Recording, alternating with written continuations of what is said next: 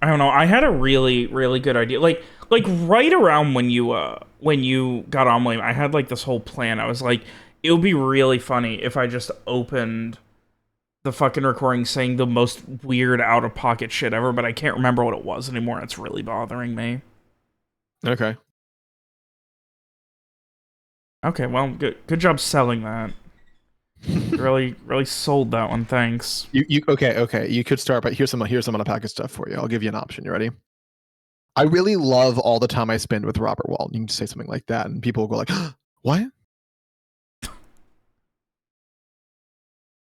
Won't that just make me sound insane? That's fine. Oh. It's Do so you have any disturbing. out-of-pocket things? I Do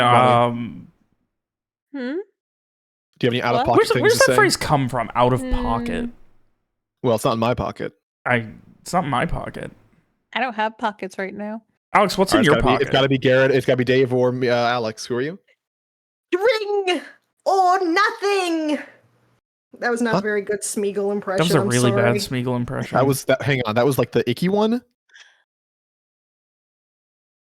I'm not very good at. All right, Andy Serkis sorry, voice, sorry, never Alex. mind. You've been canceled for forget, that. Forget That that, was I tried. that was to do racist to hobbits. Can you do it again, but as Nico? The one No. act with the one voice you can do. Dave, give us something out of pocket.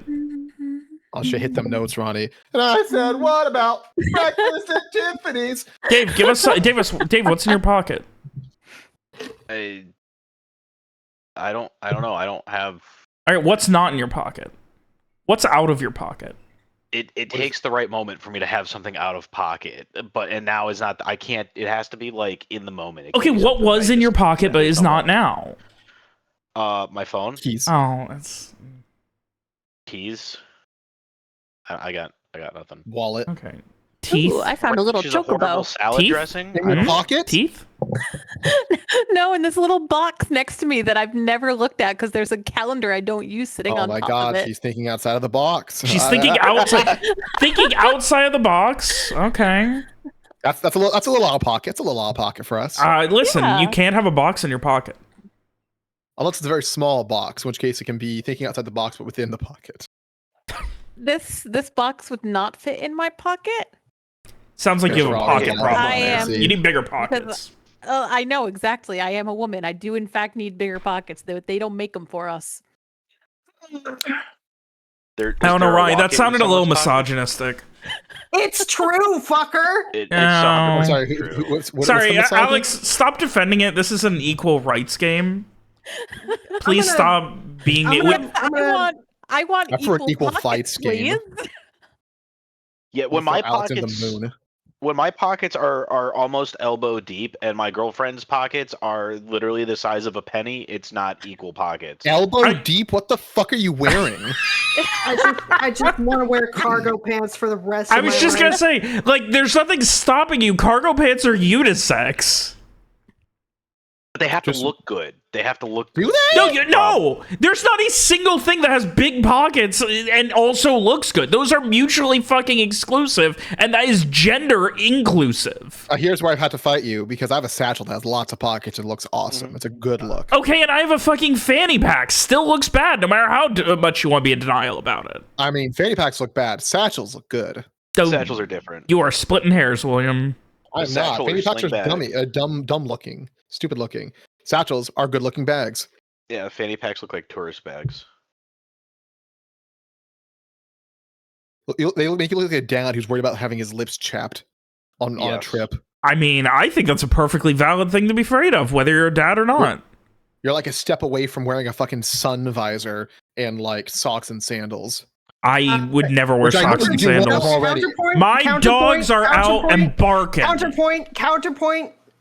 In Everything Everywhere All at Once, Waymond uses his fanny pack as like makeshift whip. nunchucks. Oh yeah. He It's does. very funny. He does, but Waymond is special in that particular instance, and most people are incapable of using their fanny pack as an He's- impromptu weapon. How He's capable are you, special Alex? because he's played by what's the guy's name? Guy from Indiana fucking Jones. short stack. Short round. Short round. I could not haven't remember seen his that. fucking name. Oh, I didn't realize that. Guy in the Goonies. Goonie guy. Oh, that's Ki fun. Hui Kwan. Ki Hui Kwan. Teehee? Ki Con? Ki Hui Kwan. What's your best teehee, Dave? Give me your best teehee. Let's not. No, Come on, Dave. Hit me up. I don't teehee. Ronnie, what's your best teehee? She's doing it right now already. An Let's ongoing see. teehee, huh? I can't do it on command. If you want, I can set them up by doing a teehee first. William, please Sure. stop. Please stop trying to train our friends. What? How was Oh, that did not sound at all like your usual one. It Do I have a didn't. different? Do I have a usual teehee? Okay, I will stop. I tried doing the fucking opening and starting. Why would you say that to me? I've never had someone tell me you teehee all the time. What is this? What do you mean? What did Ronnie mean by this? I'm upset. You do, What do William. mean? I'm You gaslit. do. Dave, help. Help It's me, Dave. weird how often you do it while talking about shopping for thigh-high socks, though. I'll have you know, the only socks I wear are MeUndies branded, and they're only about ankle high. Maybe shin high at times. But I was gonna make like, how can they be undies if they're socks? MeUndies is a brand. The socks have a big ME on them for the pair I'm wearing. Because right you're now. a medical examiner. My girlfriend is still upset that she didn't buy the socks. We were at a store one day and we saw these socks that said the world's okayest boyfriend, and she's still upset she didn't buy them for me. Just probably find this online. What? The fact that they're on socks, like... Also, I think I can. You know what? That sounds about right. I think you're pretty okay, Dave. Oh, my computer. What the hell is going on with my computer? Oh. He's louder. Yeah, why are you louder, Dave? What the You're fuck? intimate Dave now. Oh my god. My computer is blinking and flashing and everything. Something's updating. I Okay, think, no, there we go. It went back to normal. Thank God. This is not a teehee moment. No. I don't want Dave whispering sweet nothings in my ear. Speak for yourself. AMD I was decided speaking to- for myself. Yeah. So Unless AMD he's just also decided to wearing the update- thigh highs. Yeah, AMD just decided to update my my drivers without asking me if that was I love okay. the idea that AMD forces you to update your browser. No, it wasn't the browser. It was the drivers. It literally just installed my drivers. It's like, oh hey, we're gonna install your drivers. I'm like, oh, they need to be installed. All right, we can update them after everything's done. Oh no, you're doing it now. Never mind. Oh shit, he's referencing hit movie Driver. Hey, Is that okay. the one with Adam Driver? William's thinking of Alex, where's your Drive. William got Baby Driver and Drive confused. He was referring to Drive, Oh, not Driver. Yep. Anyway, or maybe the Driver video games, which he's also never played. After leaving Alasir to start your investigations into Captain Wallace's curse and, well, Captain Soren's curse that Captain Wallace seems to have a direct connection to, hunting Fort Halid and eventually coming into an agreement with Captain Strike, you had but one job. Deal with the NSO agent who has been so helpful in smuggling and trade for the pirates of the Vassal Barrier Islands being able to offload their goods to Alasir. You agreed that, yeah, you can do that, and he would find your Captain Rayburn. So you eventually made your way back to Alasir, dealing with the trials and tribulations of the Marauders Coast, and in specific, the horrors and miseries of Omen Harbor. Eventually, back in Alasir, you met with friends, old and new, had questions about allegiances, made sure that as much that you could wrap up and stop worrying about and put together and organize was dealt with. And among the many questions was Wait, what? Cassie's here? Oh no. What if Wallace knows? Oh, okay, Cassie's gone. Wait, maybe that's worse. Wait, if Cassie's gone but she was here, couldn't Wallace know where we are? Oh shit, we're probably gonna need to be in a hurry. Oh, but we really do need to deal with this. And eventually, you agreed you did need to deal with this. So you went to the head of customs, Onder Malvado, after Frey was able to call in a favor with his incredibly trustworthy and definitely no problems going to arise later mother, who was able to get you guys this cover identity. Or get Frey a cover identity that could be used for the rest of you. So, you did. You went and used your newfound access to get into the council, or get into the NSO South Central office in the same courtyard as the council hub, one of the most protected places in all of Alasir.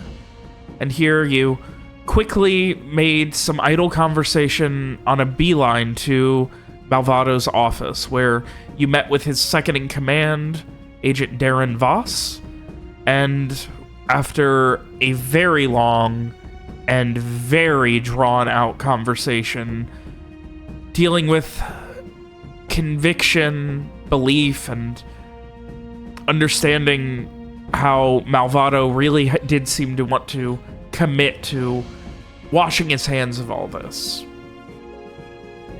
You came to something vaguely resembling an agreement, but what that agreement could actually be, where this was actually going to end, you couldn't predict, as not but a minute after you were out, as you were still gathering your thoughts outside of the office, Malvado was killed by his own second-in-command, Vos.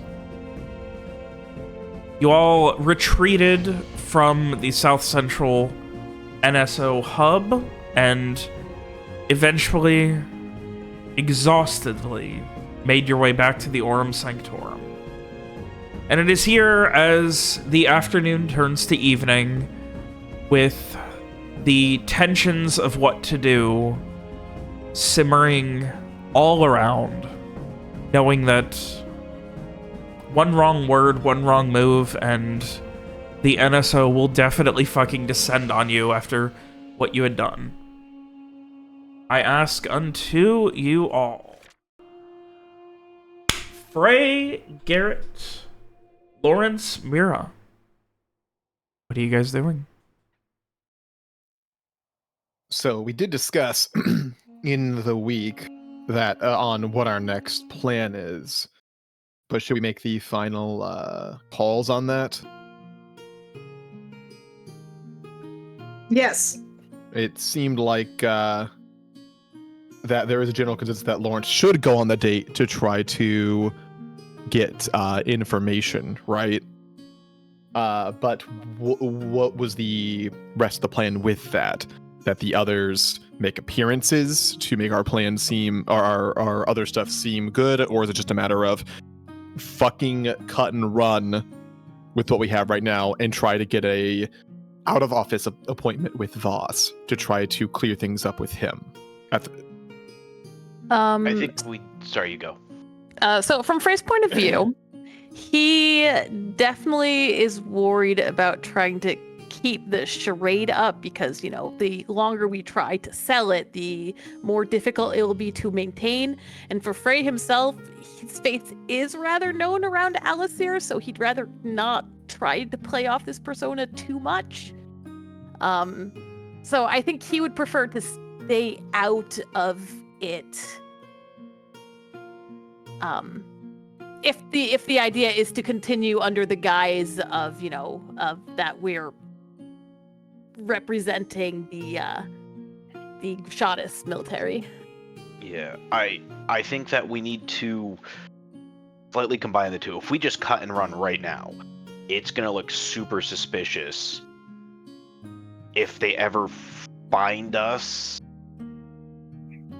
Unlikely if they just, you know, but it's going to look super suspicious and it's going to fuck things over for the pirates because now they're going to be looking into it more. In my and from what I'm getting from it and what Garrett would be thinking is that we need to at least maintain some appearance that things are on the up and up. Maybe if Frey's full inspector isn't available, Garrett can go along to just take notes or whatever, or finish up with the.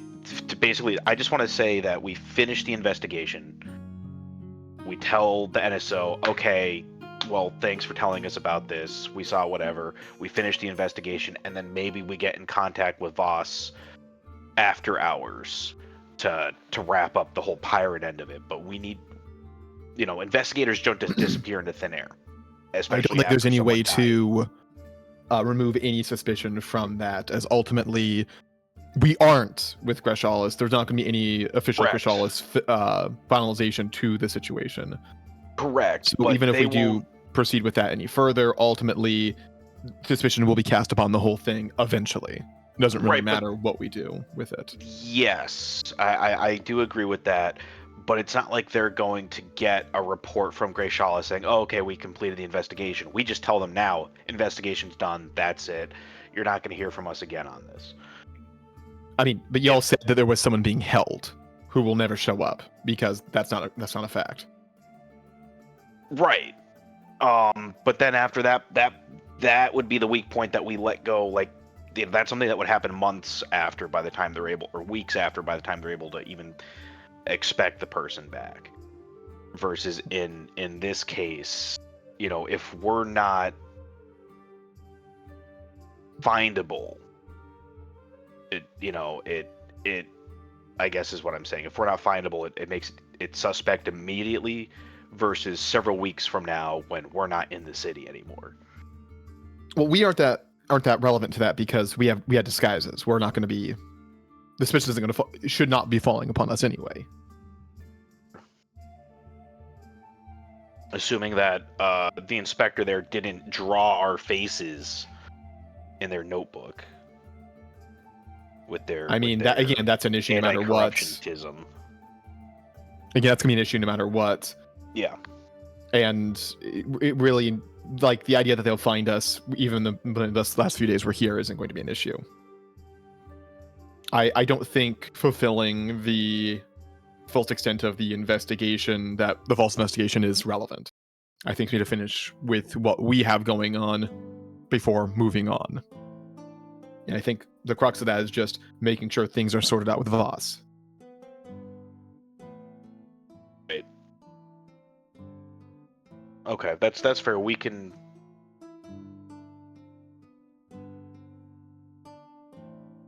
Alex?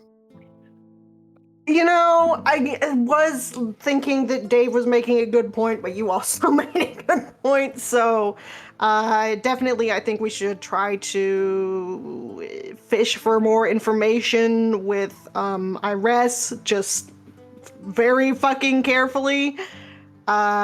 Otherwise...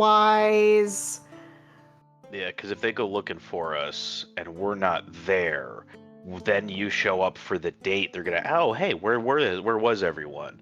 So that would be something that we would need to have an excuse for at the very least. But after that, then yeah. Yeah, otherwise I think we need to figure out some excuse to fuck off. Because I think this is too dangerous. Yeah.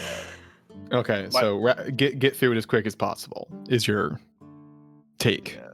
My whole reasoning for while trying to get information so that we can be informed as to, what decisions would be safest for us. Yeah. My reason for wanting to quote unquote close the investigation is it allows a again quote unquote clean exit. It puts a nice little bow on things, at least for the moment. Because yes, the suspicion is going to come back around when their agent never shows back up, or if they later on contact the Gratian military. But by that point, we're out. Versus right now, we're in and around, and that was just my whole thing on it. But if you think that we can just dip now and evade that long enough, then yeah, then we don't need to go through the extra. Talk to Vos, then dip would be the other option. Right. As far as votes go, that would be my vote. Is talk to Voss and dip. How do we get to Voss at that Someone needs to point? find out where he lives.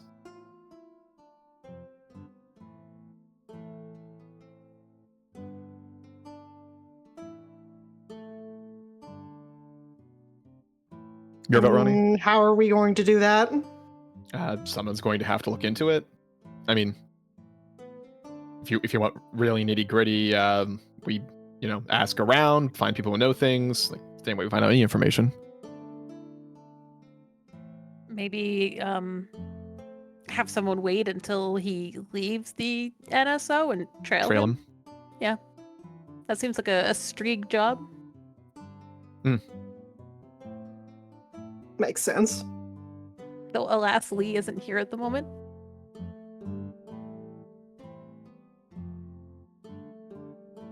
What is your vote, Ronnie, on the course of action? My vote is to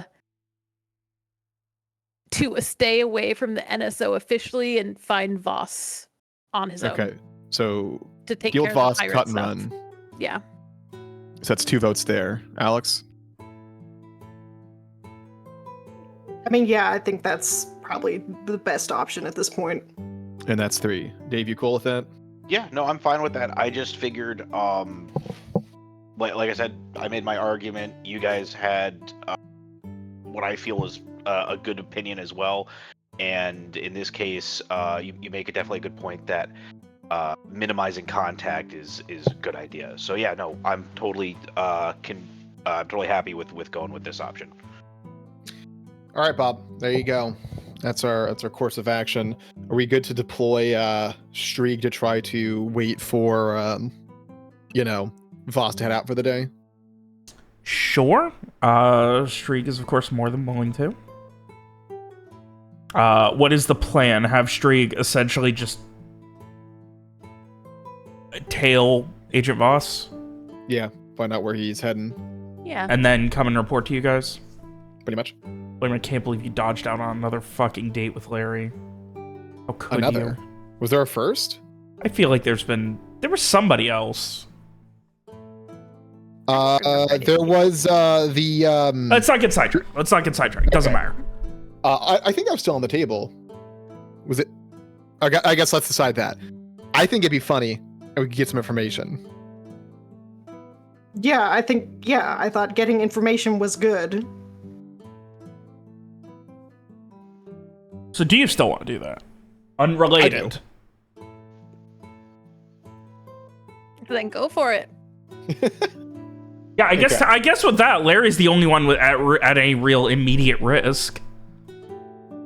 Yeah, I think it was one of those things where like discussing with the group and determine that maybe we'll get some information out of it would be good, but obviously Larry's going to play the part of I just get paid to watch him kind of thing. I don't know much about the investigation itself.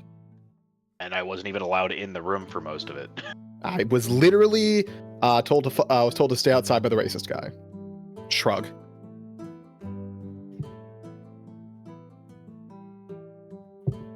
So yeah, there you go. Larry will continue playing the parts of the as of yet unknown named fucking Clarion gunslinger. You have a name? Wasn't your name Bart's? Whatever? It was not said at all during the actual what's it called? Okay, but you No, still it have was one. within the group, yes.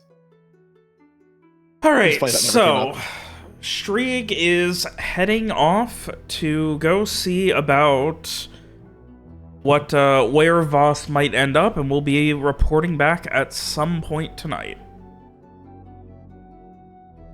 Maybe we can have one other person be in the general like vicinity for the date just in case.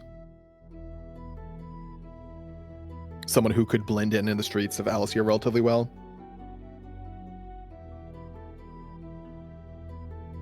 Yeah, I think that'd be a good idea. Who? Roy deployed Strieg, the tactical Strieg. Yeah, I assume this is for backup in case things go wrong. So maybe Garrett or Mira. Mira's gonna be feeding the birds in the background of every scene. Like you see them on the dates. on the same bench that keeps moving around. Well, who is more likely to blend in and be able to be stealthy?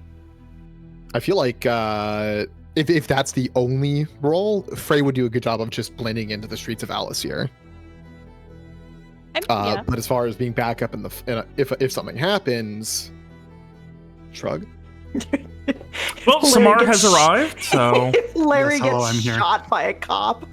Hello. Hi, Darsh. so they took a vote, and the plan is avoid contact, and Strieg is going to be trailing Vos when he leaves the office tonight. So we can he's gonna find out report where he back. lives. Yeah, and we're gonna And then you're all gonna kidnap him. Great. Meanwhile, Larry's still planning to go on the date. We're Beautiful. discussing someone generally being backup for that. I mean, what kind of backup would you like? Like being Third on a wheel. park bench in the background of every scene in case something goes down. In case there is I'm- physical violence. I mean, I'm happy to do that. I don't know if I'm the most blend-in-y person, but you know. The rest That's of what the we're party discussing. goes. All of you. All of them are on the same bench feeding the birds with one big newspaper covering them. Oh. The party just so happens to Alright. be sitting at an adjacent table. I think Mira's a fine pick because of all of them, she wasn't one of the official people, and so probably would not be the most memorable amongst the group, and also generally has a less than memorable look about her, and can I fight. guess. Does that sound about right to everyone else? Yeah. Yeah, she definitely Yeah. has the unassuming. Maybe you Mira put your hair in a did different way. speak to Iris a bit. So, Am but I I mean, I guess that probably doesn't matter because they seem like the sort of person who would, remember shit. Mm, I guess we don't No. know that for sure, but one can make safe assumptions though. all right, Uh, sure. She will. Maybe just make sure you're wearing different clothes and put your hair in a different way. Yeah, sure. All right. Put on the So, Team Mira Lawrence goes on a date with a cop. And cop double date. Team Strieg take out who isn't here, and Team the others who are chilling, I guess, or doing something else, prepare to leave, maybe. All right. So, Mira, you are going to be blending in. I need a charisma sneak. Okay. Gotta remember to believe in the dream, Alex. Oh, she believed so hard. Wow. Holy shit. That was a stupid amount of belief, Alex. Why are you believing so hard? Alex, I know I had such belief. I love feeding pigeons. Is Mira also like birds? Is that what it is? Are you fucking? Well, actually, to be It's honest, roleplay. animals canonically do not like Mira, Mhm. but Okay. She likes Maybe- reading, and she's got a newspaper. It is really enthralled with some articles in there. maybe birds somewhat less since they mostly don't have a good sense of smell. Aren't real. And they're not real, yes. Whatever. All birds are vercanum.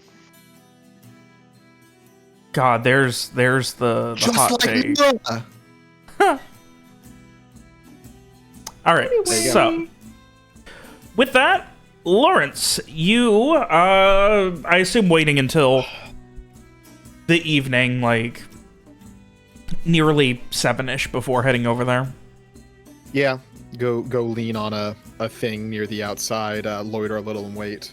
The goal is not to be skulking about for hours, though. Yeah. So, in that case, we have Samar, Frey, and Garrett still back at the Aurum Sanctorum. What do y'all plan to do?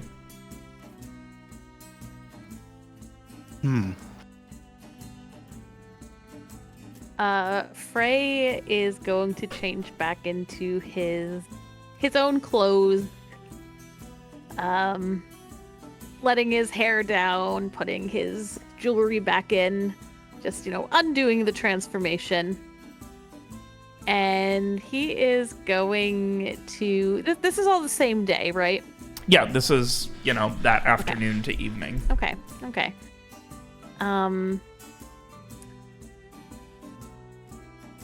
And he's going to put on his cloak and tell Samar and Garrett, I'm going to go out for a little bit.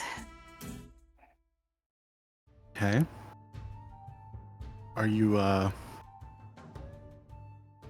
Okay. Just keep an eye out, I guess. Well, I don't intend to go anywhere near the NSO. Okay. And I trust mean, if anything... They're not the only people who are coming after us, so, Oh, yes. Well, I'll try not to be too long. Okay. And yeah, Frey's gonna step out. So he would like to go to the Church of Inspection, wherever that is in Alisir, to go visit an old patron. So there are quite a few. There is one, massive one, though. So he would like to... Oh, sorry, go ahead. No, go ahead. So he would like to visit the one that holds Lavinia de Lamont's crypt. All right. That would be the main one. All right, so Okay. Frey heads off to the Inspection Church. And now we ask what Samar and Garrett are doing. I'm pulling.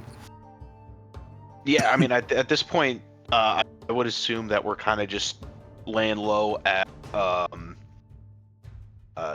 Jay Samar.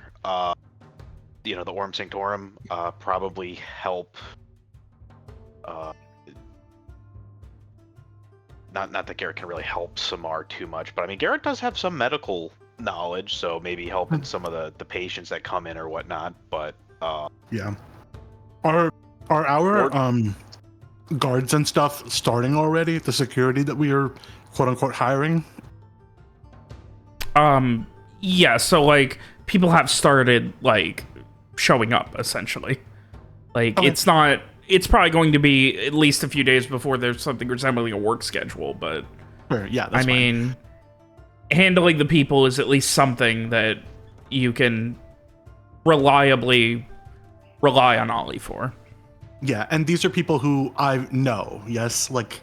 Yeah. Okay. Again, remember, Ollie and Samar have spent days poring over all this stuff, so. Yes. Okay, good. Cool. Just making sure. Okay. Yeah, I think they're just chilling. I think they sort of have recognized that sort of everybody in town apparently knows that this is where everybody is. So they're just, I think they probably have a window cracked and have their mind light on just in case somebody tries to sneak in the back or whatever, but otherwise they're just chilling. Maybe keeping an eye on the security to see if there's any, basically if they can trust them to keep Ollie safe when they're gone. But that's it.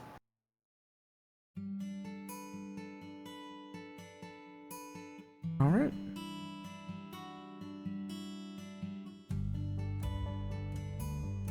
So Garrett, anything specific going on with you?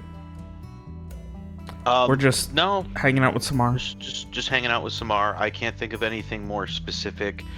The only other thing that Garrett would really want to be doing would be tracking down that NSO officer who ran off with our money. But but that was a after we deal with Vos situation. So yeah, no, nothing more specific. All right. So as you guys split apart, Lawrence, you wait. Strieg is already gone by the time you get to the South Central NSO office.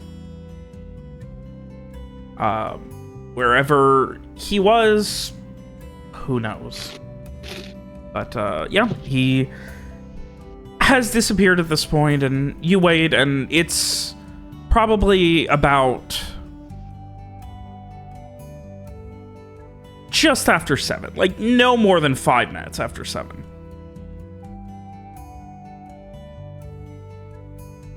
When you see the inimitable and uncorruptible Agent Vos, who comes out and, like, very carefully, like, with practiced precision, is, like, scanning everyone as they're just walking out. Like, most of the people here are either, you know, out in the courtyard of the council hub, are either NSO or influential, like, you know, politicians, that sort of thing. Like, these people have influence in some way. And they kind of, like, are scanning, and then eventually they notice you and immediately, like, with a surprise smile, head over to you. What was their expression like before that? Serious and observant? Yeah. Not like angry serious, but yeah, like genuinely, like, just like still working almost. Is that how they were when we first interacted? Yeah, pretty much.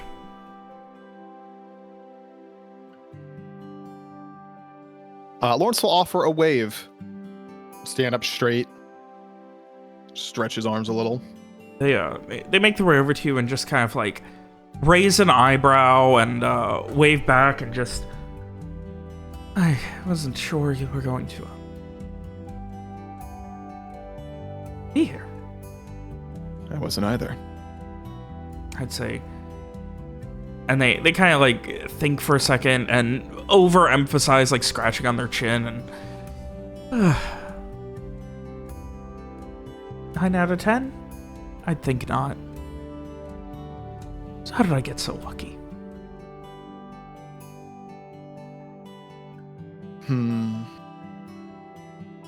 Let's just say that with how busy things have been as of late, which is a good thing, mind, not much time to take it easy. They kind of give a nod and write something in a small journal, and then... So, how exactly did you, What's the deal with the Viclarian thing? Boss said you're not, but you are, but you're not. Lawrence, or Bart's, kind of half shrugs. I am. But sometimes I can pass for not. So why did Some Vos people say you're not? You know what? And they hold their hand up. This is not business, this is pleasure. Not going to be interviewing you or interrogating you tonight. It can be Unless hard you to, want that. It can be hard to separate those things sometimes. We'll see. They give a nod and like hook their arm in yours and just like quickly, I know the perfect place. Let's get going. You're hungry, right? I'm starving. I could eat. You're paying? Lawrence will. Well, I could, but if I let you interview me a little bit, could that be could that be written off? There's a considering moment as they're walking. I don't like to mix business and pleasure. Fair enough. I can pay. I was kidding. Please. I've seen the jobs you're getting, and I don't mind donating to a good cause. Well, you'll find none better. They kind of like look you up and down, and at least some fancier boots, maybe. That might be worth a donation.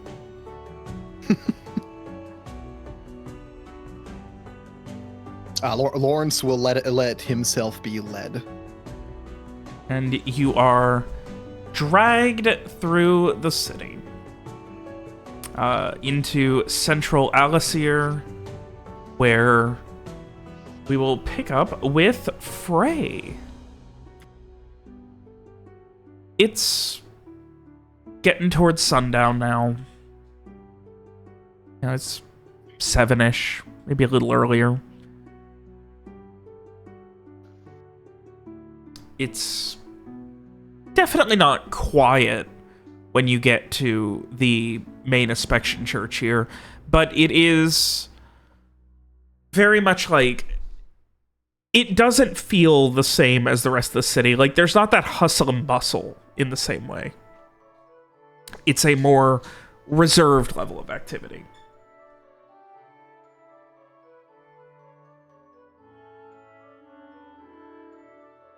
And you eventually make your way.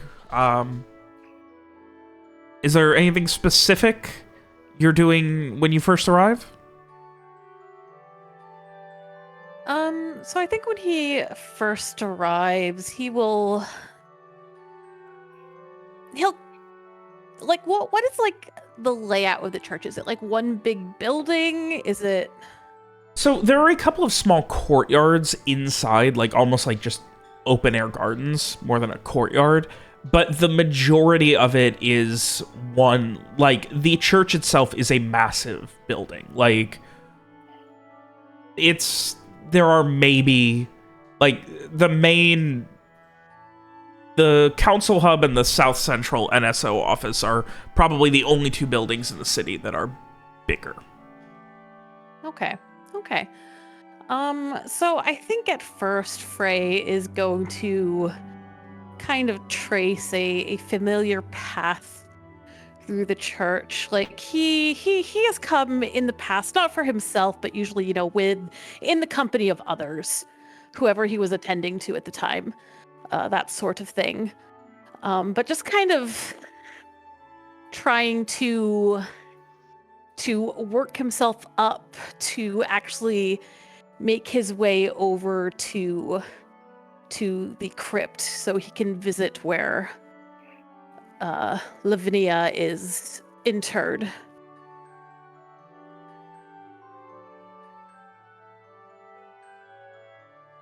You make your way over to the very, like, inspection is not the most over-the-top, insane, overindulgent of religions. There's not mausoleums dedicated to things the same way like in Rayclow, a former, you know, a head of state would have an entire fucking church dedicated to them, that sort of thing. Here, there's very much like, yeah, those who are affluential enough will have a crypt, and the fact that they have, like, even just, you know, something dedicated to themselves, a place where their body is interred, is a lot here in Alasir, given the limited amount of room.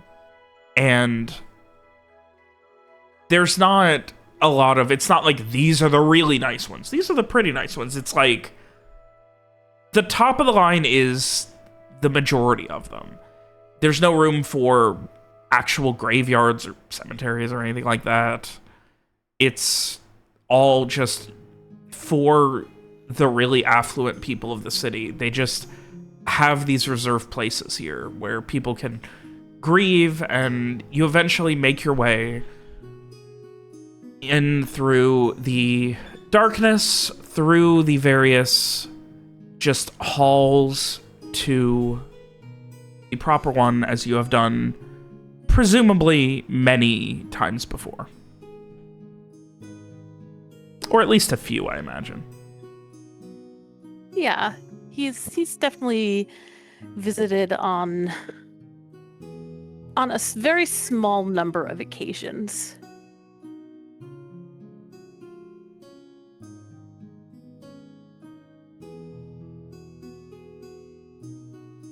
It is practically silent. The sounds of crackling fire is pretty much the only thing you can hear down here. It's barren. There's no one else down here. Like, once you passed into this wing of the crypts, you haven't seen another soul.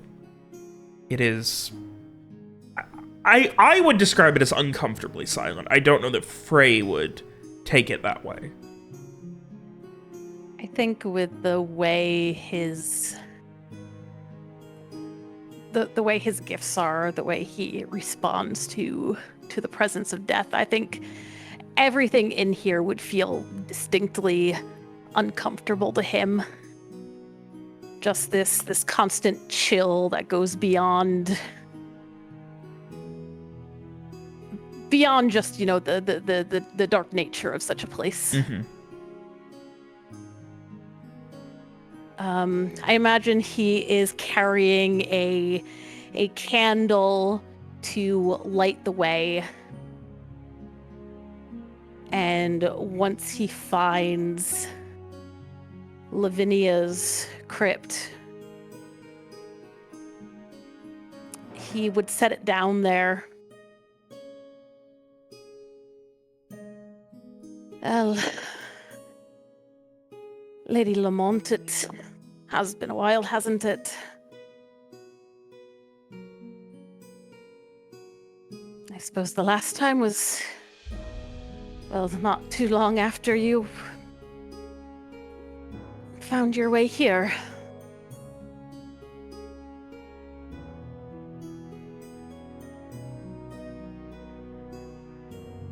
I don't exactly know why I'm here right now, but well, no, I do. I do, because I think I did it again. I hurt someone. I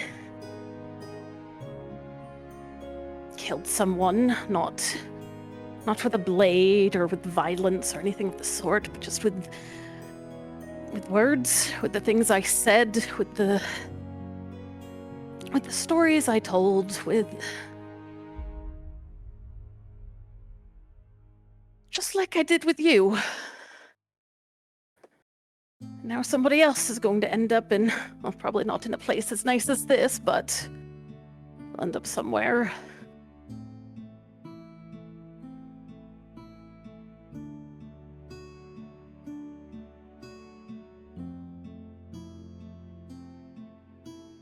I think he just falls quiet for a while.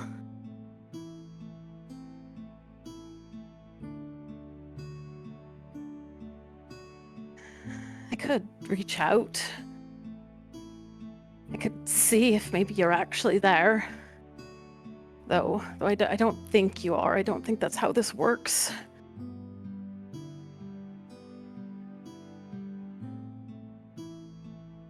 But I don't know. Would you blame me? Do you even know what it was I did? Do you even?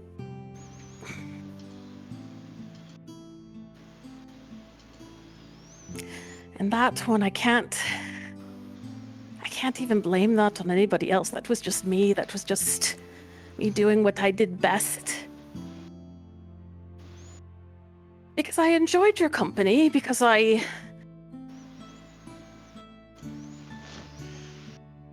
a way, you were like a grandmother. But you only wanted family yourself. You only wanted your family, and I just...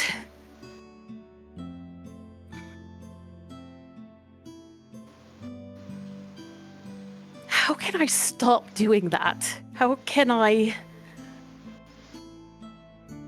But how can I do anything else?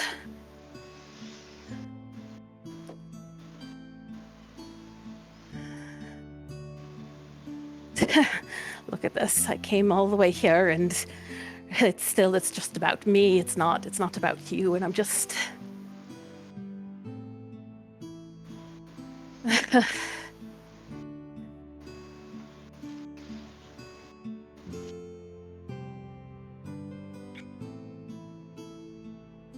I think he's just gonna fall quiet for a while.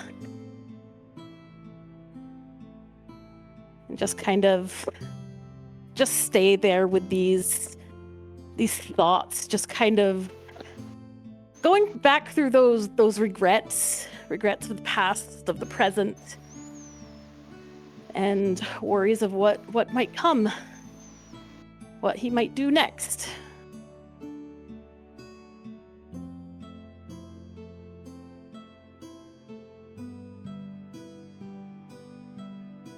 there are a long few moments of quiet, and then you hear the sound of footsteps, unmistakably just heels walking on the stonework down here, coming at least vaguely in your direction.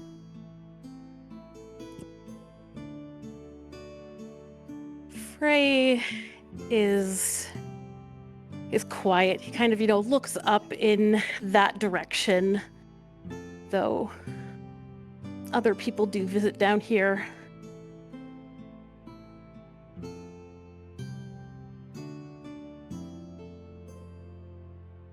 After a moment, the footsteps get louder. You're not at a, this doesn't terminate just yet. There are, at least from what you would remember, a couple more hallways, and this is not, it continues on beyond where she was interred, and you see first light, and then a moment later, carrying a torch, this woman, maybe mid-20s, wearing this incredibly long, flowing gold and green dress that she's got almost balled up in her hands so she can walk a little bit better. Just holding the entire, what seems to be just, the dress practically has at least a small train that she's holding up awkwardly, just balling it up so that, yeah, she can walk better. And her ears are, her eyes are kind of puffy and red, and she's kind of almost hunched over, just looking at the various inscriptions on the stonework.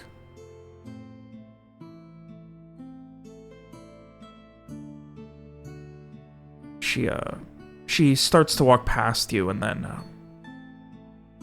pauses, and you can sense she wants to say something, but then she pauses, doesn't, and continues to walk. Frey looks at her. She's not anybody he knows, right? Not immediately, not anyone you recognize, no. Okay.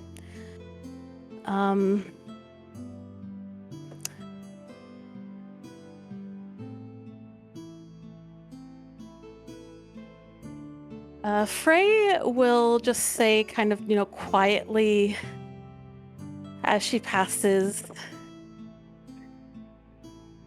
it's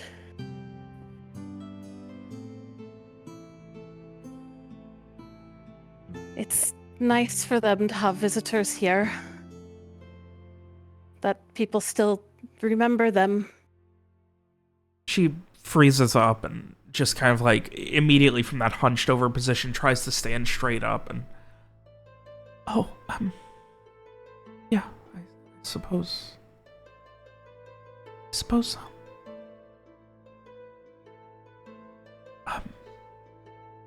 I'm sorry.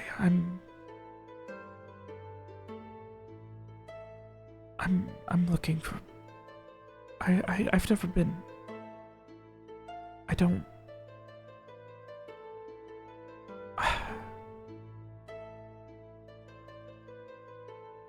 she stammers for a moment, obviously a mixture of not wanting to interrupt you and not really, she just seems nervous about everything. Perhaps I can help. Who are you looking for?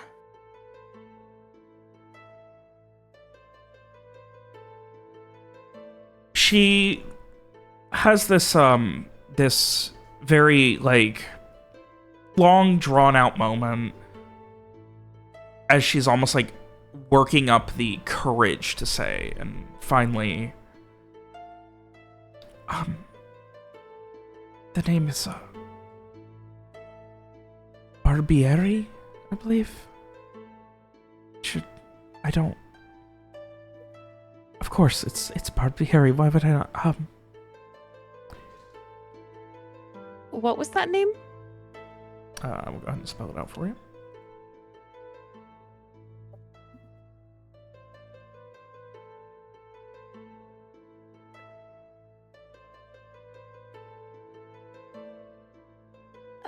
Frey pauses a moment.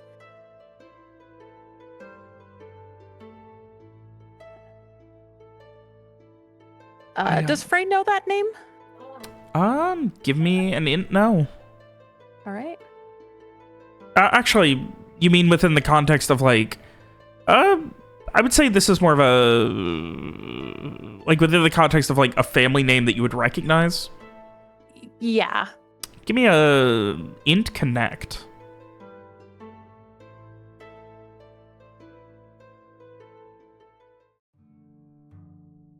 Nope. 5.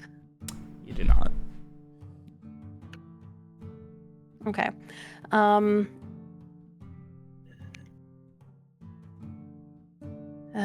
Barbieri, are you sound uncertain? I'm just nervous and a little lost is all. I'm...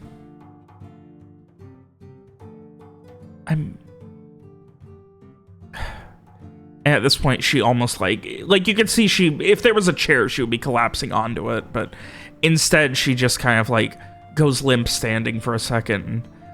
I'm to be wed in less than an hour.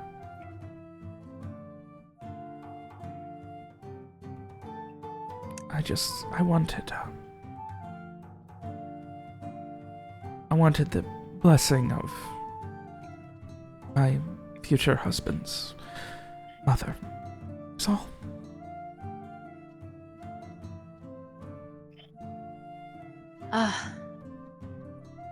Well, my congratulations to you.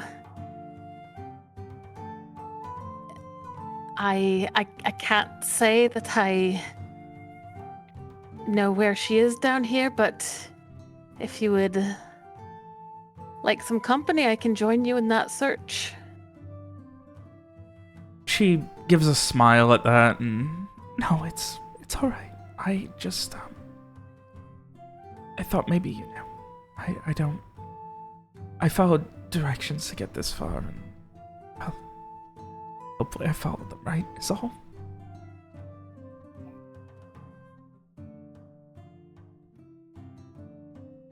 When she had talked of the marriage, does Frey get the sense that like is that why she is crying, because she's getting married? Like, I mean, in a I'm sad, I don't want to get married kind of way? Give me a wisdom into it.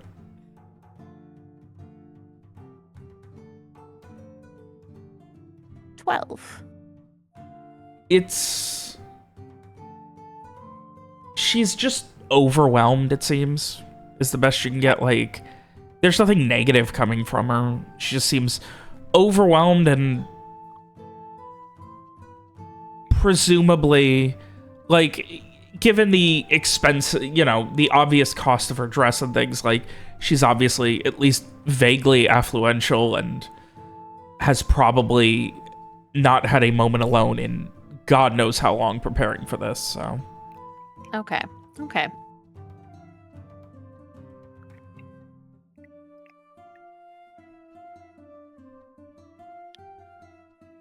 Well, I will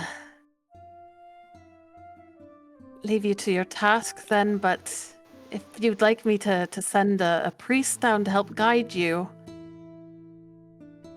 you needn't walk down here all alone. It's all right. It's all right. Thank you. A good person. Thank you. He just gives a small nod. She goes over and gives the most, like, half-hearted, exhausted hug before continuing on down the path past you. Every careful step, almost calculated, and eventually pausing to read the various etchings for each of the turd down here. After a couple of moments, the sounds of her steps stop echoing, and she has disappeared somewhere further down into the crypts. Okay. Frey is a little taken aback by the hug, but he watches her go, and then with one last look back at Lavinia's resting place, he is going to start making his way back up.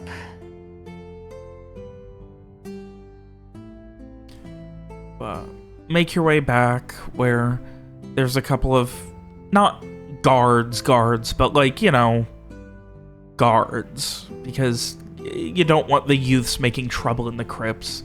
That kind of just give you a very casual nod, just of acknowledgement.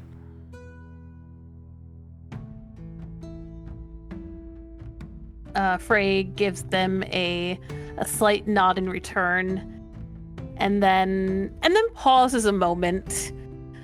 There was a young lady down here. She was, I think, searching for a certain resting place. I want to make sure she doesn't get lost. Could you perhaps check on her if she doesn't return in a short while? After a moment, they kind of like look and give a nod, and then, oh, yeah, do that. Poor old Jo, she's been overwhelmed by all this from what I've heard. I'm sorry, I could not make that out at all. It was supposed to be slurry, so. Okay. That was intentional. Okay, so Frey could not make that out at all.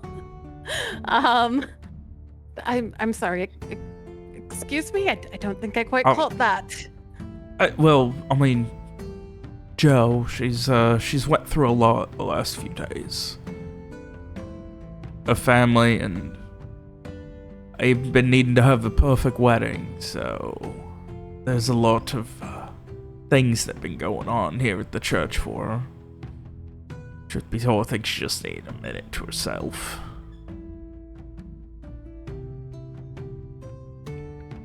I see. They can be such stressful times. She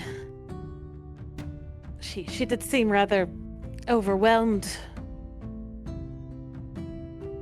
I mean, it happens, especially around here sometimes. I mean, you got those things where families, they want to make, you know, show off to other families and things like that. And make sure that everyone knows they're the best for kind of taking over the church. And I mean, we appreciate the donations, things like that. It's just, you know. He gives a slight smile at that. Like, that entire concept is very familiar to him. He has definitely been behind a few arranged marriages in Elisir. Well, I'm sure that it'll be an event to remember. For better or worse, they all kind of are. It's just, you know, never exactly sure which one it's going to be until after it happens. And, well, I mean, can't really get cold feet down there because we got people up here who are waiting, and, well, you gotta come up. There's not really a second way.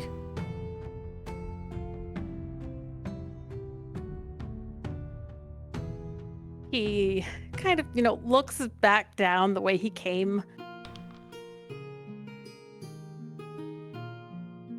But, I mean, you will go check on her, right? I mean, of course, we're not going to let people get lost down there. It's not that hard, but still.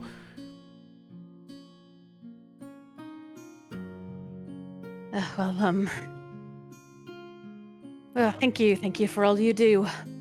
I suppose I should be on my way now.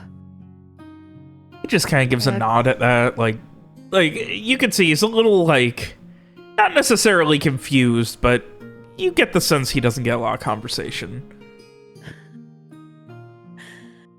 Good day, gentlemen. And yourself as well. Frey. And yeah, Frey will head on out.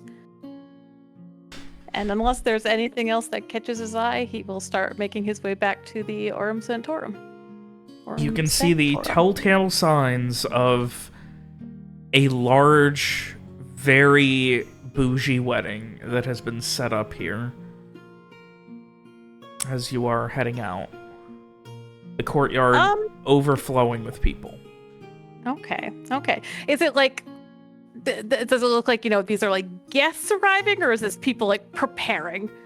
Both. Like you can see like okay. the courtyard is guests, but like as you're walking, you can see going through like the various small outbuildings and things, people who have been hired for, cooks, people to organize things, setting up. Like it's a mixture of the hired help and guests that have started arriving now. Okay. I think Frey will linger a moment, just kind of scanning over the group, just to see if, like, there's anybody he knows, just kind of out of habit. I don't think he'd really want to like try and approach anybody, but just kind of, this is what he does. Just see if there's anyone there that you immediately recognize or anything like that. Yeah. Give me a what are you doing? Like just scanning, casual conversation on the way out. What? Yeah, like if there's anybody like on the way, yeah, he'll have some casual conversation just to kind of get like the vibe of the wedding, and if there's anybody he knows. All right, yeah. Give me a charisma connect.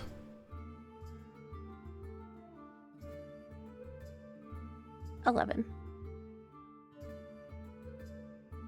While you've never personally interacted with either of the families that the marriage is for, it seems to be a genuine one, and this is definitely a case of like happenstance that you haven't, because a lot of the guests here are either people that are families of people or are like one degree of separation beyond that. Like, it's not quite a who's who of bougie rich people, but it's not far. Like, this is a pretty big fancy wedding, which is a little surprising because the groom's family is not insanely well off. It seems like most of this is coming from the woman's family, and on casual conversation, just, picking up what you can, it doesn't seem to be any sort of arranged marriage or anything either. Okay.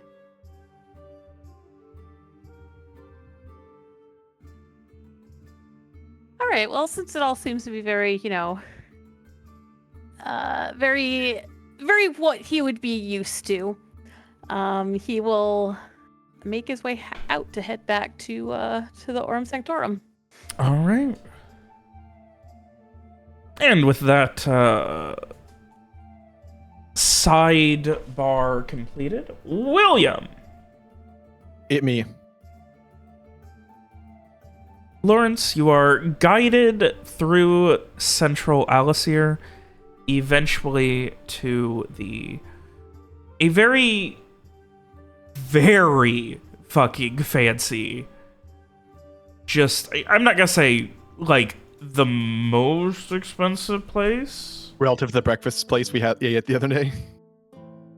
I would say more expensive than that. All right. So, in retrospect, actually, yeah, it probably is one of the more expensive places. Okay. In the city. It is not large by any means. Maybe 50, 60 people total could fit in the dining room. It is a small, quaint, very almost Vacanian inspired. Like, lots of fancy greens and this kind of reserved, organized, but at the same time, almost arcane feeling about it. As you arrive, there are people to take your coats, things like that already, if you want. And, do they take Lawrence's bandolier? anything that you would want taken, they would. Sure.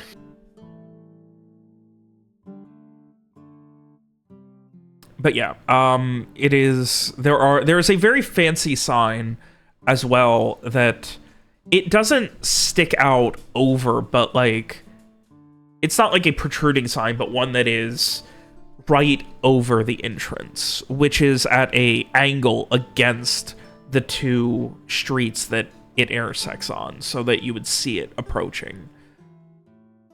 It is Duskborn Revelries. That's in the place? Yes. And it has these very tall arched windows, and on top of to help with that kind of Vacanian vibe, there's a lot of like ivy crawling up the sides of the building, but in very carefully trimmed and almost perfected ways that definitely could have some arcane assistance. And given the fact that it's off the main road, it very much sticks out with that kind of warm, like, dinner lighting coming from all of those tall windows, lighting up a lot of the street outside, which there's not a lot otherwise on these kind of side streets at this time they're lit up.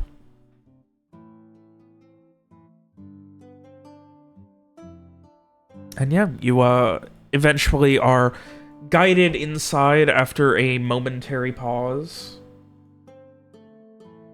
You can see Agent Vos, who just very, not excited, but like obviously doing their best to seem like this is a place that they would go. That sort of thing. Lawrence is suitably impressed by the place. And you are guided near the back, where you are maybe 100 feet away from the kitchen. And as soon as you are seated, you see as two separate chefs and a sommelier all come out. Oh. And they all just like immediately, and Agent Vos just kind of holds a hand up, and I mean, of course we'll do the, and they kind of like almost floundering for a moment, and then turn to you. Of course, wine first, and you would like...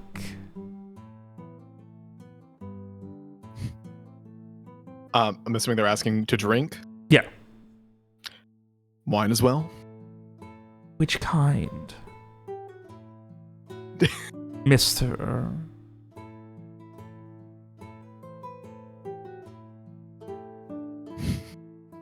Lawrence will be pretty quick in responding. Whatever is recommended should be fine. And he'll look back to the agent and say, a little late to be asking for a name, don't you think? Bart's. Mr. Bart's. Is that so? I don't think I've ever met a Bart's. It's, well, I was gonna say it's not exactly local, but I suppose there is a part of town where you might meet a few. They give a little bit of like a not quite condescending, but skeptical look at that. Well, I hope you're very hungry, because we are going to go through a lot of wine, and then they turn back to one of the chefs. The royal pheasant dish is available tonight, correct? After a nod, they turn. Yes, we're going to do the royal pheasant, and I mean, you seem like that would be up your alley, wouldn't it? Frankly, most of this is going to be new for me, so I don't mind you making the call. Did you want to go through a full menu, or just trust me on this one? I'll trust you on this. At that, they give a very warm smile. Along with the royal pheasant with glaze, how about we get the turned petals? Is that a question to Larry? No, that was to one of the chefs. And you quickly get the sense that you are seated at the chef's table and you're definitely going to be getting, like, A1 top of the line service here. Does it seem like this is, in fact, a place that they go often? If not often, then they're well respected enough to go when they do go here. And familiar with the place and their menu. Yes. Yeah.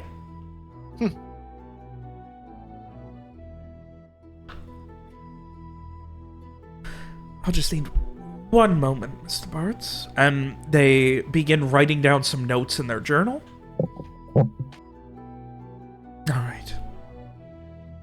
Assuming we're not going to be doing any sort of insane betting or anything tonight, I don't think I'm going to need to write anything else tonight. And they excitedly take some of the leather cording and wrap it around, tying and shutting the journal so that it can't be opened, and throwing it in a bag that they brought with them. Wish I could trust others with that, but unfortunately that's all private. So I have to carry that with me everywhere I go. Certainly, should take some dedication, that, I'd imagine.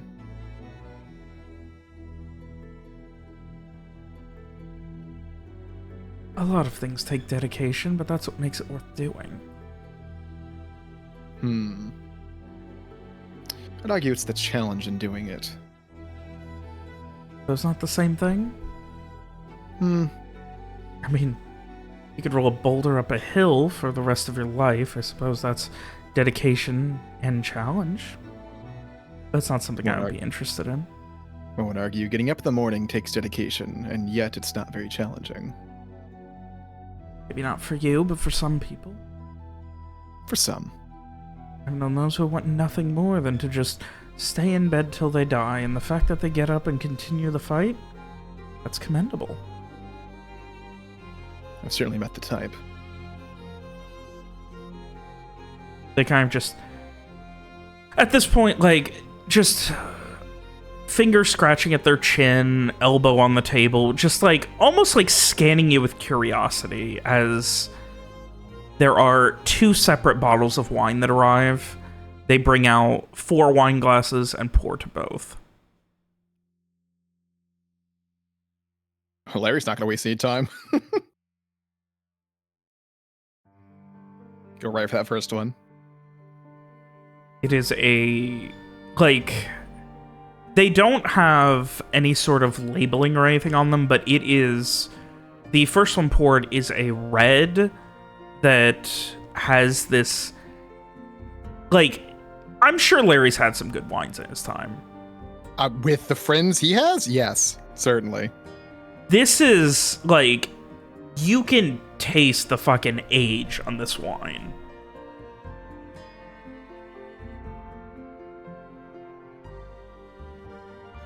This is the kind of thing where you, like, you don't look a gift horse in the mouth type of thing.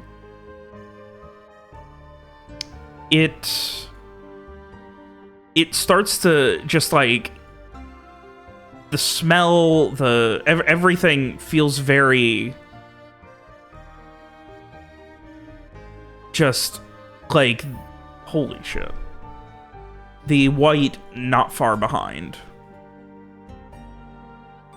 And as they kind of like sit up and begin sipping as well, they just kind of like give you this look, not staring at you, but still almost examining you. I think while they're doing that, Bart's Lawrence will ask, do you impress this much every time you go out?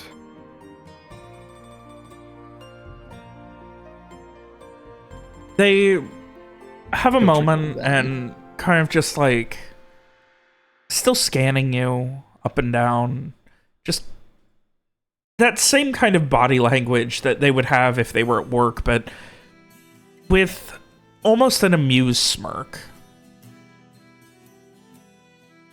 No, but... Well, don't meet people quite this interesting all that often. You find me interesting. I mean... Is that bad? Lawrence half shrugs, drinks some more.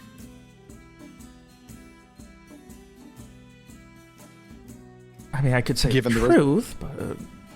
Well... Given the results, Lawrence says, drinking some more. Suppose I can't complain.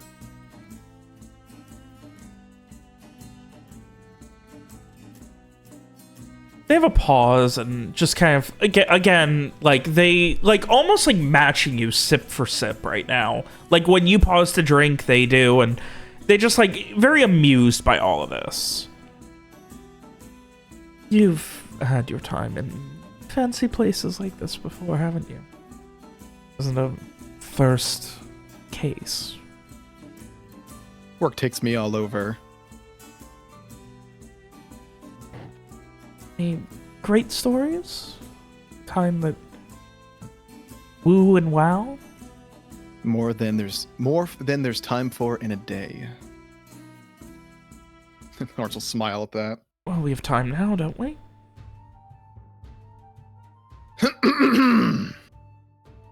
Lawrence will spin a yarn of things that have actually happened, that he's actually been through, times caravanning, times traveling through the wilds, dangers he's fought against in those, whether they be human or monstrous in nature.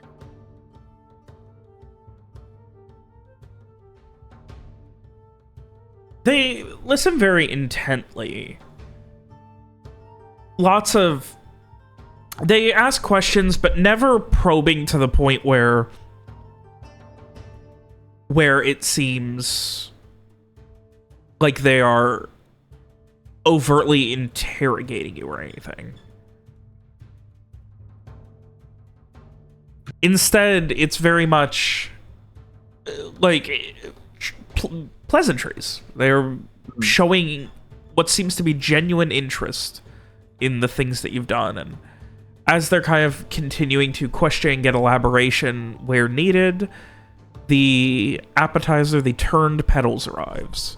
It is very thin, like finely sliced beets and apples arranged like that are arranged like roses, like the petals of a rose, and then drizzled with balsamic vinegar with crushed nuts on top as well.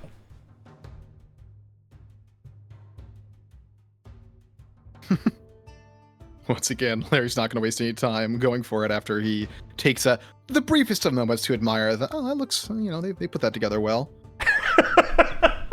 Though, after he takes a bite, he does take a good bit longer to savor it and consider what they use to make it. Seasonings, ingredients, etc. Those are pistachios. Where the fuck do those come from? Is that you want to make a roll to see if Larry would know that, or? Fuck it, yeah. Give me an int no.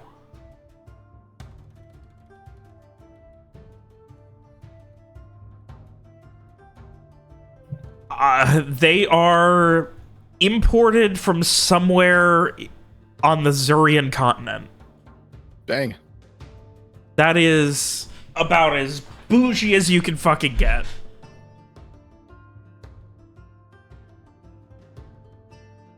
Go ahead.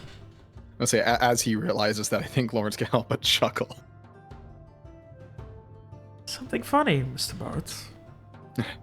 Just thinking of how, these are pistachios, aren't they? Isn't the kind of thing I'd ever buy if it were just myself. It's not really the kind of thing you can buy.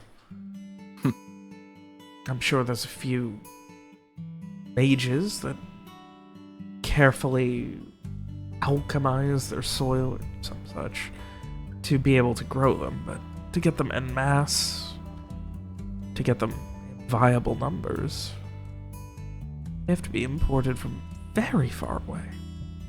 Zuria. Right. Zaria, in fact. I don't know where, but there's something Lawrence. about them. I don't know if it's that they taste good or it's that they're so exotic, but maybe the exotic helps. Lawrence will point out that they simply go well with the other ingredients in the dish. They give a nod, and as the conversation continues, Mira, Yes. you are, I assume that you did in fact follow Larry at least to the general area. I was thinking that we probably would have discussed if I should do that or not. Do you have any opinions on that? I mean, that was the idea, just to be in the general area if something goes down. Yeah, that's what I thought, but I wanted to double check. Okay, so so yes, on the same block.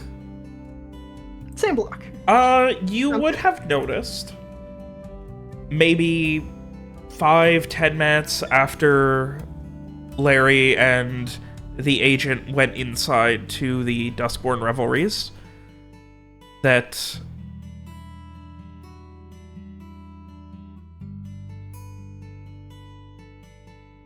there are 2 NSO agents, guards, some such. They are very obviously NSO. But pseudo plainclothes, like they're not in a guard uniform or anything. Outside, much like you. Like, they don't seem to notice you, but they are doing the same thing of just kind of waiting around. They arrived just after you, and they're blending in as well as they can, which isn't as good as you. I'm better than cops, guys. Well, I mean, I'm not gonna do anything about it. Just keep an eye out.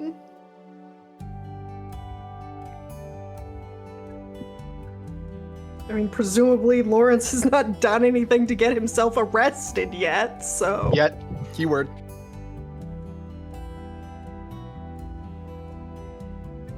And, yeah, after maybe an hour, they're still there. At one point, one of them gets up and moves to another bench on the other side of the road, and then a couple minutes later, the other one does.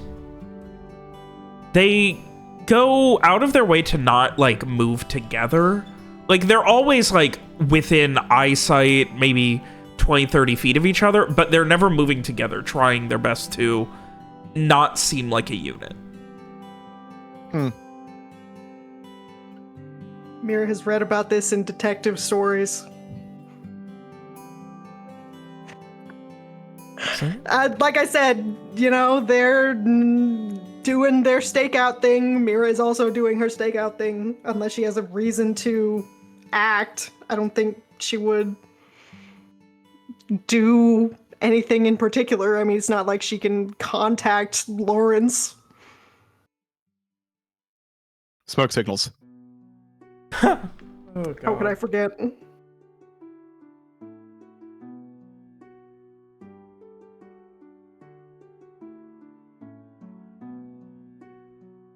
Luckily, Mira's statue impression is doing great. Well, I mean, if this is a street with a fancy restaurant, maybe there's like window shopping to be done or something, or at least pretend to be doing. Yeah, there are some things, though. After dark, it's a little bit harder. This is not quite off the beaten path, but it is not on the main path. So there are a few, but there's definitely a case of they are slowly shutting down. So you do some window shopping. You like I said, you've probably got an hour or so left before everything will be shut down at the rate they're going. I definitely do not want to be conspicuous, I would think.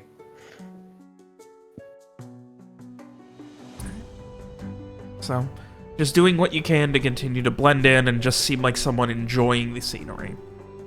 Yeah. Right. Otherwise, Lawrence, eventually, as the conversation continues the royal pheasant with glaze. A slow-roasted pheasant stuffed with chestnuts with a... and the chef goes into a lot of detail about the exact preparations, but it has a white wine and honey glaze, and it is served with these very, like, small, like, baby potatoes with herbs on them, and then there is a kind of, like, plum sauce as well. Lawrence actually pays really close attention to the explanations. Which is much better than regarding the food. how I can describe it. But, yeah, very fancy. Chestnuts are not quite pistachios, but still on the higher end, and a honey glaze is always fancy.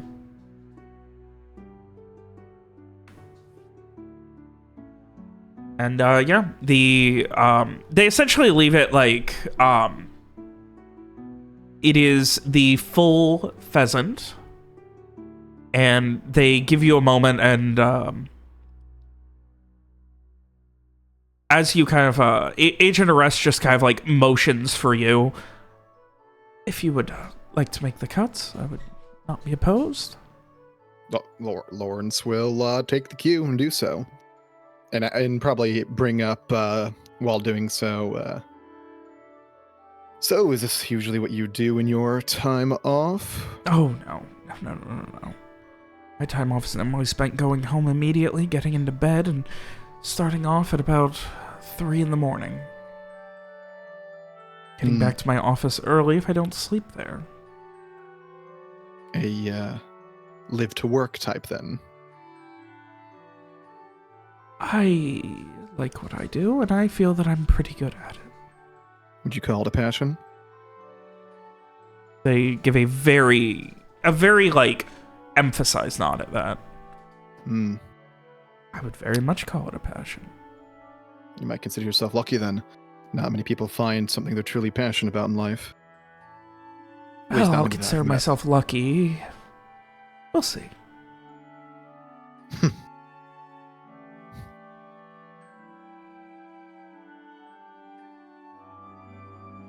And they excitedly continue to ask you questions, get more detail about how you ended up in, you know, the mercenary business, things like that.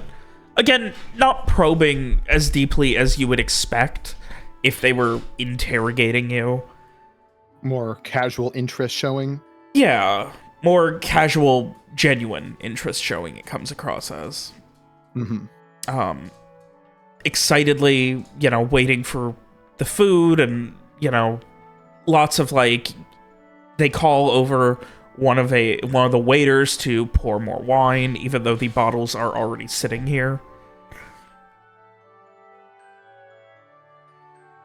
A lot of almost palpable excitement from Agent Arrest. How does one end up? I mean, my life has been on track since I was a child, practically. But how does one end up in the mercenary business?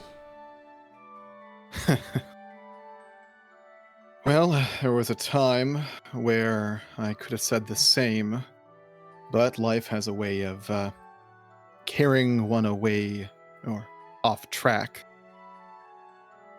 unexpectedly. The Black Sun has a way of that.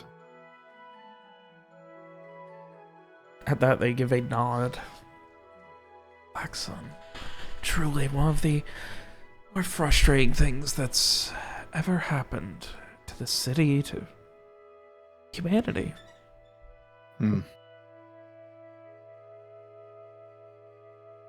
Hit most people badly. Left many without what they had before.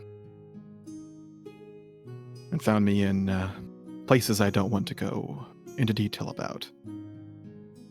But one survives, or they don't.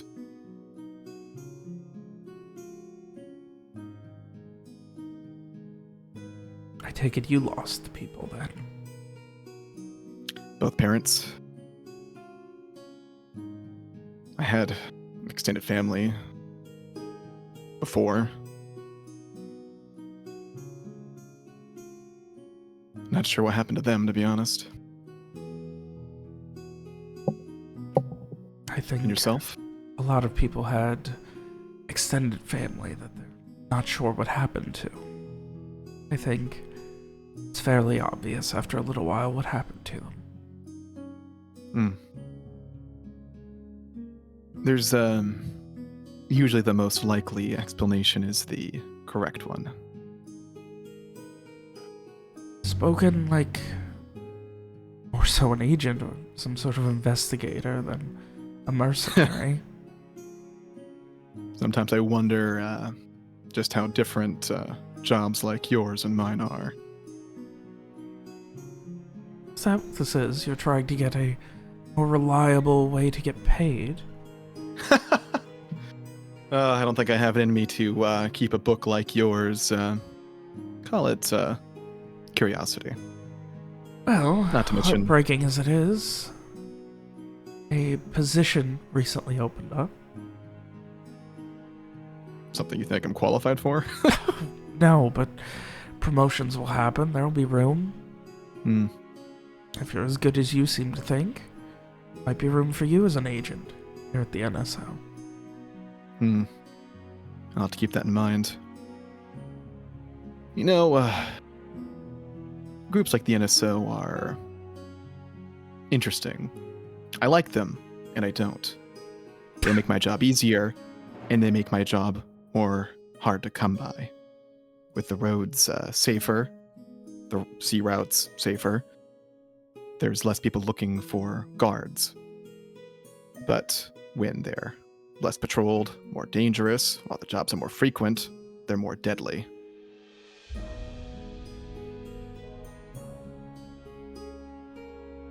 So, what would you prefer then? Well, between safe and not, I feel like that answer's pretty easy. I'm not the Morally, type yes, who- but I'm referring to your coin purse. In an I certainly ideal like that world, full, but the NSO, protects everything around here? We get together, work with Chalice, Fortuny's Soul, get the guilds on board. There's no more crime, what happens to you? You'd have to work with us then. I suppose I just might. Though, unfortunately, this world is not too ideal. And there's always going to be, politics getting in the way of such cooperation. That's why I said ideal.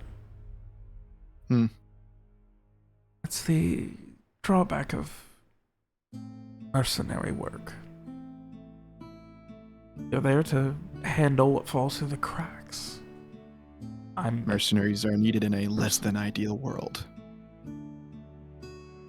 You don't come off as less than ideal, though. One should be shooting for the best world that they can live in. I think one should avoid shooting at all times. Well, unfortunately, that does come with the job. I don't know. I would take a crossbow, longbow, short bow, throwing silverware, all of it over pistols and rifles.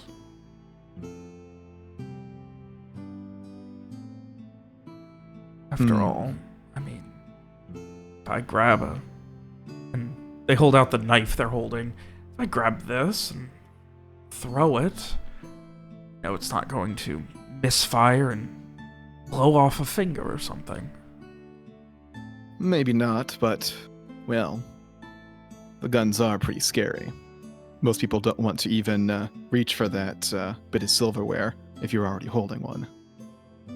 Yes, but you carry them long enough and won't exactly be hearing anything either. Lord just nods at that. I know agents who just takes one shot in a small captain's cabin and their ears ring for their entire life. Practically drives them insane. People who took extended vacations to go anywhere and everywhere to find a mage that could stop it. They survived a firefight in, I don't remember, it was an office. It was a few years ago, and they kind of shake their head. Said there were multiple shots, a lot of people all firing at each other. They ended up driving a stake into their ear, trying to get the ringing to stop.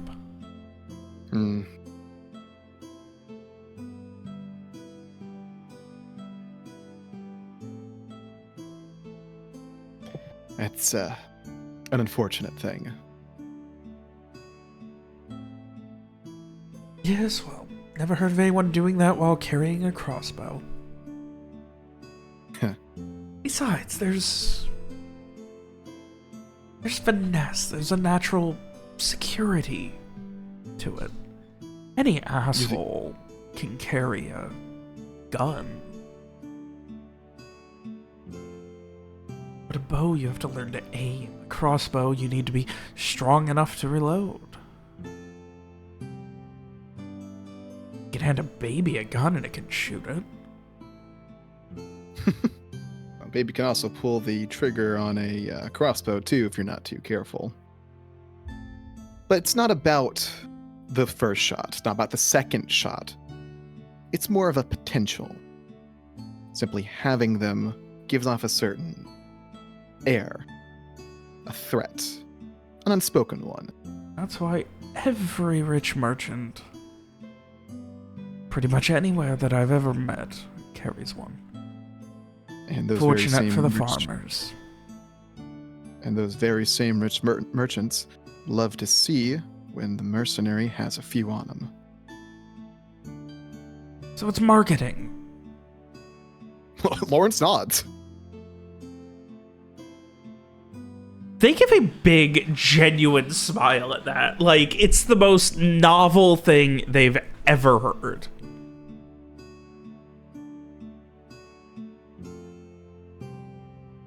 Those monsters I mentioned before, you think those pistols will do much against them?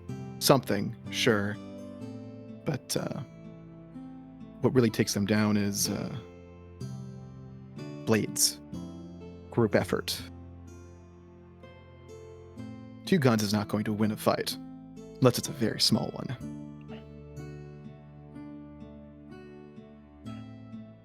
What about 2 guns and then the awkward 20 minutes of trying to reload them? That's why you don't let them be your only option. Marketing. Now, I hate to take back the conversation a bit, but I need you to be real with me. This is very important. You mentioned a position opening up. There was almost a dread air about the way you said it. Is my job going to be getting harder here on? There was a problem with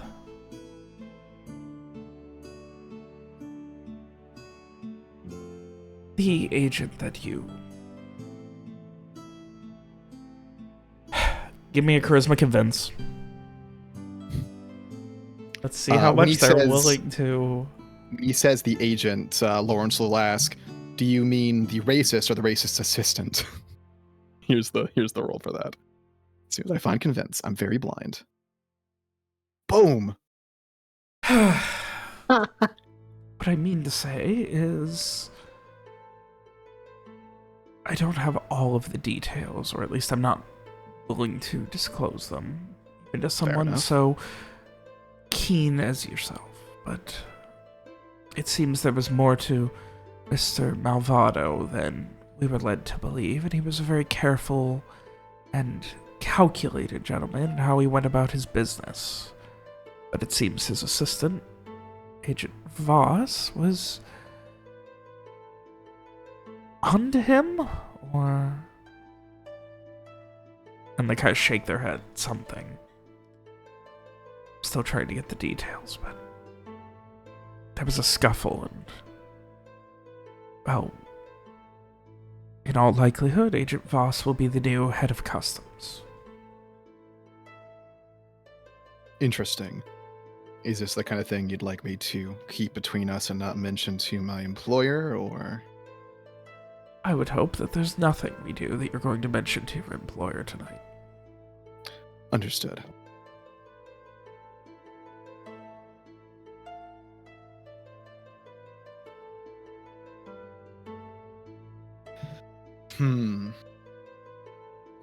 Lawrence leans back. Considers that. But yes, with Agent Vos presumably becoming head of customs, there will be another agent who will take his place, at least, perhaps more. May have to expand the entire customs office. And at that, some of the officers will become agents, and, well, means needing more officers.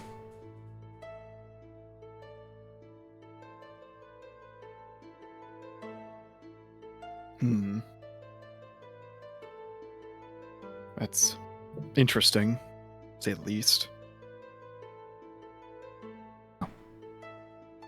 There's always room, and if you're as good as you seem to think you are, perhaps one less agent that needs to be promoted from within. Of course, I would have to headline a horrifyingly personal investigation into your history to make sure there's nothing untoward there. Well, it's certainly a nice idea, but I do have to ask. Are there a lot of higher-ups within the organization that act like that agent? Malvado? Lawrence nods. He No, was I was- never I was- anything but cordial and trustworthy with me. I can't say he was much to me. I had to sit outside the office for about 2 hours. He has some shortcomings, but Most do. let me make clear that there is nothing the NSO as an entity has against any given Rayclarian. Rayclow, yes, but Rayclarians, no. Yeah, who can blame? Lawrence, like, half shrugs. Can't blame you there. I think Mr. Malvado perhaps just had more trouble than most in differentiating. He asked for my age to know whether or not I could have been responsible for his brother's death, or someone. Was it brother? Parent?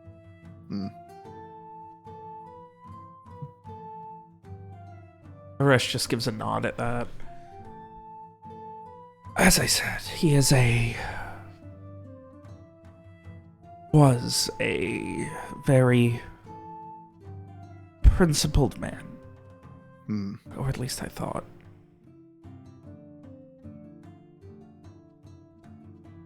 And the conversation continues. And as it does... To ask out of character, is there anything else that I should be shooting for information-wise here? He is more or less confirmed that, yes, the guy's dead, and the assistant's taking over. Shit. I'm thinking. You could unmute Dave, Robert. Oh! Octatihi? There you go, Dave. Sorry. That's fine. I don't have anything specific that he should be asking for outside of like, hey, where do we find this Vos guy? But you can't ask that.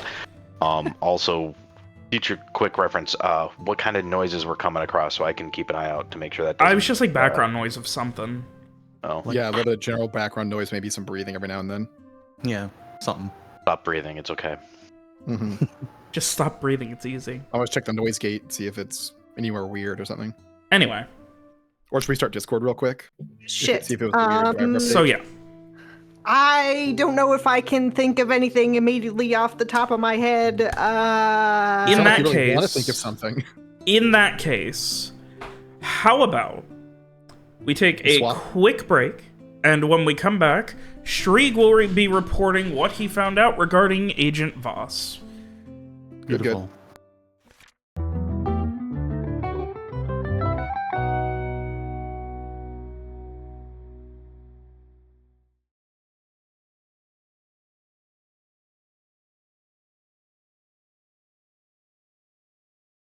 Bring up Not a- the mysterious person in the room again, but All right. that also might just. I'm not fucking doing that again. No. All right, then I kind of feel. I mean, okay, it's fine. I would say this isn't a thing you need to ask for, but maybe worth mentioning that we're not at the inn that we said we were at anymore, or something. Maybe I don't know. If you want to lay a But then story, we'd have to say that we're somewhere else, and then we also would be there. just don't bring it up. Well, actually, we're staying at the Aurum Sanctorum, which is owned by our friend Samar, who looks exactly like The consultant. Oh. Inaz Evelry. That's well, I'm smart going to say that's their that's their artist name. That's their Yeah, perfect. Stage name. The doctor formerly known as Inez Evelry. Yeah, maybe you can just see that, like, maybe we'll be leaving town soon or something, so that just some reason, like, if they go check at the inn and we're not there, they'll just be like, I don't. Then fair. Lawrence has to like be convincing about it, and then not be and hopefully not be questioned about it, which I don't think is going to happen. Okay, Right, and fair enough. also, we wouldn't technically have been leaving town all of a sudden because we don't know that our case is closed. You know what I mean? Mm-hmm. That's true. There's no reason for us to be leaving yet. Also, Lawrence wouldn't be leaving because we hired him as a local. Yep. Oh yeah. No, I got nothing then. Lawrence is going to end the thing with, if you want to talk about that job and thorough investigation, maybe we do that once this all is taken care of.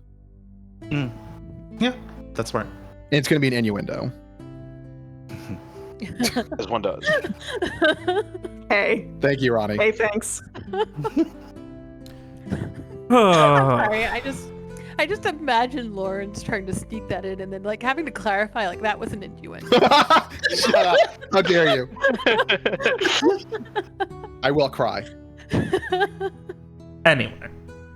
So with that, Samar, Garrett, My name? Frey. The first one. Eventually, you make your way back to the Aurum Sanctorum. After the quiet, somber, and very human conversation. The quiet moments giving way to the chaos of the city once more. And it's decently after sundown, probably 8 p.m. when... probably closer to 9 when Shrieg finally arrives back and gives you guys a report. Okay. Vos left to get dinner at a restaurant that Shrieg could point you to but does not know the name of because he can't read. Yeah. After which he was escorted to the sorry, I have to remember, like, I don't have like the districts drawn on the map, so I have to remember which one's which. After which he was escorted to, that would be... Really? There's no... Fuck me, I fucked that up on the map, because that should be here. And See, which street I- know what it was anyway? Yeah, it would be the,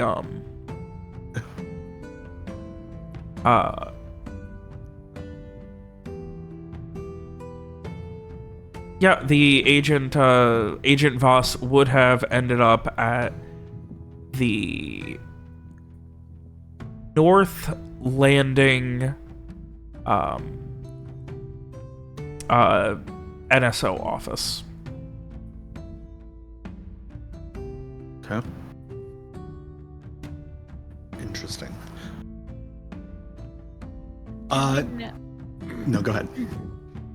Do we know if he went to the NSO office there, do they have like barracks or like Yeah, they do. accommodations for Yeah, the... they all have barracks. Okay. So we can assume that he does actually like sleep there. Strieg waited there for over like an hour and a half. Okay. And he was Frey would ask about the escort. The escort was 4 other officers that came with him. They weren't carrying him, like, they weren't, like, you know, carrying his weapons. He wasn't unarmed. They were just with him. They were talking friendly. They weren't, you know, they were not escorting him as if he was a prisoner or anything. Okay, so did it seem like more buddies or more like protective detail? Probably. Let's have Strieg, let's see if he can figure that out.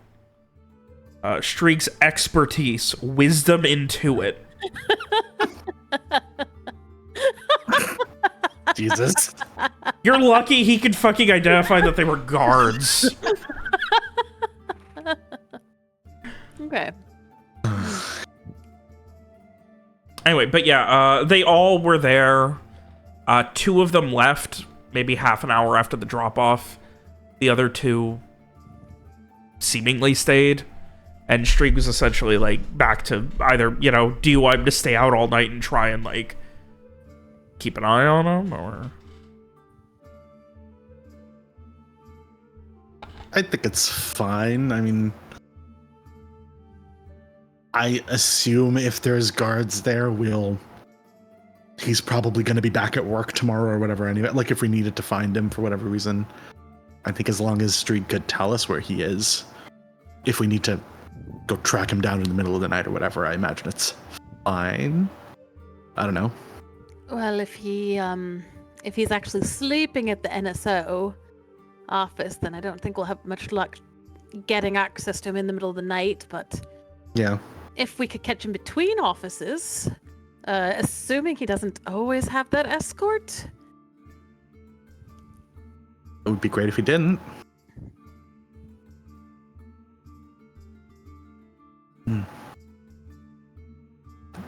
Maybe I can... Do we think that if I were able to get a message to him without showing myself, that he... Do we think we need to corner him to talk to us, or do we think he also would like to talk to us?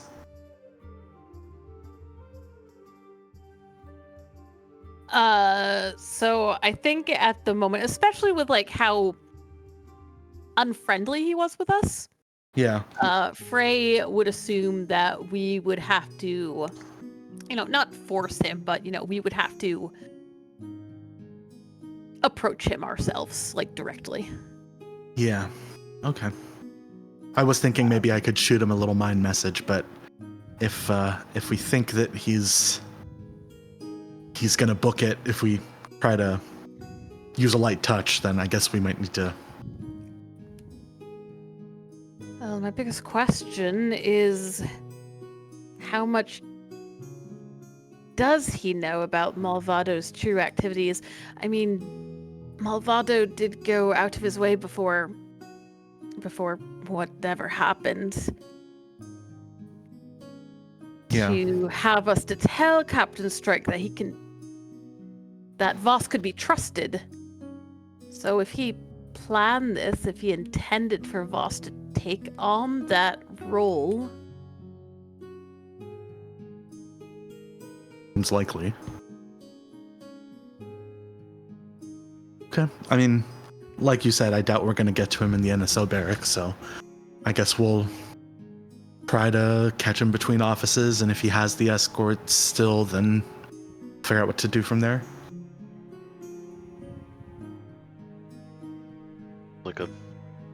Sounds like a pretty good idea.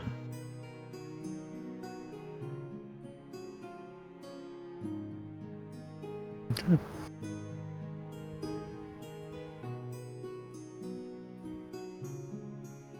Bet we can't go invisible and just walk in there. Guide ourselves.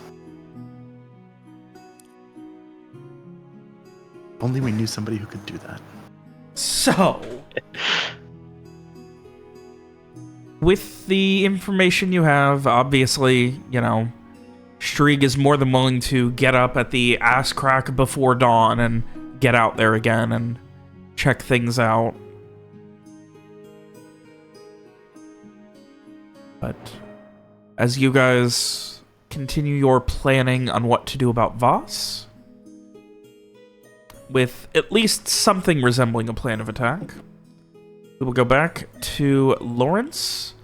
Mira, It's me.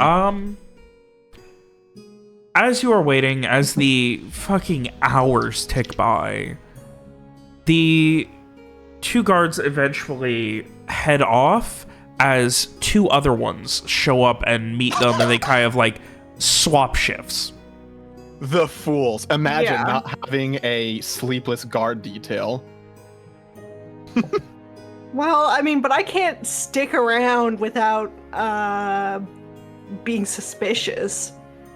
Could find an alley to hide in, I guess. Mira acts homeless for a while. Yeah, you can essentially blend into alleys in Central, but obviously your ability to just directly watch the entryway and have like a full view of the restaurant and the area surrounding it is being compromised at this point. Can she super jump onto a rooftop? I do not have that ability. Alex, You can punch a hole through a building. have you considered demolishing a nearby building to make stairs to the next one? Like in Donkey Kong. I think discretion It's a joke, Alex. is more. I was ignoring you. I think discretion is very important right now. Don't want to get noticed by the cops while you are trying to fish for information from a cop. So I guess she would probably try to find a nearby alley from which she can watch the street that they would presumably be returning Okay. Not a on. problem. Meanwhile, Like that. Lawrence, the conversation is nowhere near dying down, but eventually you run out of food, and it gets to the point where Arash just kind of... Alright, so... I have to be completely honest. Mm-hmm. You've been honest with me, I need to be honest with you. Mm-hmm. I have... You seem like a whiskey man. Here and there. I have the best bottle of whiskey at home. And you say that with absolute honesty? I say that as someone who doesn't know anything about whiskey. Huh.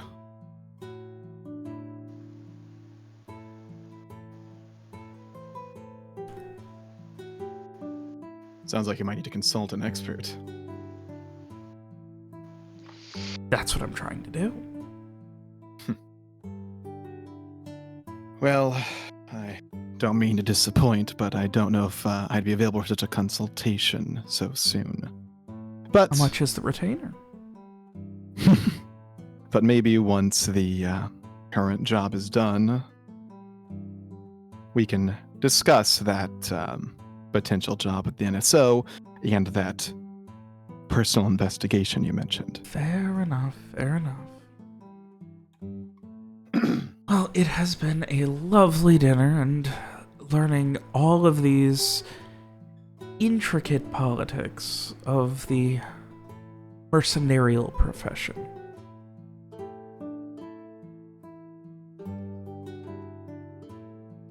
I'm glad to hear you enjoyed it. And remember, gun marketing, that's a freebie. Firearms marketing. Truly, I'm sure the NSO will be more than willing to sign off on arming every one of our soldiers. Every officer with, 2, 3, 4 of our finest flintlock pistols. Right? All right. Lawrence will begin to stand up. They stand up as well, and you would note at no point is payment requested or offered. Lawrence takes personal note of that fact. And anything left up front with one of the servants, specifically the working cloak of Agent Elliot Arres, is brought back to them, and they end up out front, and they kind of like scan, again, that kind of like working vibe. Big sigh. Do you see anything? There's a bench right over there. Mm-hmm. There are 3 people sitting on it. Mm-hmm. One is drunk off his mind and probably needs to get home. Hmm. The other 2 are officers that are following me. Do they do that often?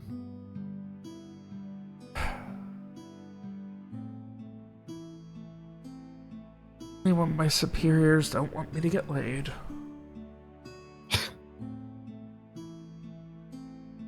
Now that is an unenviable problem. Yes, well, I think I did plenty to ruin that myself already tonight. In the meantime, it is my captain's prerogative to deal with these things, to keep security. I guess, I don't know. I'm fine. Nothing to worry about. It's just paranoia after what happened today. As much as I personally like a little backup, it sounds a bit restricting. I could not imagine just having someone sitting there at all hours, just in case. Grown human beings, more than able to take care of ourselves, and if I get myself into something, I'm confident I'll either get out of it or it will quickly not be my problem anymore. Well, you keep trying to take care of it. Hopefully you don't get to the point where it isn't. Right now I'm going to go take care of this so that I can have a nice night without escorts sitting outside of my house all night. So. Best of luck. Are you and your employer still staying at that same place you noted? I can get it from the files tomorrow. Unless they've ditched me. Try and get to seeing you tomorrow then. Thank you for the evening. Maybe I'll send my escort for you instead.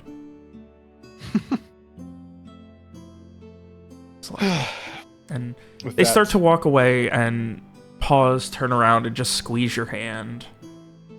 Genuinely, one of the better conversations I've had in some time. Same here. Thinking about someone else's work is infinitely more interesting than going over my own. Lawrence nods, happy to have gotten to talk about himself for a while, to be honest. And in short order, they head over to the bench, and You can see they are doing a very traditional, the outranking officer is just chewing out these two. Eventually, you can hear vague rumblings of being told that they're dismissed for the night, and then arguing about whose orders they should be following, and then very disappointed and defeated, Agent Vos, slumped shoulders, walks away, the two officers directly behind, flanking them. Yeah, I think Lawrence is there long enough to have a personal laugh at the event, but isn't there long enough to see the end. And Mira, you see Agent Vos and the two guards walking off.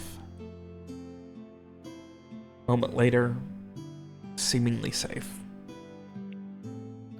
I will wait until I see Lawrence or not. Eventually, Lawrence does walk past the alleyway, where you have awkwardly been loitering for the better part of an hour.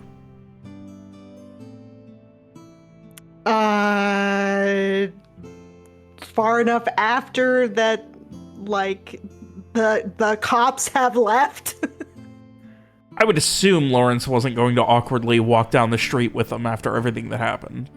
No. Yeah, so, yeah, enough time will have passed. Sure, Mira will hop out of the alleyway, as one does, I guess. Most threatening thing you can see in an alleyway. A maid. A maid. Evening. So, how'd it go? Well enough, I guess. Didn't get a lot, frankly. Food was good, so there's that. Does this seem like a fancy street in general, Bob? Yeah, for the most part. Like, it's not the most high-end. Like, Duskborn Revelries is easily the nicest thing here, but, I mean, the other places are nice. This seems like a pretty nice street, I guess. Was it a real date or not a real date? They seem the type that has a hard time separating their personal life from their business. Honestly, I get it. It seems they try very hard to let it be mostly personal. All the questions they asked felt not quite like an interrogation, more just conversation.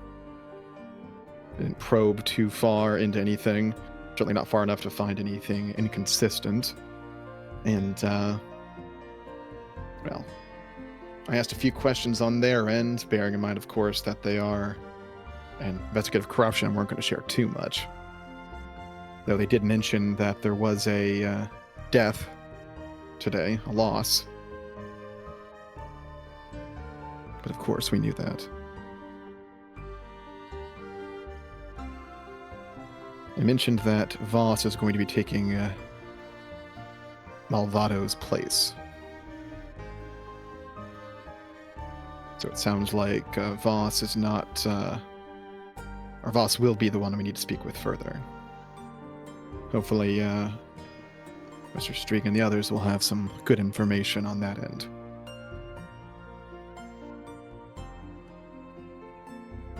Hopefully the night wasn't too boring for you. No. I mean, I stay up all night anyway, so I'm used to just kind of being.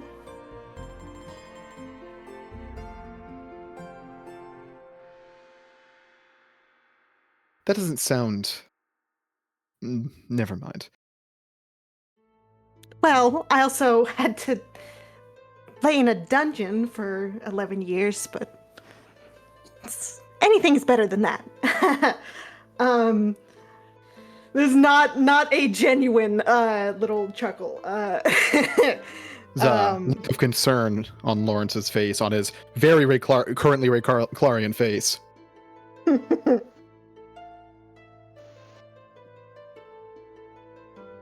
there anything else that we should be concerned about them looking into? Outside the fact that when they check for the inn and are not there, we'll not be able to use these personas whatsoever.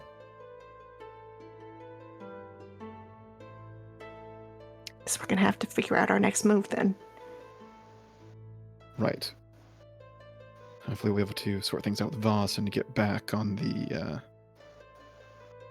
back on track.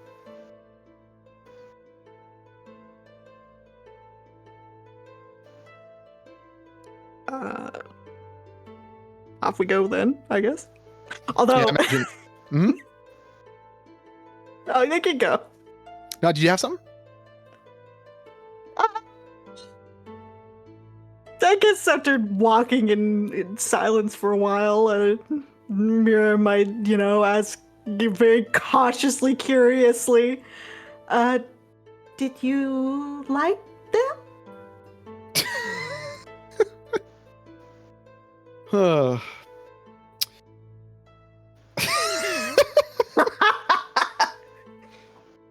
You understand that such a relationship would never work out, yes?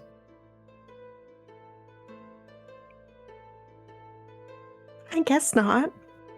But that's not what I asked. They were nice enough, I suppose, but I was not there for the sake of truly getting to know them in that way. But the conversation was pleasant enough. And they were certainly more than generous, especially considering where I was brought. They don't seem like a bad person. Honestly, seem like a pretty decent person. But certainly not the kind who would appreciate me or anything I've done. That's putting it lightly.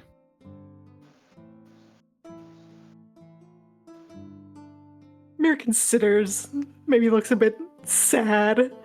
Just like a little, not like, sad, just like, oh, yeah, I guess you're right. That sort of thing. She'll just leave it.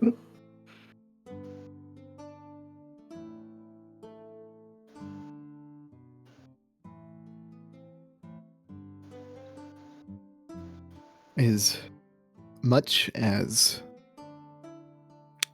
I try to keep things clear and safe when it comes to being Lawrence Beckett, ultimately, if anyone tries to look into that past with any amount of scrutiny, they'll find that such a person does not really exist.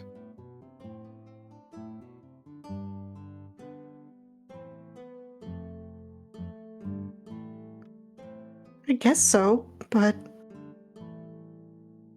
not everybody would care. No, not everyone, but it's a perilous edge that one must walk.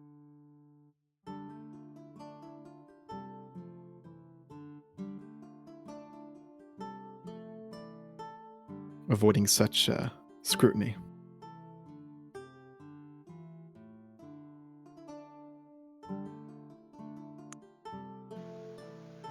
Well, if anyone, I certainly understand that.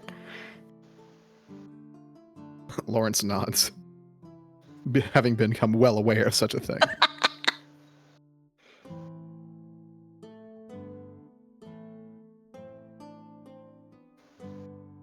So That bears the question. Oh. What are you going to ultimately do at the end of everything? You mentioned before finding your father. Does that just mean doing whatever he wishes? Working as an assistant? I guess it would depend on what he wants to do, but I don't really think he would want to do anything bad.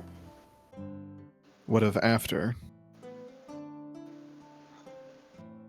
It's rare that parents outlive their children, let alone would you even live as long as a person would? Or would you die the way a person would? She kind of shrugs vaguely. I haven't yet. And I So what still about look after the he's same. gone?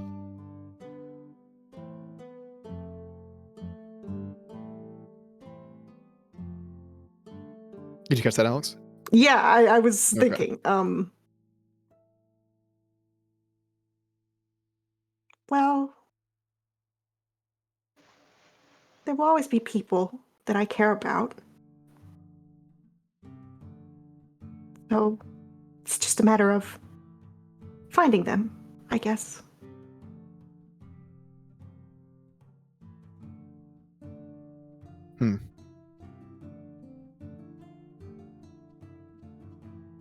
Lord accepts the answer. Doesn't ask anything else.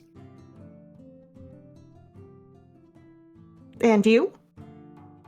Hmm? Going back to your business? If possible. There are people who rely on me there.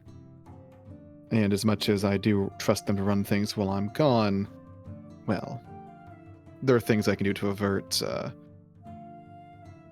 crises and other issues that I can't quite do from away.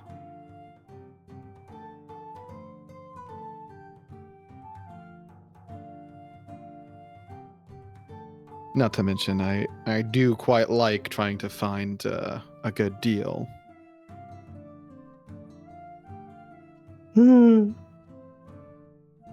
Maybe I'll work for you when you're an old man.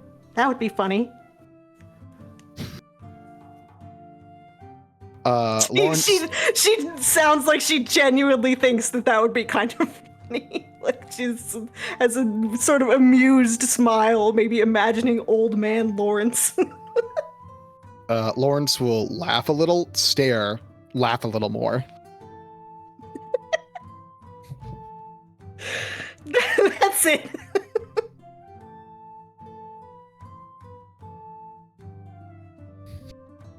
That's pretty funny, Alex. Tell you what. I don't know. So We'll find out someday. with that, you guys make your way back to the Aurum Sanctorum. It is well after probably 10, closing on 11 when you finally make it back. It is, I assume, at least mildly more quiet than usual. I mean, after 11 at night, Garrett's asleep. I have an important question. Go ahead. Since the rest of us were not treated to a fancy dinner and Mira was not around to cook for us, Samar, what did you feed us?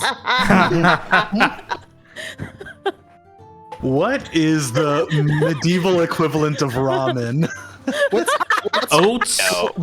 What does Samar usually Orange. do for food? Like, Yeah.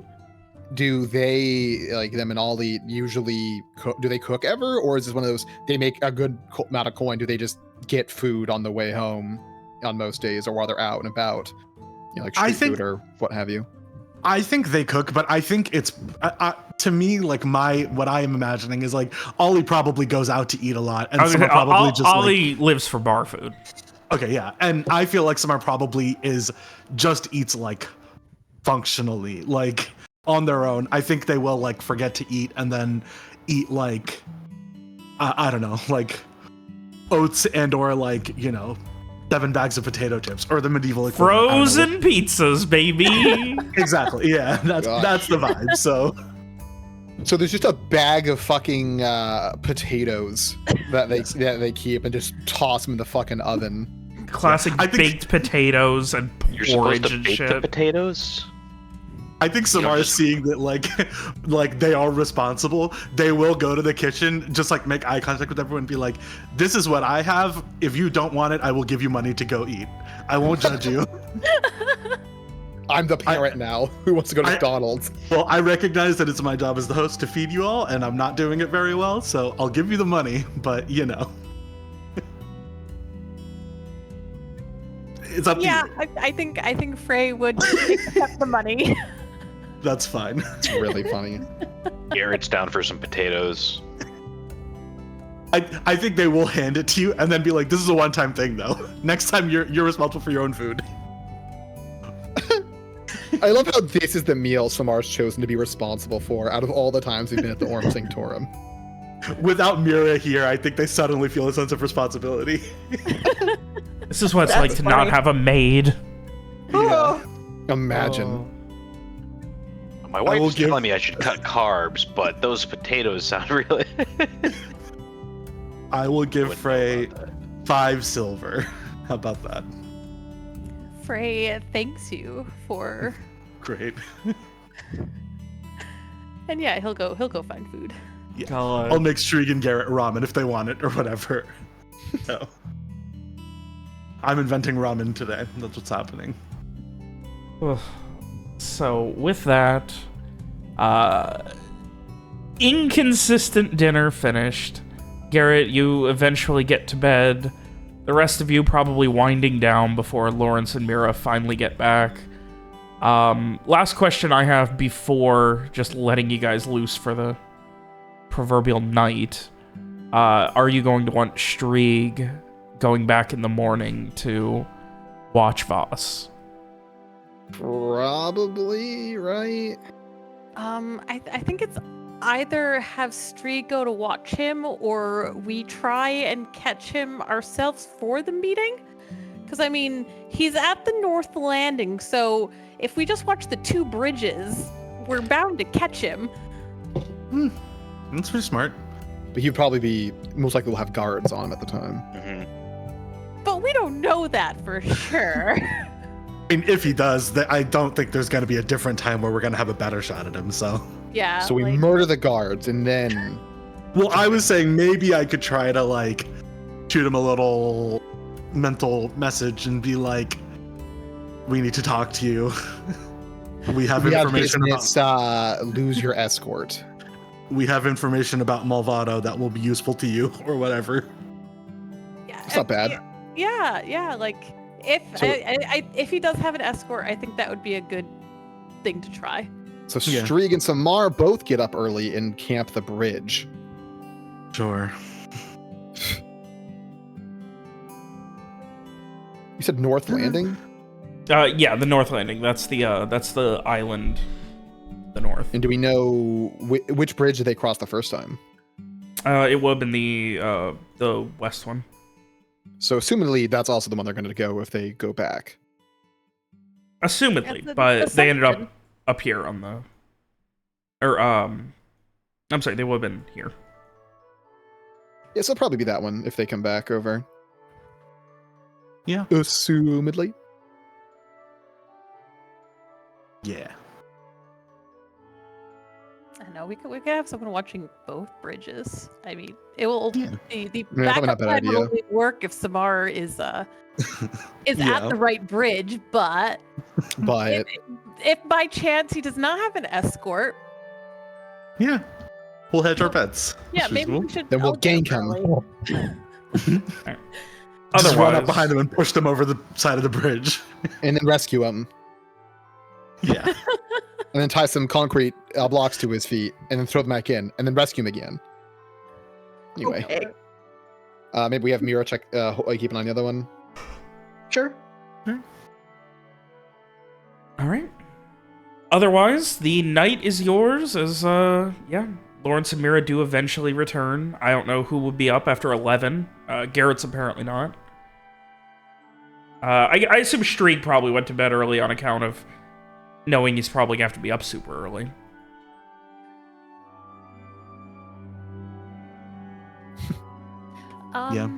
Yeah, I think Frey will still be up. Maybe, sitting with a cup of tea.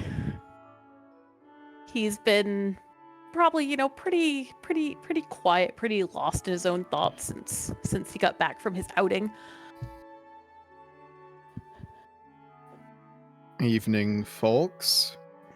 I'll say, walking in, going to adjust glasses that aren't there before realizing. You made it back in one piece, I see. That I'm aware of.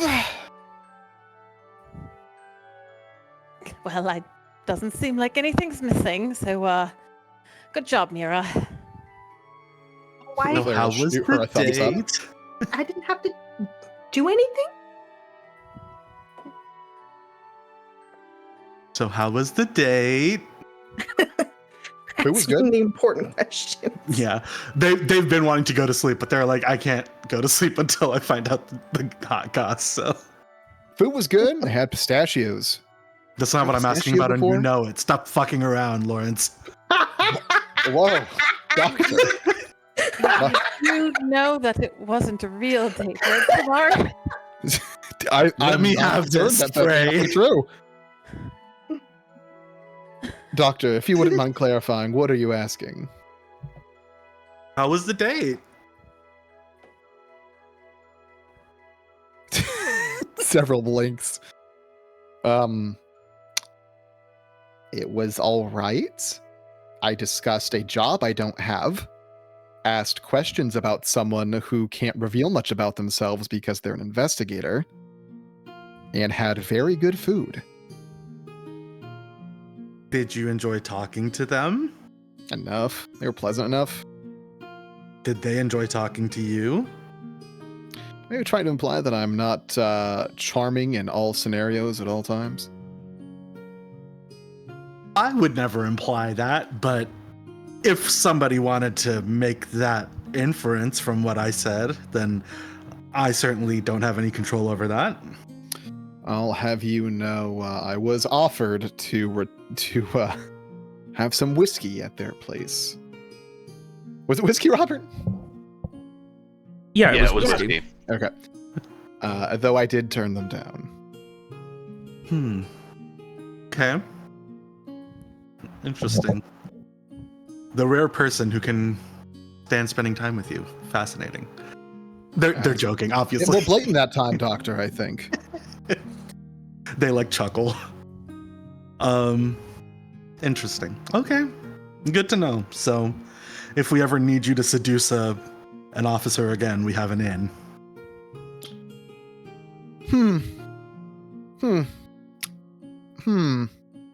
Maybe let's not send the retired sailor of the Black Dawn to interact heavily with NSO agents too often. I mean, you've proven yourself. You have more experience than any of us now. Archer rolls his eyes. Visibly, very visibly so.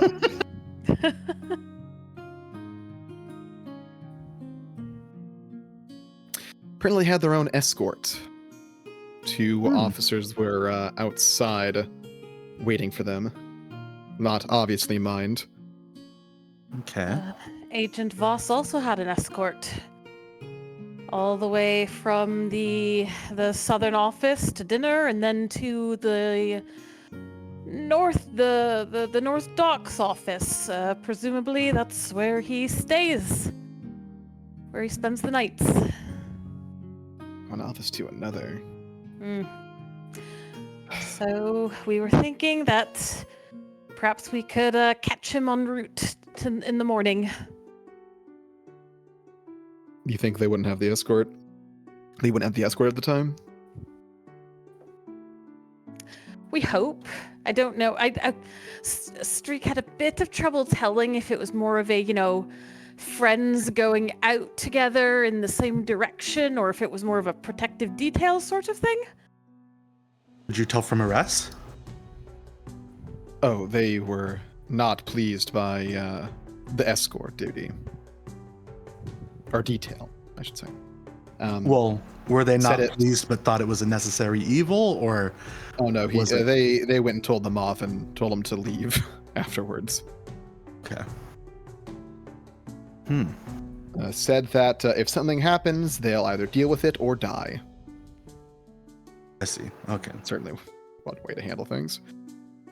So they weren't being managed. They weren't being handled so that they couldn't slip a tail or something. It's just they're worried that somebody's going to come for them. With the recent death at their office, it seems so. Yeah. Which That makes sense. Agent Rees did mention. Even invited me to come apply for a job. Okay. Don't tell me you're tempted. I don't think I'd hold up to the background check, to be honest. He won't even seduce an officer. You think he'd become one? Well, I don't know. When you shave off that much facial hair, it can change a man. I feel all the worse for it.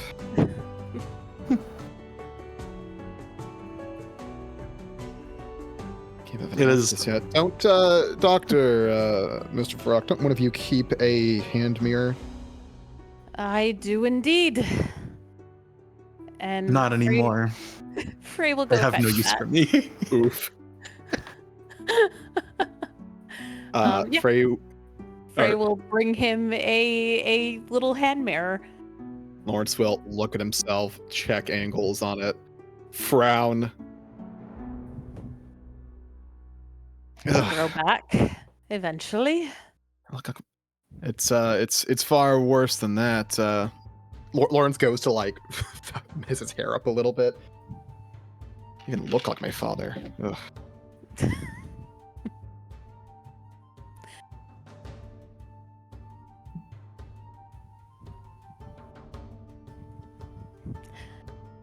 If it bothers you that much, we'll just have to banish you from ever looking at yourself in the mirror again. At least until this all grows back. And Frey will pluck the mirror from his hand. Lawrence won't fight it. I do have my own up with my shaving kit, but usually I don't pay that much attention until I need to actually sit down and make sure the mustache is presentable. I think you'd always want to be presentable.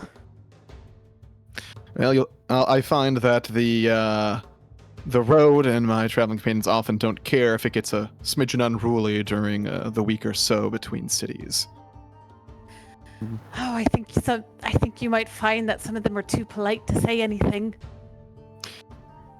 Well, Mr. Vrock, can I ask if that applies to yourself? Oh, I am the epitome of proper manners. I would certainly never point out any stray hairs, split ends, bit rough about the edges. I have no manners whatsoever, and I haven't noticed anything off, so I think you're fine. Well, it sounds like we have differing opinions here. Seems we need a tiebreaker. Miss Tyrell, seems there you are the only one present.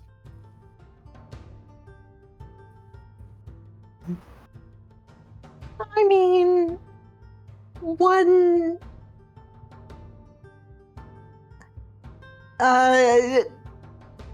Sorry. She would say, I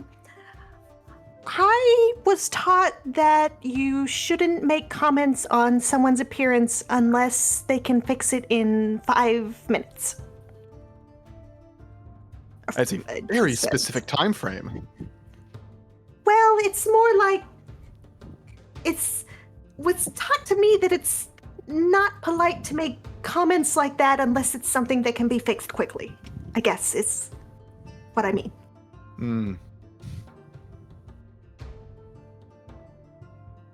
I mean, it does sound like that's implying that there's something to be fixed, so. I am waiting for elaboration, yes. So what, Miss Tyrell, will take me more than 5 minutes to fix? Besides the mustache, it will likely take a little while.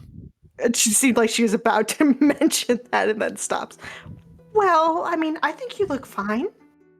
But if you prefer to have facial hair, then that's up to you.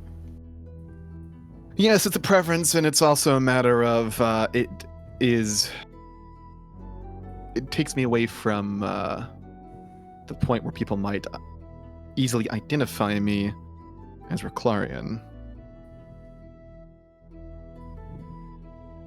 I think you look good with the mustache and without the mustache, but I do imagine you're going to look really bad in the in-between period where you're trying to grow the mustache back, so. Lord sounds exhausted. As if he knows exactly as Samar is talking, what Samar's talking about. They have like a particularly Rayclarian like jawline or lips or something. What is he talking about? Robert, is one of those things where mustaches aren't that common with Rayclarians? I mean, like, there's not a lot of consistency. Like, facial hair in general isn't incredibly common among Rayclarians. Like, Yeah, the only thing is, like, militarily, like, you know, scruffy beards become, like, a known thing just because of the amount of time they spend not being able to shave. But otherwise, you know, shaving and keeping up appearances is very much the affluential thing to do. It's most common that Rayclarian men will keep clean shaven whenever possible, aside from those who are doing a lot of marching or sailing, who often end up having a lot of scruff on their chin.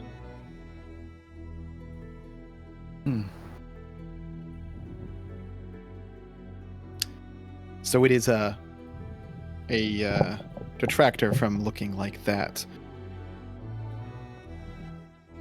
Hair as well, usually much more clean. Short, often. Are you planning to put the glasses back on, or? As we leave, yes. As I am no longer playing the part of the mercenary, as we're all throwing Right. down our aliases at this point, aren't we? Mm-hmm. I am done with mine. Suppose if we talk to Vos, then we'll still maybe want to stick with them, but Maybe some.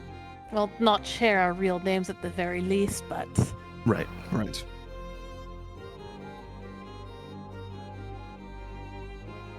What would you prefer if you could look however you want?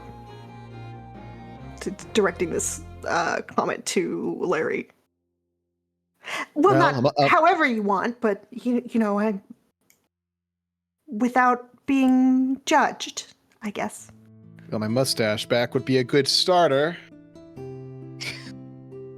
Lawrence says, clearly being a little overdramatic. It's like I've lost a limb.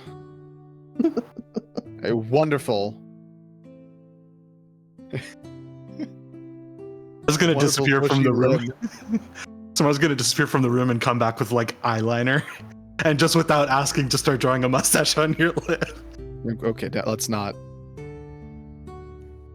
It's not. What is this? It's not the same. Okay, I tried.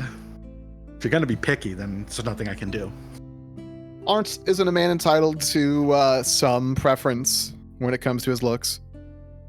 Yeah. Good. I'm glad we understand. So yes, Miss Tyrell, that would be a good starting point. Otherwise, though, I suppose I don't care that much. Yeah, the glasses are kind of a signature at this point. I'd hate to lose them.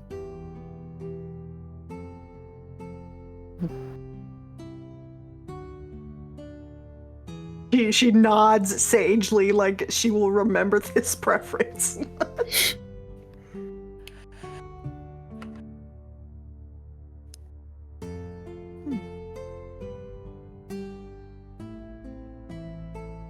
well, I think I'm going to turn in for the night. Like we have an early morning trying to catch an officer, so. Fair enough. I've had a lot of drinks, so I think sleep would be good. I'll see you all in the morning then. Good night. Yeah. Frey will head to bed. All right, so upstairs. Whose bed is Frey sleeping in at this point? I think he. Okay, is Ollie back in his bed? Ollie is not currently home. Okay, I guess Frey is still sleeping in Ollie's bed. Fucking Frey is an opportunist. I mean, Lawrence fair. got the couch in like the upstairs living area. He's got his travel bag on the other end, or at least he's got to use as a pillow.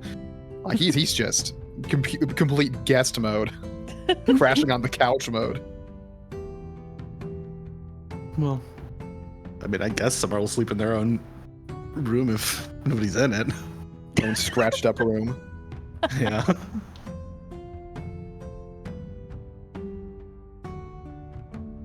So There you go. We did it. with that, hey, look, all those updates, and I finally found something that broke. Ronnie, it turns out you were right. I really should have updated Simple Calendar because it doesn't want to update. It doesn't want to change the date now. Oh no. What's the reason you didn't do it? It's because you had a special module made for it that Yes, worked with your I had to recording? build my own module in order for it to mirror the date onto the recording overlay. Rip. Oh well. Which is not something we could have found. Alas. Oh, well. Regalia Banquet Hall. Wow, thanks, Regalia Banquet Hall. I also got rid of the thing that reminds me to deselect the tokens before. Let's see. Can I find Regalia Banquet Hall? No, it's hidden. Aw. Yeah, I moved to a place where there wasn't anything. He just showed off a secret location. Holy shit. I was going back through and changing the dispositions from secret to neutral. That way the names show up for you guys again.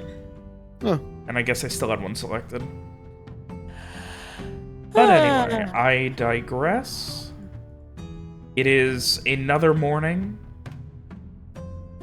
It is quiet, all things considered, and the plan has to be put into action. So who is going where? I'm going to the West Bridge. With Strieg. I suppose Lawrence will accompany Mira to the eastern one. Sure. Yeah. And Frey will go to Leave. Bell Tower Bar and Grill. Okay, I guess Frey will go with Samar and Strieg. Yay. Great. Garrett, where would you like to go? If Frey is going with Samar and Strieg, Garrett will go with the other party. All Splitting right. up and looking for clues. We'll go 3 and 3. All right. So Is there like Samar, a Frey- is there go ahead. like a restaurant or bar or someplace like on the main road near the bridge? Not really. Everything near the bridges is storage and access for the many ships that come in and out. Damn. I guess we more or less mosey around so that we're not like in one place for too long. Keep an eye on the bridge in that way. You know, just fly casual. We talk casually amongst ourselves. I imagine we do our best to not seem too out of place. Just imagining you guys like every 45 seconds just going, crazy weather we're having, huh? Just very loudly and noticeably. Yeah, Lawrence is back in his jacket today with his glasses, has his hair, in the more not quite as clean look. The little slightly up and wild. No mustache. It's so uncanny. It's missing. The mustache completed the look. Yeah, it's gonna be a while before you get back there, but you'll get there eventually. Lawrence bemoans the fact that he paid to have it trimmed just before shaving it off. Oh. That is unfortunate. Garrett, strokes his own recently trimmed beard, and he's like, "Yeah, I lost a bet one time back in Artivishte, and I had to shave. It took it took a while for it to grow back in, and Viv didn't even want to look at me for the first week and a half. So I feel that pain."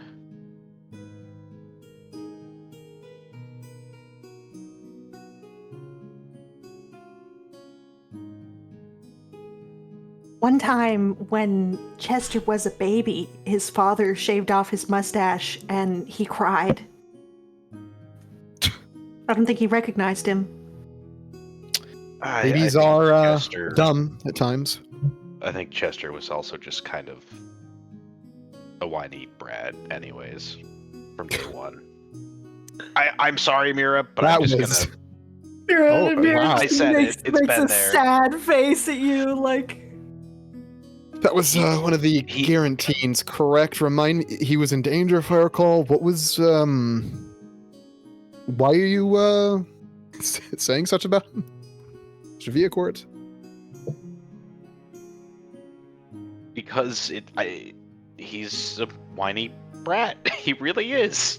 It's not it's not Mira's fault. It's not like she raised him, but he's a whiny brat. Yes, he was technically in trouble because of things that we did the second time we were in Fortuny Soul. But he was also a whiny brat the whole time we were in Fortuny Soul the first time, and those problems had nothing to do with us. And in fact, I helped solve some of those problems, and he was still a whiny brat.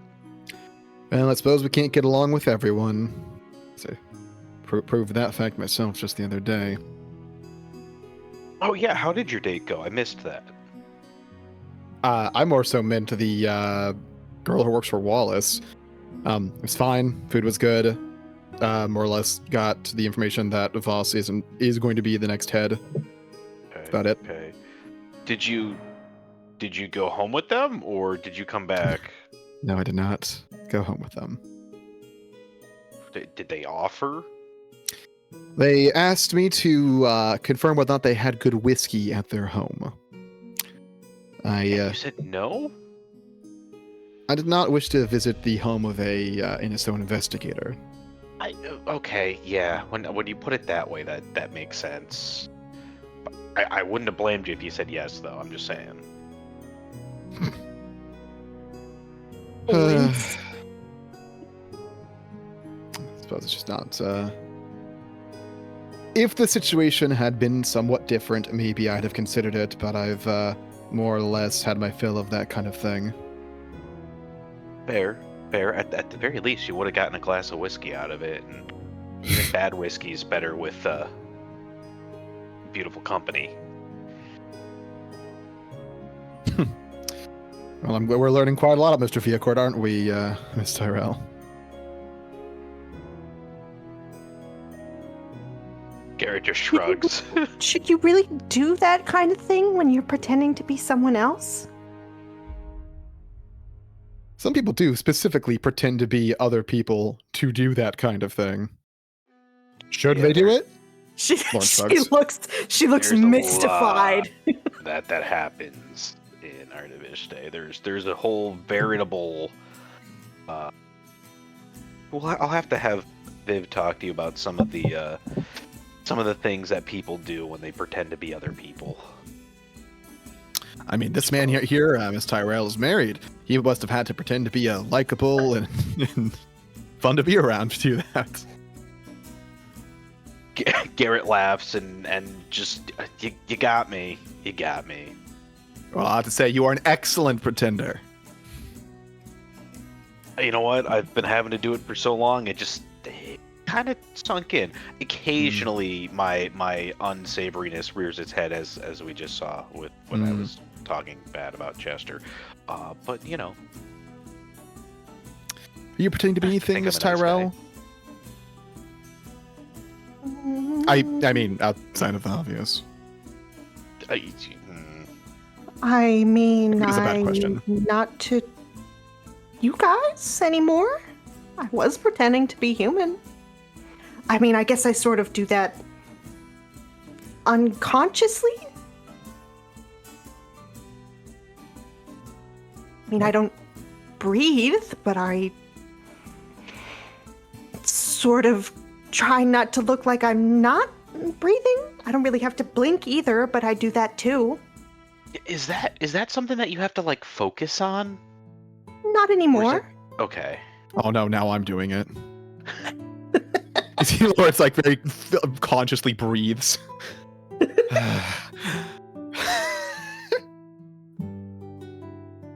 He coughs. "Ah, smoke too much."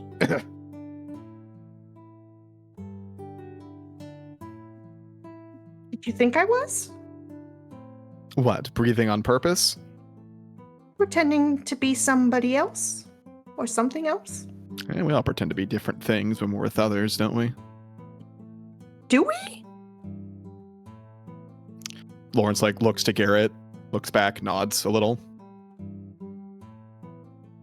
Yeah, I would certainly, I certainly act different around some of the nobles and such back in Artaviste versus how I've acted around all of you.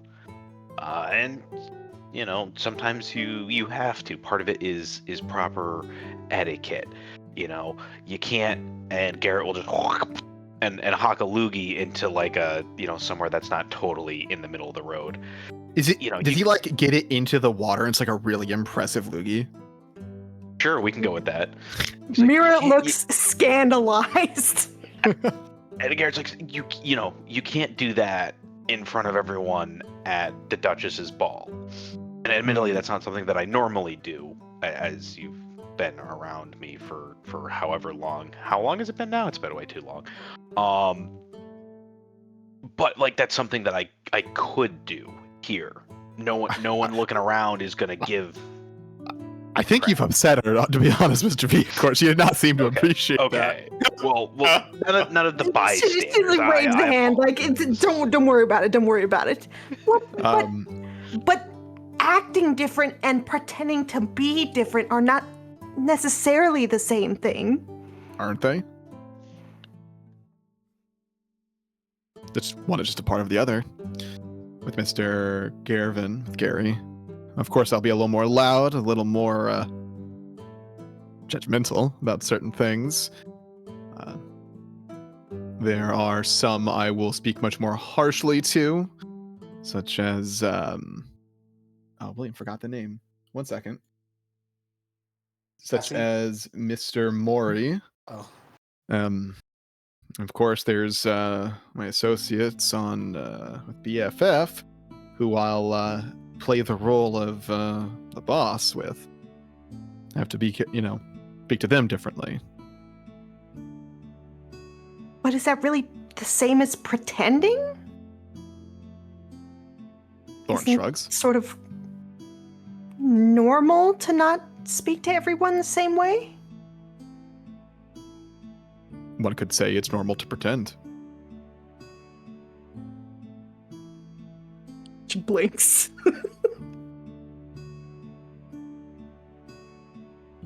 She blinks and looks confused.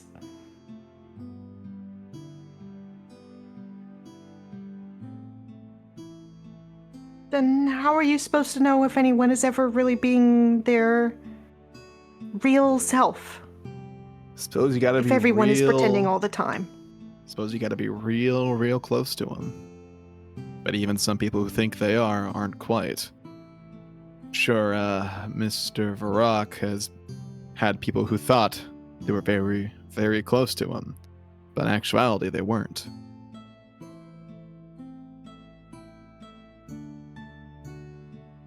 One does wonder how many hearts Frey has left behind them. Not physically left, like they, but how many hearts they've broken over the years. I'm sure more than a handful. You'd have to ask, though. Well, it's not polite to ask. We've asked each other impolite things more than once. Fair. There's a certain barrier that's removed when you fight for your lives with others, I think. When you face down a giant seaweed moss monster next to a tomb of one of the 9 saints of inspection, yeah, there's I guess there's certain things you can ask each other after that.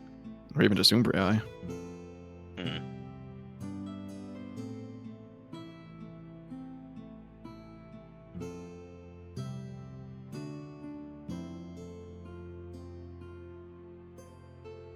Mira looks mystified and thoughtful. If you have questions, Miss Tyrell, you should ask them. The only thing you should consider before that is just how loud you should be asking. At least that's what I think. And how badly you want the answer to that question.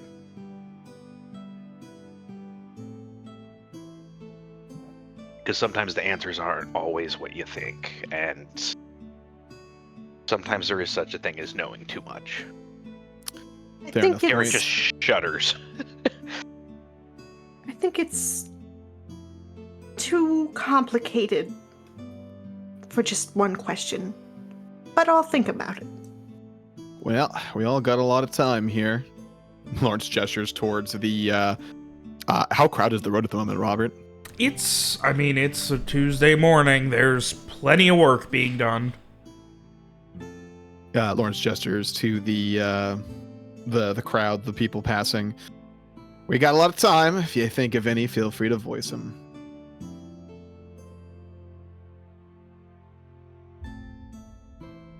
And with that, Frey, Samar, you guys have anything to talk about while desperately killing time in the most boring stakeout on the planet?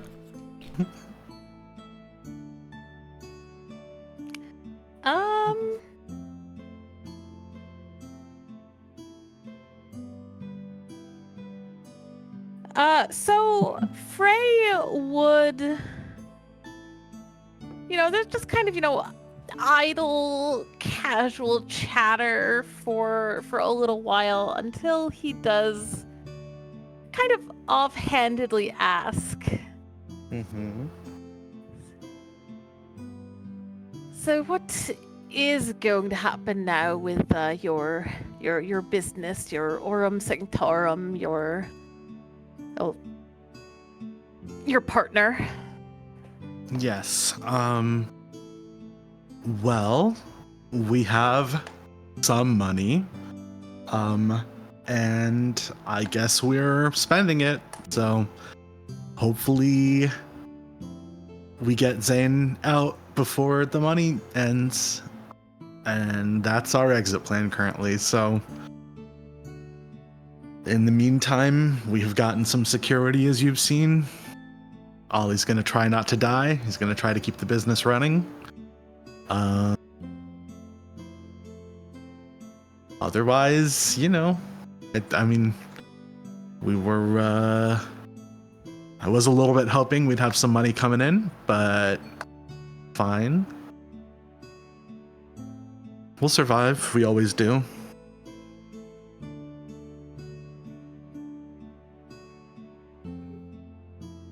Oh, it all sounds very, very uncertain. I mean, we don't know how long all this is going to take, or even what the prospects are of getting Zane free. Yeah, me neither.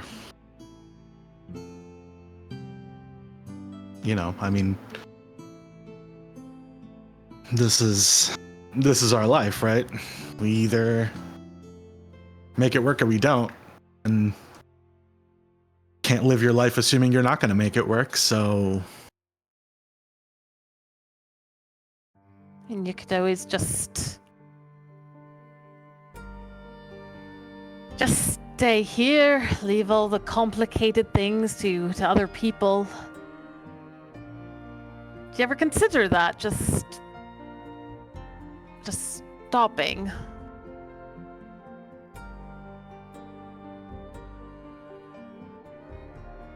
I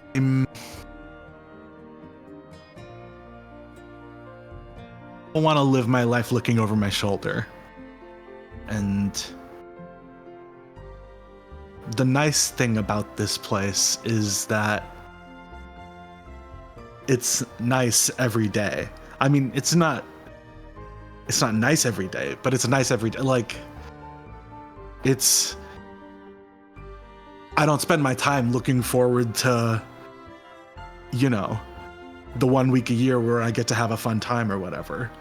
I wake up and I mostly enjoy what I do, and I enjoy the person I do it with, and it's good.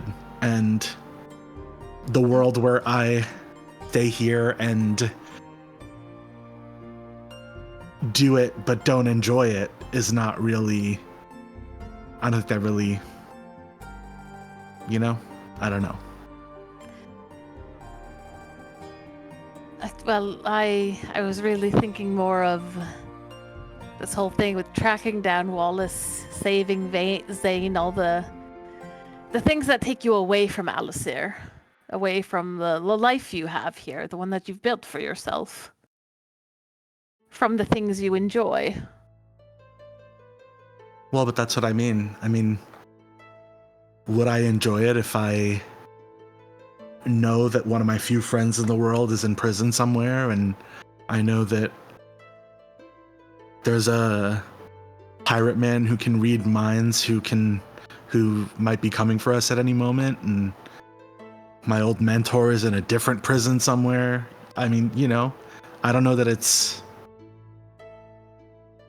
like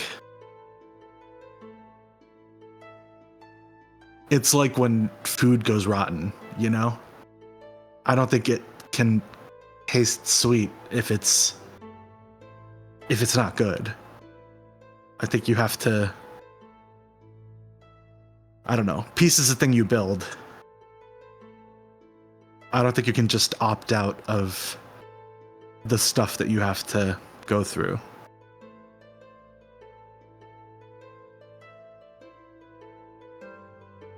I mean, I'm sure you know that. I mean, I imagine if you could, you would opt out. Frey, I think, is kind of like, looking out over the water and just kind of, very casually say, I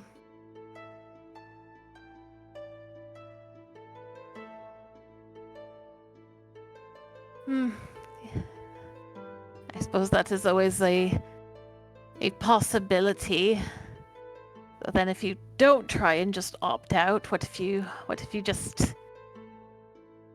the things you try just keep making things worse?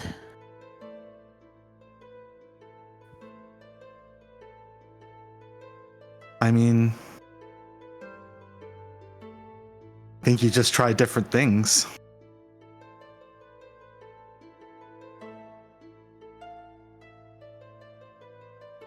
I mean, I think the question is the life you have now a life that you can see yourself living every day? Because if it is, then great, you did it. You don't have to go do anything. But if it isn't, then not trying isn't going to fix that. So you have to try, and if what you try makes things worse, then you just have to try better. And do I know what that is? No.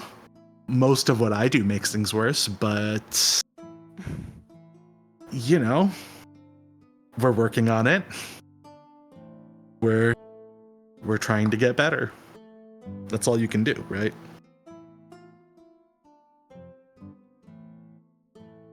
I suppose I just...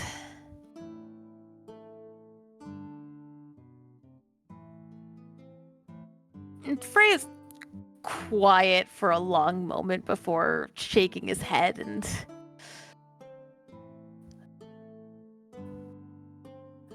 No, sorry, I'm still just a bit, how things turned out yesterday.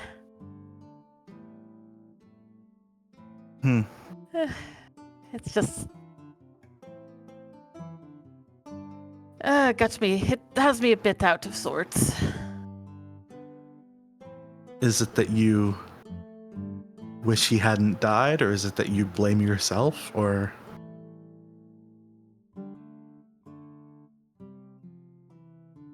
What is it exactly?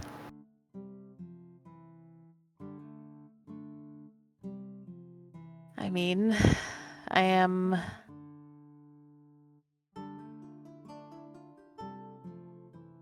very good at what I do. That's why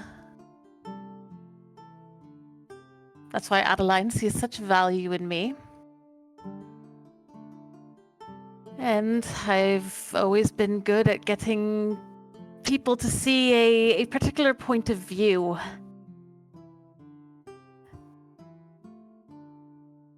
I just hadn't thought that. And he kind of, he lowers his voice. Something that, Samar might have to like lean in to hear. That they will. I just hadn't thought that this time I might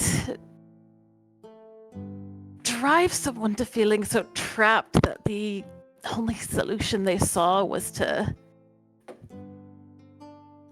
end it all.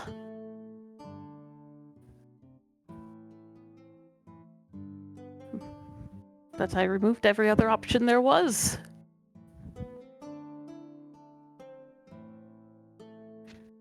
I think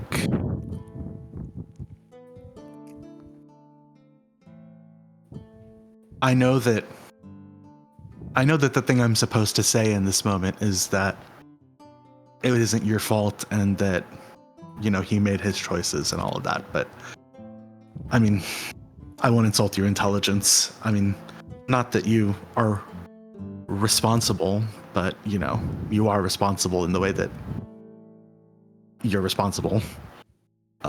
You were there, you know better than anyone. I know exactly what I did. You don't need to convince me. Yeah, but I think what I'm saying is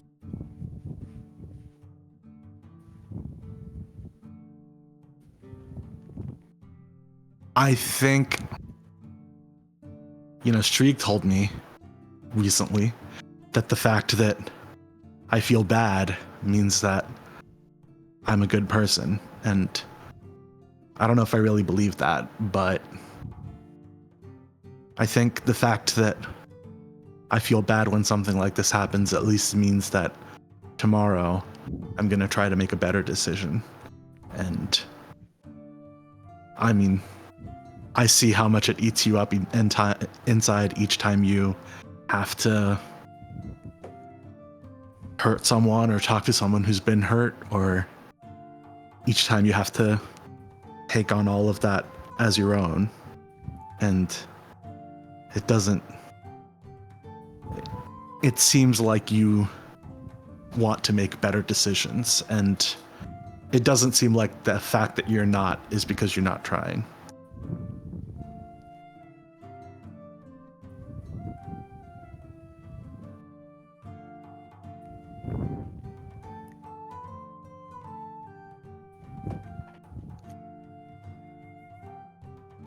I would like for things to be different.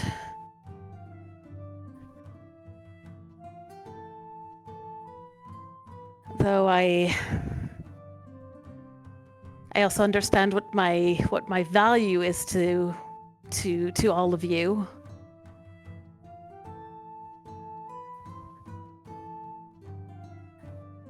True that. I don't think that means you have to do what we need from you.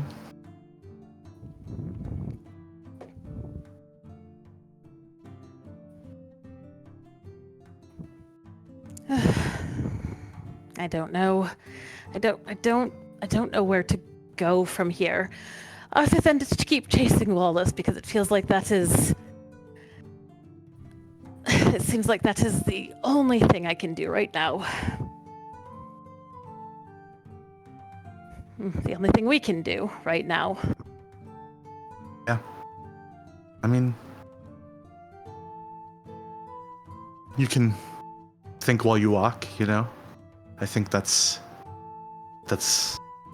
okay to do. I think that it feels like we're putting out a lot of fires, and I think we would probably all do well to think about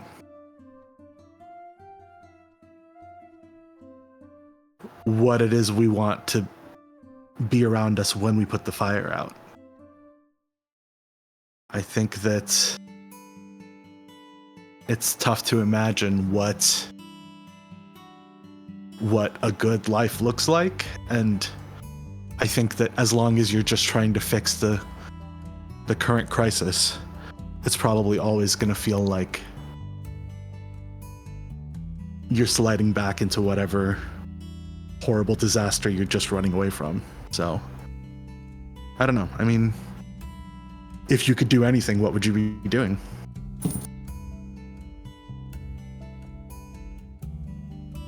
If I could.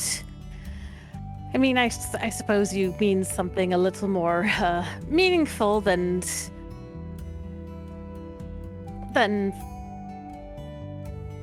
lounging somewhere, enjoying That's an the answer, then lovely that's fine. afternoon. Is that the answer?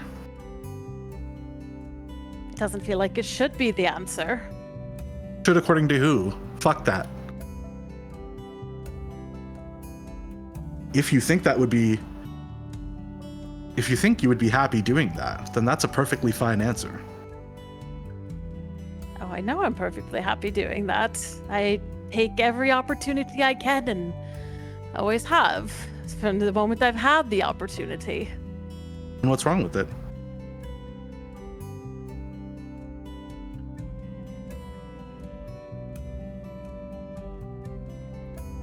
Frey seems to kind of, he thinks about that for a moment and like he is kind of struggling to answer that question. I think Samar chimes in and is like, I mean, I wouldn't like it, but that's because I wouldn't like it, not because it's wrong. I would get stir crazy, but if you like it, then great, do it. Not many people dying from somebody lounging near them, I think sounds nice to me. No, it doesn't. You just said that you would go stir crazy. Well, it sounds nice for you to me. I suppose it's more that for opportunities like that, there are often strings attached. You don't get anything without giving something. That's just the way the world works.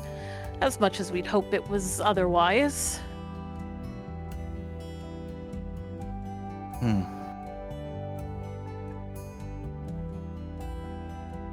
Is there anything that you enjoy giving?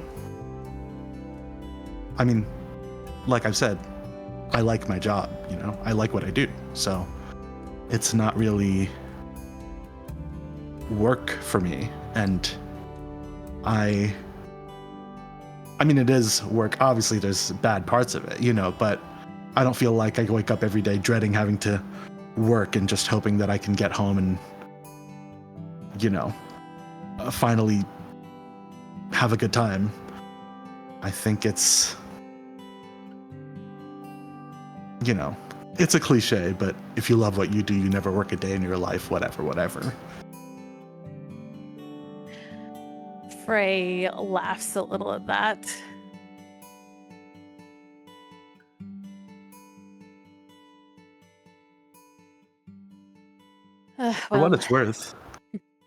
For what it's worth, you're allowed to enjoy things that you're bad at doing.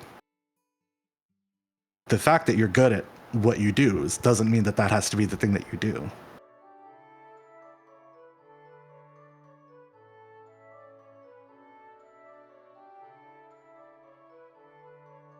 Well, I suppose if there's something I have always enjoyed sketching, painting, that sort of thing. Yeah. It's hard to find much time for it with all the traveling we do. Stop traveling.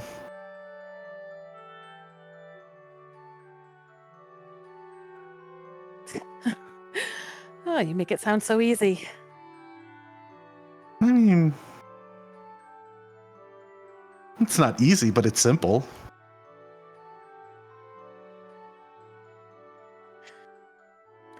Really? And what would you think if I decided tomorrow, I said, no, never mind. I'm just going to stay here in Alisir. I'm not chasing after Wallace anymore. Not worrying about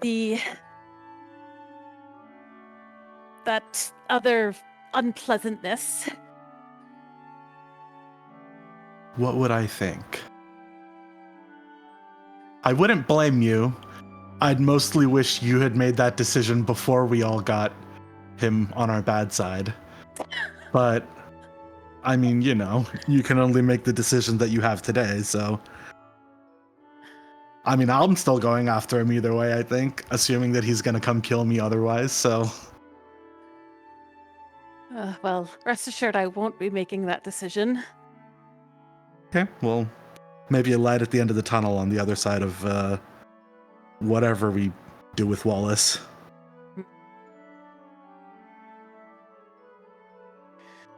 Well, I suppose I'll have to finish up here first. Is there any sign of him yet? Is there? Not Wallace, the... I hope not. Jesus. And as you look over the fucking docks, you see the inimitable fucking accordance code coming over the horizon. Absolutely horrifying. It's fucking flying like a VTOL. It's coming directly at you like a fucking World War II Japanese fighter jet. Like a rocket. It's a dirty bomb. Unfortunately, though, no, as Bored to Tears Strieg continues to do an earnest job keeping an eye on everything while you guys pace, converse, and, well, pray to any fucking god that maybe something's going to happen. The morning is quickly getting towards noon. And it would be Garrett. You are the first to notice on the eastern bridge coming over it Agent Vos. He is seemingly alone. There's no one else walking with him. He is not in uniform. He's in a nice suit. Not, like, incredibly nice, but fairly nice. Kind of a dark, muted gray suit. Seems pretty simple. He looks like someone who hasn't slept in a very long time. If Samar is currently on the Samar phone, I would let them know that we have him. Okay. I mean, it's Does Samar have to call Garrett to start the Samar phone? So I would. Yeah. That's what I'm saying. Like, I would have to be actively talking with Samar at that exact moment. If I recall, Samar checks in pretty often. When probably like situations 15 like minutes these. or something, but yeah. Okay, so every 15, 20 minutes, something like that. Yeah. All right, Which so is probably not still faster than immediately. us running over. Yeah. Okay, that's fair. So the next question is, so the next thing is, Garrett would try to not obviously point him out to Lawrence and Mira, and then be like, you know, you follow him, or should we try to make contact right now? Is he on his own? Yes. I think you meet up with him down the road here and mention you're looking to speak with him about the investigation. Ask if he has a moment to speak in private. I'm assuming that we're dressed in the costumes from yesterday, or because otherwise he's not Lawrence gonna... isn't. Did Garrett? I mean, Right. presumably we would have discussed this before we left. Probably. We would need someone to contact either way. Frey specifically isn't, but Frey's also with Samar, who would have done the contacting otherwise. We could have decided that Garrett was going to wear the outfit. Sure, that's Since fine. Samar's on this side. Yeah. In the event the opportunity presented itself. Yes. Yeah. That works with that. So I'll make my way over to him and quick introduce. Agent Vos, Cornelius Courtright. We were talking yesterday. Do you have a moment? He just kind of like cocks his head to the side in confusion for a second, and yes, what is it? This is shall we say off the record. record would that be? How much did Malvado fill you in? We were outside.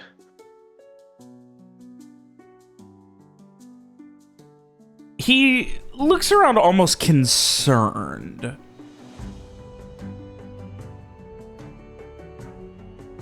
I'm sorry, what? And at this point, he is kind of just casually walking off not to an alley, but to like a side street. Yeah, Garrett will follow non-threateningly. Yeah, I was also going to say that Mary's trying to be as unobtrusive and non-threatening as possible, you know, Just to hold on, looks I mean, like okay. a young lady anyway, but you A know. nobleman, his maid, and his fucking mercenary going to mug somebody. Oh, Lawrence isn't walking with them. Also, is not dressed in the mercenary garb today. Okay. He is keeping an eye on it from a distance. Does it seem like they're being lured, or does it seem like he wants to talk somewhere private? I'm not there. You're I not can't- there. I can't answer that question. We're not immediately I- near I- like Garrett an would- outpost or anything. Garrett would think of that to check if it seemed like he was luring them or if he was just looking for somewhere quiet. So that is Place them into it. All right. Oh shoot! I closed my character because I had to refresh. How dare you. Hold on a second. I just got to pull it back up. Into it, wisdom, and that's a roll, and that is a Not bad. 9. He seems mostly just concerned, like no idea what the fuck's going on, and when in doubt, get out of a fucking main street. Fair.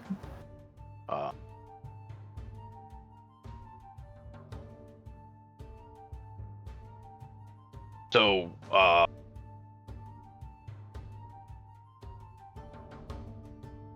essentially, after you left, we had a certain conversation with Agent Malvado, and he told us that you were trustworthy.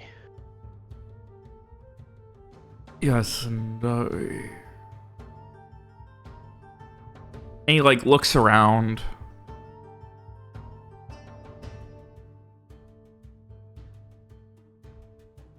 Speak plainly.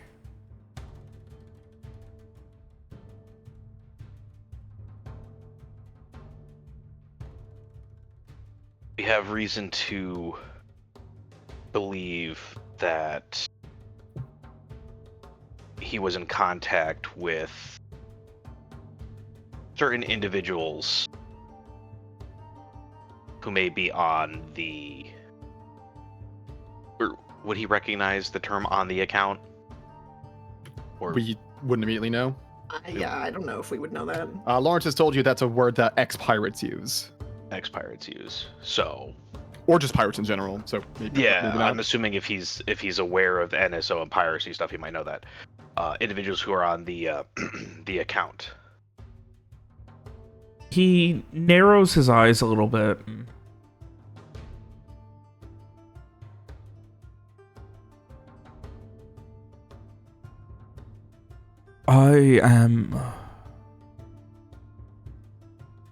I was...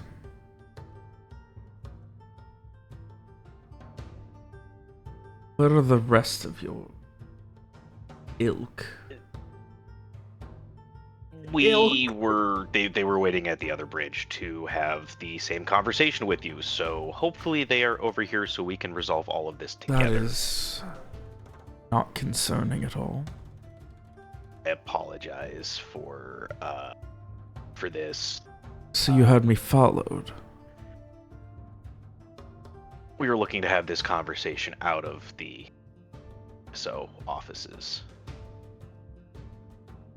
We have no intention to harm you, or Mr. Mavaldo, Agent Mavaldo. That was, we have no intention of that. We're just looking. What happened with Malvado was one of the worst things I could have imagined happening to anyone.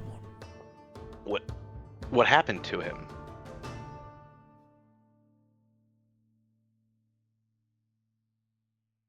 we don't know he's dead. So that's kind of where I'm working on. We're not supposed to. Although, Yeah. Well, we quote unquote don't know he's dead. I mean, Larry did learn on his date, but I mean, I guess what's said is said, so. He wouldn't know that Larry had a date. I mean. Unless they're really shitty at the office. Yeah. Robert, you see that? Yeah. Okay.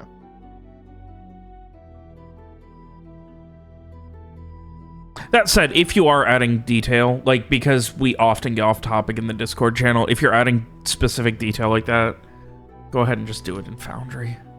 So it's one less thing I have to look at. Just Okay, from here on now out, just or- a thing. No, just from here on out, a thing to note. Understood. After sorry, I got a little off topic from that. After a moment of careful contemplation,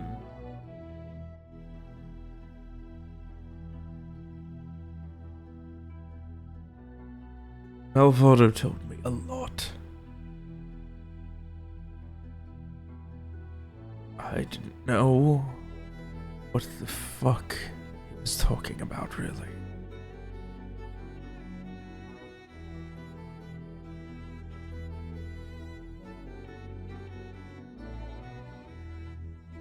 Shakes his head. I don't understand how all of these connections can exist.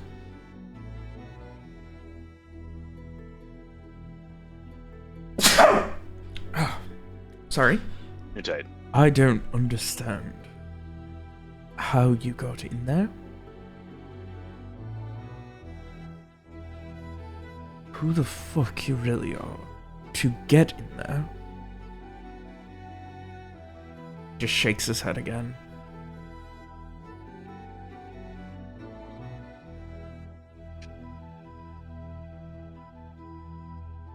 The only way that his brother gets out is for him to die. The only way this gets fixed was for him to die. That's what he kept saying. He forced my fucking hand. Which means I'm stuck working with you, lad. Does that track? Like, that didn't seem. We never said anything But about we his were brother gonna being just alive. leave it, right?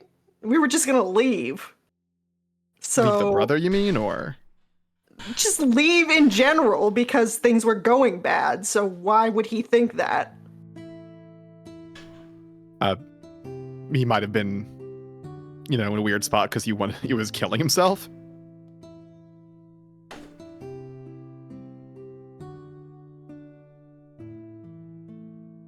Well, he would think that because if he's not there, then they have no they have no reason to keep his brother, that threaten to kill his brother anymore. I mean, we did also end up convincing him to, so I don't know if it sounds like he just didn't trust that as long as he was involved, like his brother would be able to get out completely safely or whatever, maybe. Right. I like when you guys immediately, rather than question these things in character, you go on to, these extended diversions out of character. I'm trying to make sure that I understand the situation before I say something stupid. Okay. Can I arrive? Yeah. Okay. So the point of what I was talking about is that we don't understand why he would think that. Is that correct? We don't understand why he would Robert? think. She's asking you. I thought she was asking you guys. Both. Okay, I'll let you guys weigh in first, and I will correct anything that may need correction. Seems weird to me. Yeah, I definitely don't think there was some specific okay, this is why I would think that. I mean, I have some vague guesses based on his mental state at the time, but that's it. yeah, I don't think we have any like hard information about what might have been going through his mind to make that decision. All right. Wait. So back in characters. Wait, are you saying that he made you? Damn it. This is the point where Larry's going to show up with his hair brushed back again, glasses not immediately visible. Damn it. I'm sorry that happened.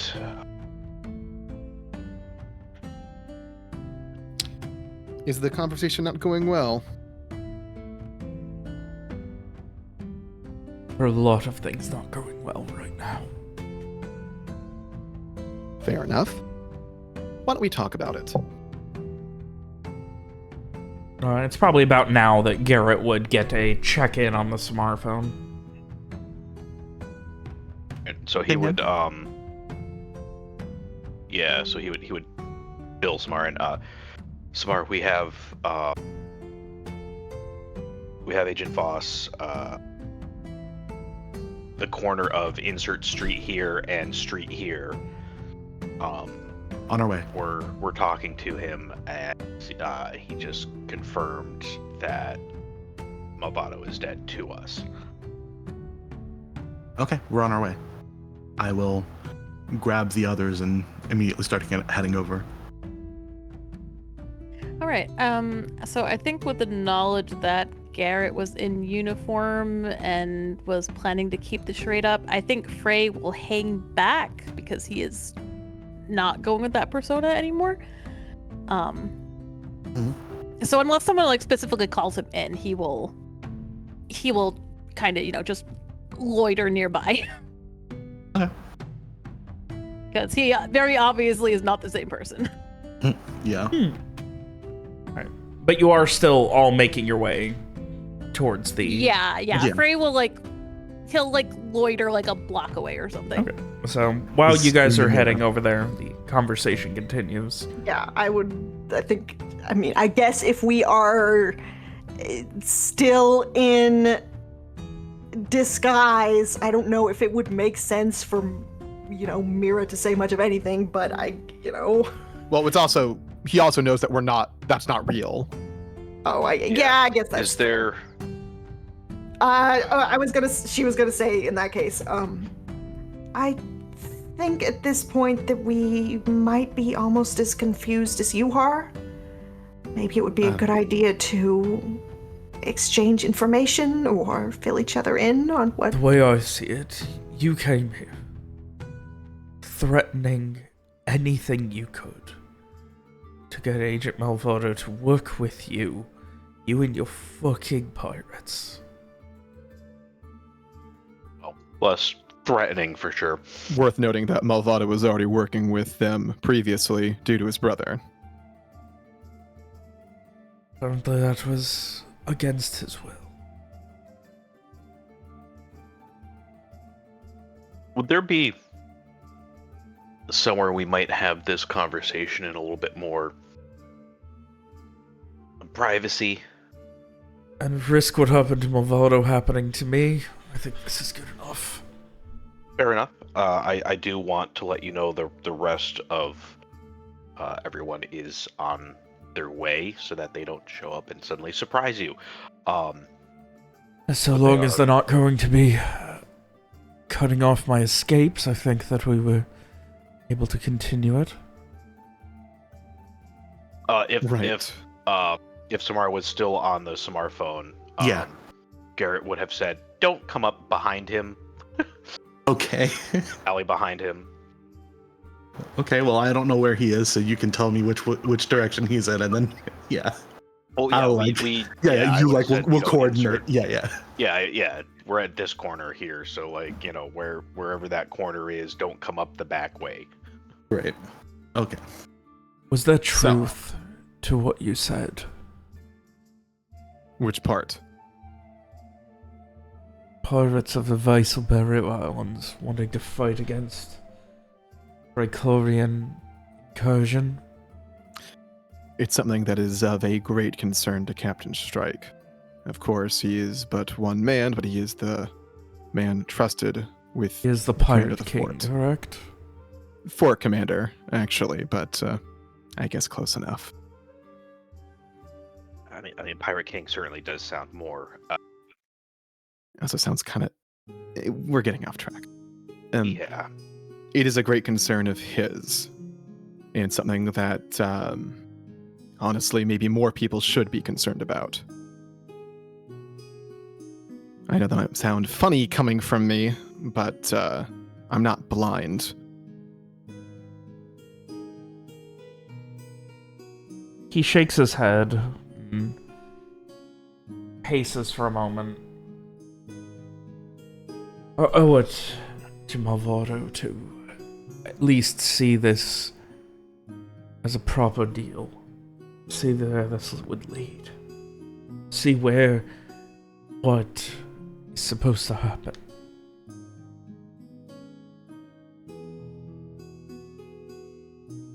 But if anything seems off,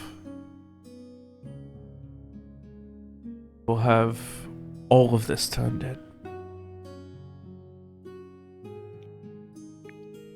I'm sure that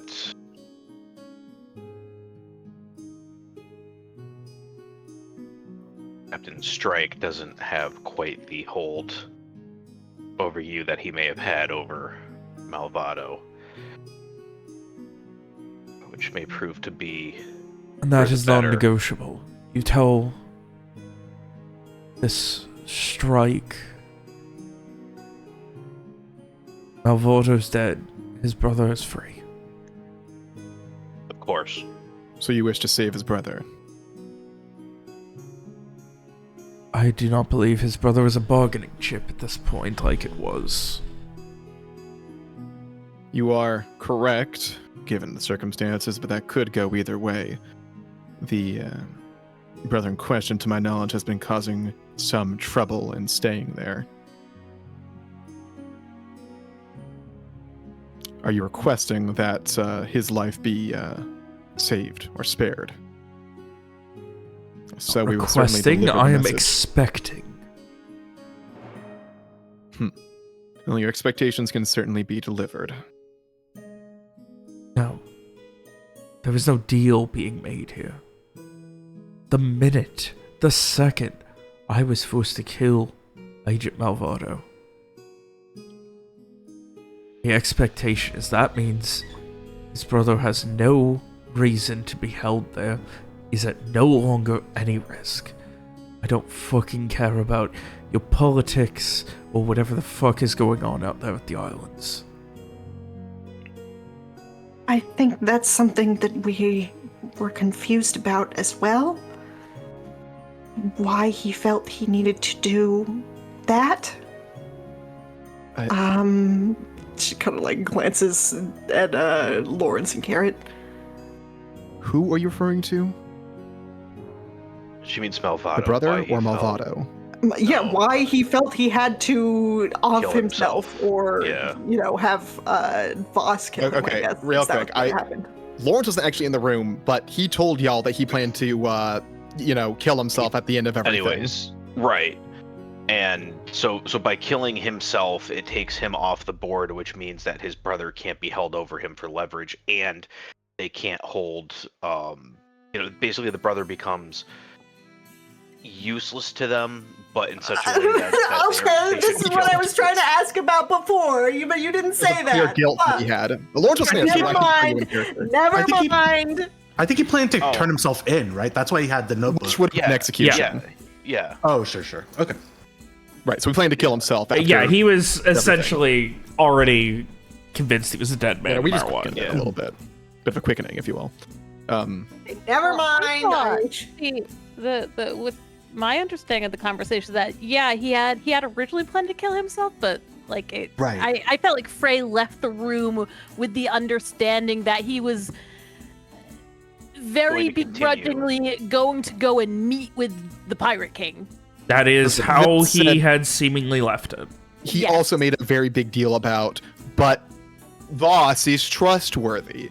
So it seemed like there also was some implication that maybe it wasn't going to be him we were dealing with. At least a small one. I mean, I didn't notice that, but like that, at least that was what Frey got out of it until we were actually told about the death happening. But Right, like, so there if is it was some yeah. there's some inherent like lack of consistency, which is why we're clearing things up with Vos now. Yeah, so I think that is a perfectly valid question for Mir to ask in scene. Yeah. Yeah. Okay. So let's hear it from Vos. I am trying to formulate a sentence and it's not working. Maybe why did Malvado do what he did? That was what I was trying to say, and you told me not to. No, we didn't say you couldn't say that. I just explained what I told you my I couldn't thought tell you one process character. is. Is all I said. Yeah. Yeah. I think it's a legit question. Yeah, no, that's fine. Yeah. Yeah, why do you think? I'm just trying to figure out how to what sentence I want to say. Shit, I'm bad at this occasionally. The brain is buffering. I'm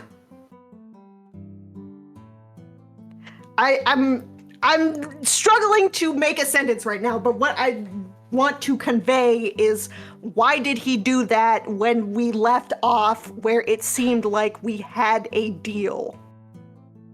Or we were willing to just leave. Yeah. Because there was no world where that would happen. He was already willing to give himself up. And they would have just hanged him along with any pirates out on the docks. He knew what was coming. Just forced me to do it, to make sure that none of this falls back on his brother. And on his last fucking minute, that piece of shit gets one over on my best friend, my most trusted ally. But fuck working with your Captain Strike. Constantly took advantage of blood, family, sacrifice, all that shit. Do we know who he's referring to? Am I being stupid? Captain Strike? Or Malvado? Those are the two characters here. The fuck working with Captain Strike or whatever he said. Yeah, that's Fort Commander. No. I'm Malvado's brother? yeah, Malvado's brother, who I'm Yeah. brain firing on the name of. 1 second. Thorin Malvado. Torin Malvado. Yeah. The brother and a member of the table in Fort Halen. Yeah. I think he's saying like if Torin Captain Strike, took advantage of, yeah. So we pushed things along. He forced me to push things along to keep his brother safe. And now Torin's going to walk away while he just shakes his head. While Onda is in the fucking ground. I know you probably won't believe me when I say this, but I am truly sorry that you had to do that.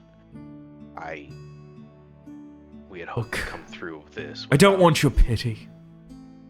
Don't want any of this. Wanted things to be better. Wanted things to continue to be good. But Onda was too busy protecting his brother and to sacrifice so much for it. Doesn't seem quite fair, does it? His brother instigated a lot of shit, and he suffered for it. Now I'm going to suffer for it. Well, you're not alone in that none of us really want any of this. And But yet it's here where we are. find ourselves. He shakes his head again, and it's probably about now that Frey, you and your gang, Samar and Strieg, would be approaching as well. So, a meeting between yourself and Captain Strike to hash out the specifics. Malvado's brother goes free, lives to see another day. You two discuss the deal moving forward, with the idea in mind that there is a shared interest in the future that Rayclow has in mind for the Ophirian and the land attached to it. So much of this is beyond what I can negotiate. Right now, I can find a meeting, your Pirate King, but I need a way to contact him. Can be arranged. Though, try not to use that phrase during the meeting. Pirates don't have kings. At that, he rolls his eyes. If they wanted a king, they probably wouldn't be pirates.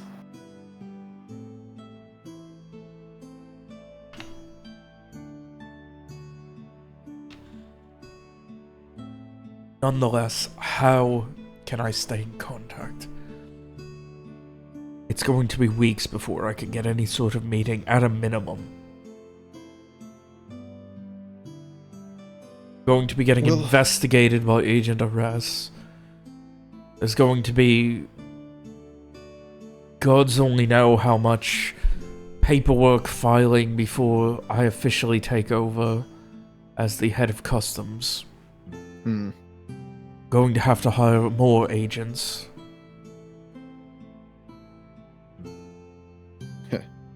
Well, I'm a dead assuming drop that- point, your choice where, would be a good place to start. The details can be hashed out through that. Also, if Malvado had a way to contact, we could just run it through the same channels, if you knew of that. No, I did not know anything of this shit. Fair. I don't know how Torin and Onder stayed in contact. I don't know that they did. Especially not of late. I think everyone was under the assumption that Torin was dead. I was not the only one. I mean, I imagine we can get word to Captain Strike. I think the question is sort of, how will you have ongoing contact with him? That is the question, and that's what you are going to have to figure out. Right. Again, a dead drop point as the starting point to make arrangement for the meeting. I want to meet him face to face. That would need to be arranged, as I'm sure you understand. You've already mentioned that you are going to be very preoccupied in the coming weeks. Which is why this is Yes. going to take time. Right. Maybe a month or two. Which is why a dead drop point would be a good starting point. That way the specifics of your meeting can be hashed out. I don't know how Captain Strike dealt with Onder, but I'm not making those same mistakes. You are going to report to him. He is going to give me a list of 5 or 6 dates in the next couple of months that he is available, where he is willing to board one of my vessels, unarmed and alone.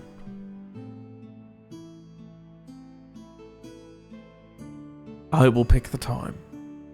It will be at sea. And that is where we will talk. Because I'm willing to make this conversation for Onder. Apparently for the good of whatever the fuck these free kingdoms still are. Based on your information that these pirates care. But if that's what's happening, it's happening on my word. Because there's some things I've said I cannot do. I cannot guarantee these deals work. What I can do is accept that maybe, just maybe, looking the other way, allowing some trade to go through without any sort of taxes, without oversight. That coincidentally some shipments go missing and then someone else sells them for cheaper. If that can help to protect the coast, maybe I could look the other way. But it happens on my terms. Well, Vos, it's, for what it's worth, I wish you luck. I hope you get exactly what you're seeking out of that.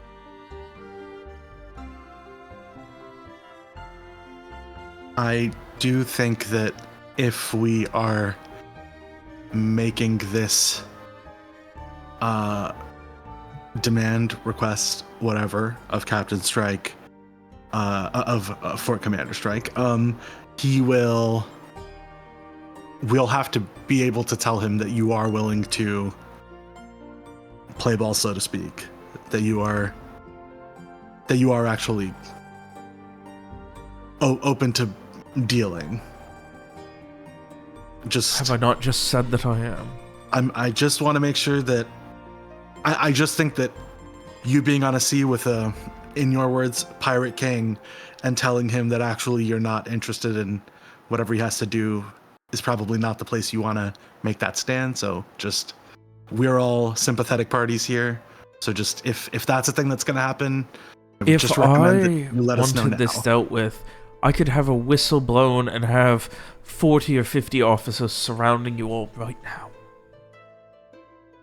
I've Sure. shown already exactly how willing I am.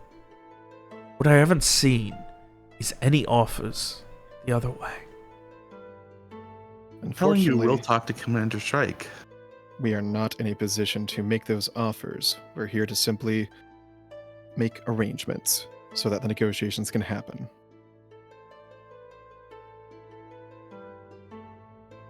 He purses his lips and starts to pace a little bit. I expect contact sooner rather than later. I expect to hear dates, times,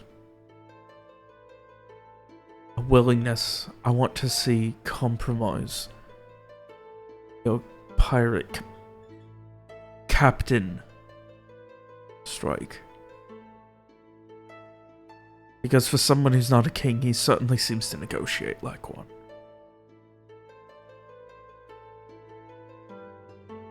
Sends you all to do his dirty work and then has no offer of, what? Recompense. Anything. Expects to just get his way. No questions.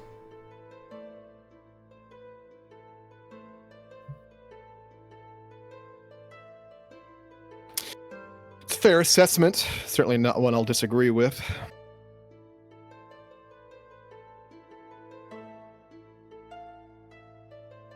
Again, I do hope negotiations go well for you. I'll be waiting for those dates. We could offer to bring a message, maybe, a note. But I don't know. We could offer. I mean, it's weird. I mean, can't speak English. Jesus Christ! I mean, next we would go to tell Captain Strike or whoever the fuck that guy's name is about all this, right? So we will be going there. Okay. Yep. If there is some letter, message you would like us to bring, I think I've made my information plain. I want a list of a half dozen dates that the captain is willing to speak with me on a ship of my choosing at a location in the Ephirian of my choosing.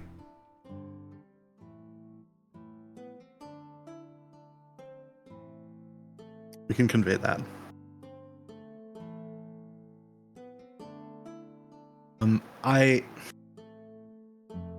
I take some more glances at the others and sort of knows that maybe they shouldn't bring this up, but almost like it physically pains them is I do feel the need to ask the person who was in your office before we got there. I that was a real thing. I mean, all cards on the table at the moment. You're Just really to be worth clear, bringing up at this point. well, I think it's worth bringing up just because somebody's just died. You're ascending to a new position of power. They maybe have a lot of information about the person who just died. I don't if know there was, okay, what you were I just talking want- about. If it comes out through the investigation, it will come out. It's far beyond my area of expertise, and I do not know why anyone would be in there. I'm not suggesting that. Lawrence like holds up a hand like. Maybe we just move on from this and going forward. Suggest we keep that window locked. Otherwise, when no one's in the room. Otherwise, we'll tell Captain Strike about this, and The only thing I It's can not think in- is perhaps your good captain did not only send you to meet for this. I personally doubt it, but I won't rule it out.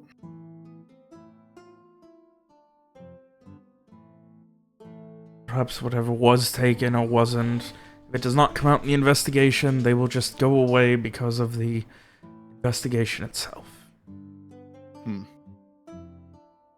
It's just okay. Fine. They like put their head in their hands, or like their face in their hands, just kind of like, all right, nobody wants me to talk. That's fine. I won't say anything. I'll stop. Yeah, maybe just not right time. It wasn't a bad idea. All right. Yeah. All right. So if that's the case, then I think we all have everything that we need. We'll get back to you with the dates and move on from there. Vos gives a nod and starts to head off. I expect you to be leaving post-haste, and I do not expect to be seeing you again for a long time, if ever. That's certainly the preference. I do not mean that from a personal standpoint. Professionally, well. You were there right before Malvado decided to nearly kill himself and force me to do it. Someone's going to start asking you more questions. And we'll certainly have to apologize to you for any other questions asked regarding whatever happened to those Grishalan investigators.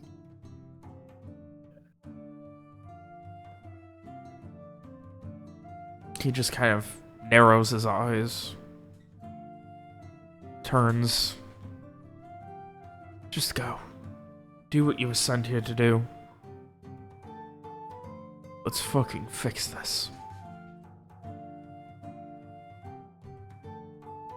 And without waiting for any kind of response or anything, not really wanting to continue to engage in the conversation, he heads off. Sorry, Mar, that we didn't get to go into that other person being in the room thing more in depth. I don't think he really wanted to hear it right now. I don't think it was bad to remind him. I just don't think he wanted to hear it. I accept that. I think that's why we should have warned him, because he's not going to be thinking about it unless someone tells him. We Blaine did didn't care. warn him. I don't think he took it seriously, but fine, whatever. That's on him. Because he didn't care. Yeah. That's if he doesn't take it seriously, that's on him at that point. Right. I mean, I don't know what we're so worried about. He's going to be mad at us like he isn't already. Whatever. It doesn't matter. It's done. Let's go.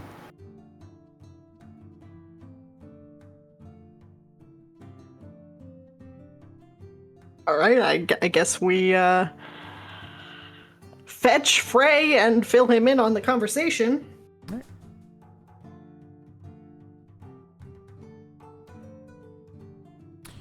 Yeah, Frey was just like sitting by the docks, watching the ships. And I assume filling in Frey while heading back to the Aurum Sanctorum. Mm-hmm. Yeah. It's best we make arrangements to head out soon. Any I can get thoughts started. on how to do that? Same plan as the first time? More or less. Hopefully a better ship and something more I was going to say official, but that's not the right word. Less impromptu.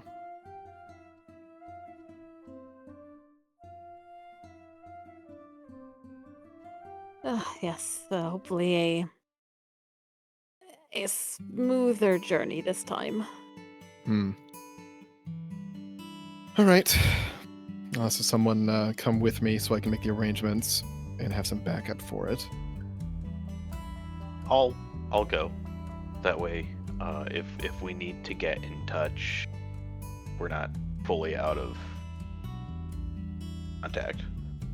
Right. I will note that Frey does not volunteer himself for it this time, like he did last time. I don't think he ever came for the initial one. That was Streak. Was it? Because he definitely met with a couple people. Yeah, he came for the let's talk to the guy we're supposed to Because that convince. was the guy that thought Mira was his maid. Was Yeah. it not? Yeah, he wasn't the one we initially made the arrangement with. He was the one we were asked to convince Oh, right. Okay, yeah, I do remember now. to do work so that we can head out. Okay. All right. Okay, never mind then. Yeah, I'm gonna engage my special foci with the added context that this is unofficial business from the fort commander. Like connected to get a favor. Alrighty. So, Lawrence, you are going to be spending a good amount of time greasing some palms and presumably some wheels as well to eventually find yourself Some sails, a rudder, if you will. greasing some sails. There's definitely nothing weird about that. Get all the grease on that sail. Yeah. Like a McDonald's biscuit. Yeah. It helps keep the water off the sail. Ugh. Alright, and yeah, your conversations take the entirety of the afternoon. Lots of, handshakes and agreements. Smiles. Yeah. Lots of those backroom deals that thankfully don't cost you anything. Before eventually being not given passage, but pointed to a ship that won't ask any questions. That's heading that way? They won't ask any questions. I mean, when you look at Madara, like, most of the time, leaving Alasir, if you're going into the Ephirian, you're heading north on the Marauders coast, so they're probably not heading that way, or at least not going to admit to it to anyone. So we'll have to arrange for payment with them. Perhaps? Alright. It's on the Pirate King. That's we're doing this thing for him, so that's on him to arrange. And then maybe he'll reimburse if we ask nicely. Yeah, I mean, he can't exactly arrange it for you here, so. Right. I guess we head to go speak with someone from the ship. Garrett's keeping everyone in the know in the meantime. Are we going to do anything about tying up loose ends about the place we said we were staying, or are we just ignoring that? I think there's nothing left for us there. Yeah, I think at this point Yeah, we just yes. bail. I think the aliases are dead at this point. All that happens is Lawrence misses out on his second date. That's gonna happen anyway. Oof. Oh. Hey, it is what it is. Yeah. Alas. Oh.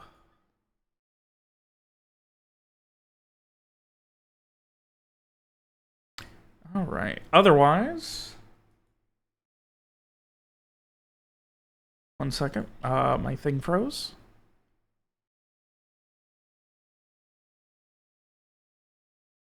Robert's dying Hey, actively. my foundry died. Neat. That's a new one. Oh no. Oh no, it's good. It was just that tab that died. Thank you, Firefox. It's like that, yeah. I had the same issue earlier after my driver update. I had to like completely close and reopen Firefox to get back into Foundry. Wacky. Oh, we are all good now. What's funny is everything else was fine. It was just the Firefox thing that was dying on me. Anyway, Right. so, yeah, you spend the majority of the day hunting, eventually finding the...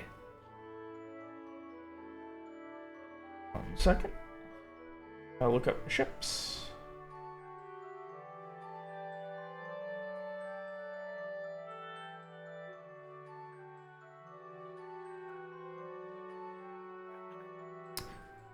The Silverhawk. Yeah, that one works. You are essentially like, it is a private ship, seemingly owned by... I mean, you were given the name of a captain and the name of the ship.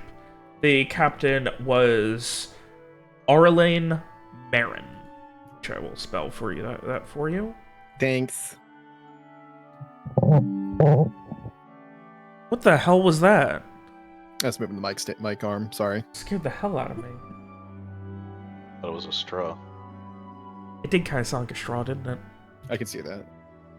You could hear that. Want to hear it again? Anyway, so yes, Captain Orlean Marin of the Silverhawk, and that it's essentially like they described it as private, not merchant.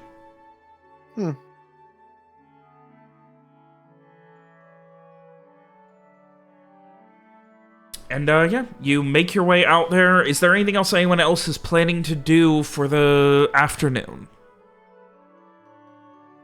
Yeah, the business to wrap up in the city. Assuming we have to leave like tonight or something, like last time. Just killing Ollie. Say killing Ollie. Kill in Ollie. Whoa. I don't think Frey has anything in particular he wants to do. Yeah. I know. So, I guess find some street urchin to deliver a note to mailman dad's house that actually I have to leave town. Sorry. BBL. oh god. All right. So, BBL. Lawrence, you head to the boat slip of the Silverhawk. It is not the largest vessel. It is sleek, looks newer. You can see cannons being cleaned and taken care of on the deck. It's in good shape. It looks like while it has sailed, it's like I said, well taken care of. Lawrence Spin's been admiring it from the docks. Sorry? Lawrence Spin's been admiring it from the docks. Yeah, it a very large like coat of arms hawk on a shield on the flag above it, and you kind of like as you're getting close to it, someone just kind of hails you down and they just get help you with today. Oh, just looking to arrange some passage, speak with your captain if possible. Oh, range passage. We're not looking to leave. How quick are you looking to get out? Soon, preferably. Soon, preferably like days soon or weeks soon. Days. Soon as possible, the best. Well, I mean, you looking Furian side or Furian. Delaying? Okay. I mean, if we're gonna be heading back up to Gratian Waters, well, I mean, we just got back from there. The name's Lawrence. Can I ask who I'm speaking with? Oh. Name's Jorah. Most people just call me Jay.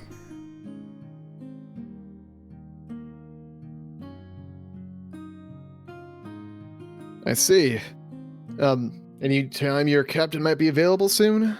I mean, yeah, she's a bit busy now, but I can go get her if you're serious about this. How many people you need passage for? Is it 6? Am I an asshole? Is it 6? I can't count. I'm tired. 6. All right, Yeah, passage for 6. Heading back of Fury side. Just on some business. He turns and gives like an exhaustive look, and then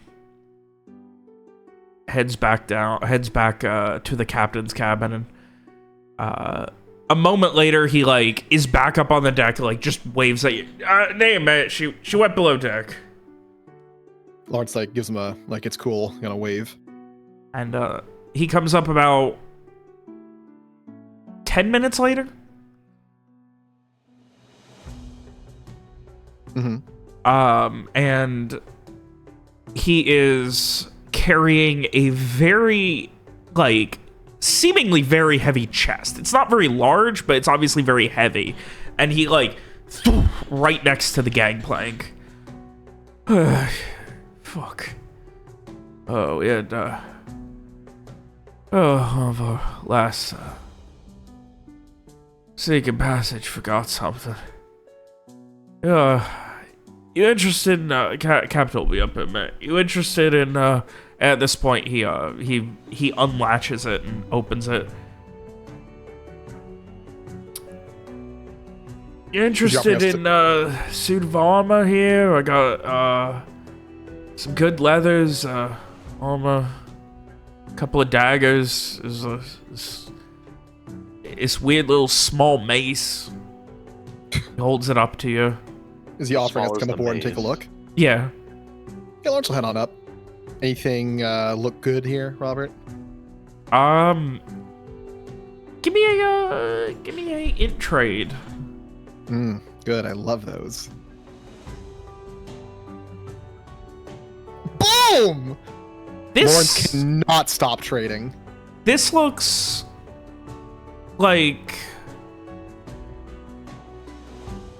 not 1-to-1, but a lot of this seems like the kind of thing like a Darid Brigadesman loadout.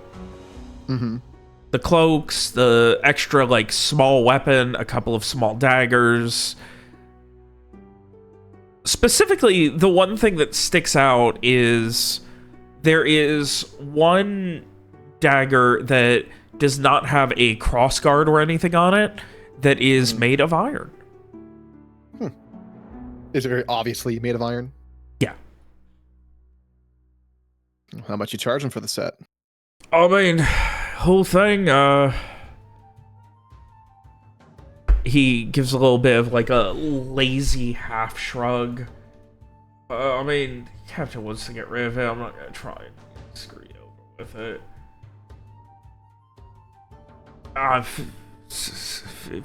50 silver for all of it. How much can Lawrence get for that on a short notice? Bearing in mind he has the deal maker foci. The dagger you're looking at probably somewhere between like 20 and 40 silver. The rest of it maybe 20 to 50 depending on how much time you're willing to spend on it. So worst case scenario, you probably split even on 50. What I was going to say real quick was that Garrett would whisper, kind of like stage whisper in Lawrence's ear. You know, this kind of looks like Darid Brigade stuff. They don't exactly hand that out. Come now, Garrett. It's lost and found. Oh, I'm No sure. I'm problems there. just, they basically just trying to like, maybe the guy can lower his price if he knows that we know that it's Darren Brigade, but was kind of the intent. Like, hey, we know what this is. You're not getting us for that, I guess. But Call it 45. I'll buy it right now. All right, but you didn't find it here, and you didn't find it from me. Certainly not. And he excitedly shuts it, holds his hand out for 45 silver, and yeah, Let's I mean, put that together. it latches it. You don't have a lock, but it's got a latch to at least keep it shut. It's not the heaviest thing in the world, but it's an awkward combination of heavy and bulky.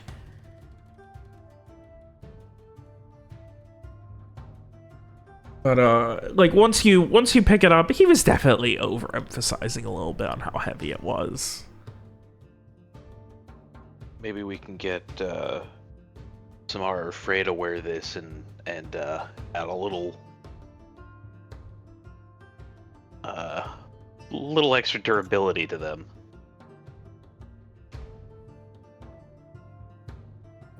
Lawrence counts it out. And we'll hand it over the 45. He excitedly takes it, counts it, and appreciate it. I'll go see what the captain's doing while she's not up here yet. And yeah, I mean, you have a couple of minutes to look through everything. If you want, like, I mean, did anyone else come, or is it just Garrett and Lawrence? We came straight from the other stuff, so I think it's just Garrett and Lawrence. But I'm sure Garrett has been keeping people informed. All right. Never smart like Mm-hmm. All right, so in that case, yeah, I mean, Garrett, were you taking a look at it as well, or? Yeah, I could take a look at it just to see, like, offer a more military perspective on how good shape it is, etc. He would know the sale price for it. It is definitely some sort of modified Dart Brigade loadout. Like, this is definitely something that someone who served in the Dart Brigade carried with them. Are you going into detail with it, or just, like, you know, saving it for later, or what?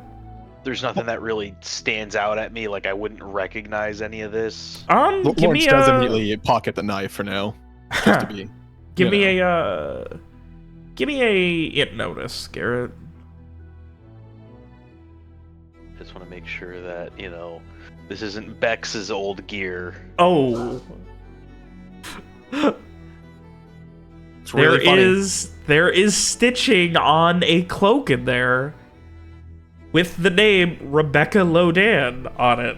Are you fucking kidding me? Son of a bitch. Is Bex dead? No fucking Or did way. she just sell it? Well, she was left behind. That's what the guy said. Yeah, it says Rebecca Lodan, 4th Scout. Like, left...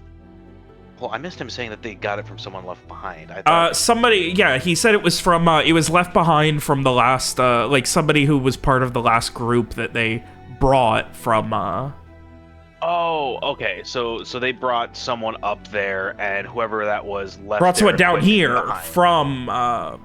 Rashalis. from Saris, yeah. She's Okay. here? So they might be in town. They based might on be that. in town then. Or you might want to ask them when that was or something. Yeah, okay, yeah. So Garrett will kind of, like, suck in a breath at noticing the stitching. Garrett? I'll explain in a moment, but I do want to find out how soon they came back here.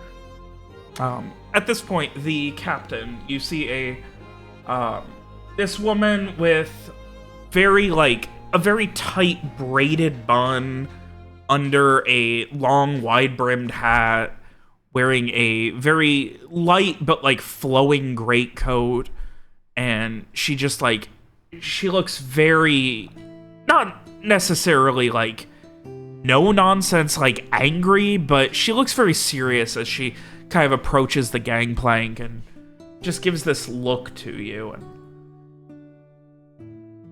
right, I'm Captain Marin. You all were looking for passage, is that right? That it is.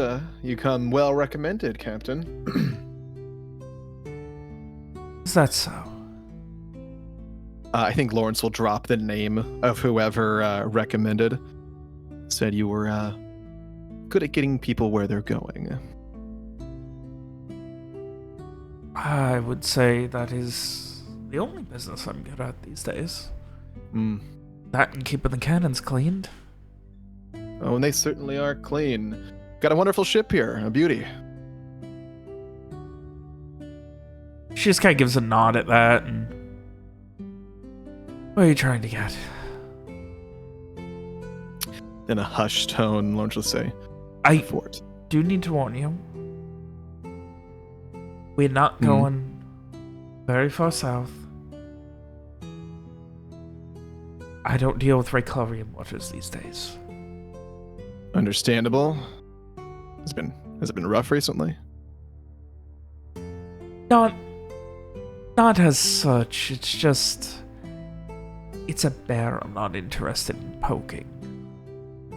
Again, understandable.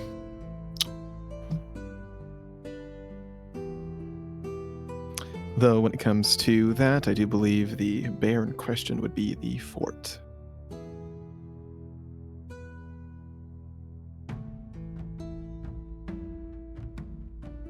Is that where you're trying to go? That's right. Right, I can make it happen. So there were 6 of you? That's right. As soon as possible, we be preferred. As soon as But I'd possible. understand We if just you- got here, what, I think yesterday? Yesterday? Afternoon? Lawrence will look at Garrett. Say, Garrett will just feel free to say, to tell us to drop it if it's beyond what you typically do, but seems you might have transferred someone who my friend here knows. What was the name, Garrett? It would be wow. Why am I? You literally just said the name. Why am I totally blanking on it now? Rebecca Lodan. Rebecca Lodan. They might have been traveling under the name Rebecca Lodan. They happen to leave some equipment behind. Redhead, she just kind of fiery personality. Oh, Bex. Bex, yes, yeah. Wouldn't forget her anytime soon. Oh no. She was a powder keg. I think on the second day on the battery? ship, she drank half my crew under the table. Garrett just nods in a like a sounds about right kind of.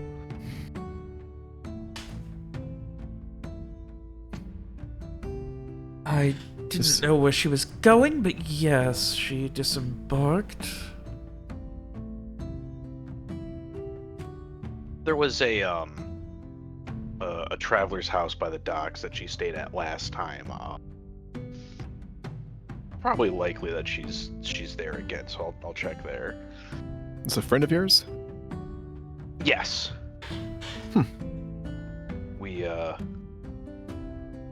We traveled together here on our way to first time. Anyways. Right, but back to the main topic. So you just arrived. What's the soonest we can head out? It's on important business. She gives you a I'm so sorry. I know we're like about to wrap up. I need 2 seconds. I just heard a crash coming from the other room. Oh boy.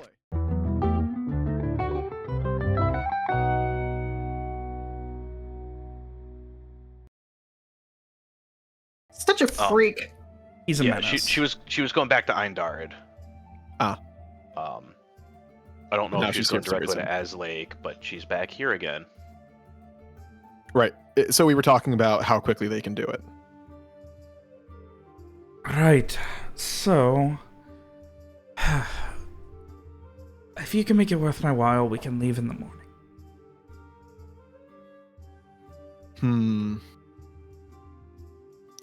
Yeah, I wouldn't want to rush your sailors too much here. How about how much for the day after tomorrow? Well, the bigger problem is we don't have any business out there right now, so anytime in the next few days until we have business out there, it would be a one-way trip where the only profit we would be making is... And she points at you. Fair enough. So what then? 3-4 days? I can't predict. I wasn't planning on going out that way. Which isn't to say that I can't. Well, if it's make it worth your while, I do think of myself as a decent businessman. If you'd like, I can help you drum something up. We'd get out faster, you'd find some business quicker. We'd both benefit. She considers for a moment. A long moment.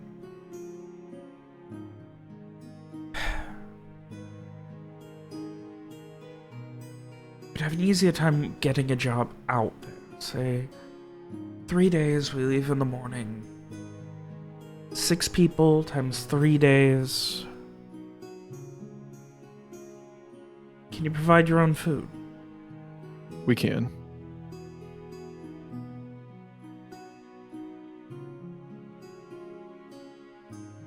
All right. You do it for 60 silver and we leave in the morning. Understood.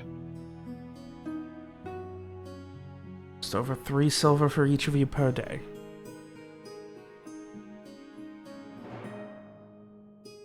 One, there won't be any privacy. You'll be on your own for comforts, but we'll get you out there. Get you there safely. And we leave at sunrise.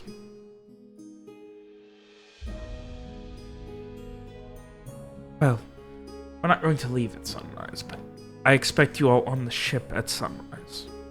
Right. Does that work? Works for us. I'm sorry, Robert, to clarify. So she's saying 3 days on sunrise, or she's saying... She's saying it's a 3-day travel. I see. So she's saying once she's able to get the business, then it'll be... Nope, she's saying leave in the morning. 60 silver okay. gets you there. Oh, all right. The 3 days was her doing the math out loud. And what time is it now? Maybe 5 p.m. So you've got, 12 to 14 hours. So we can still try to track down Bex.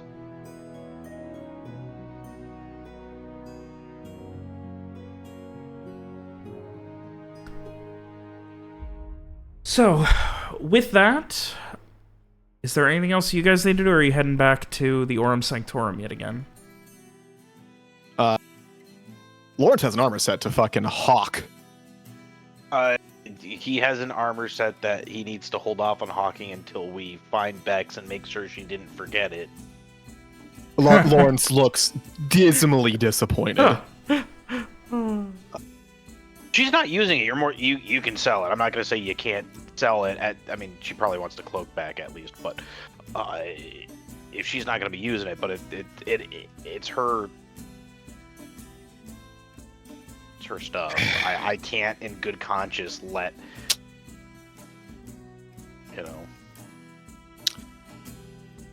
Can't believe you've had me. You let me buy back someone's used stuff. You're gonna give back to them. didn't know that it was theirs until Oh, it's from the after you joint bought account it. too, Mr. Villacourt. I know, I'm sorry. Oh. I didn't know that it was hers until you bought it.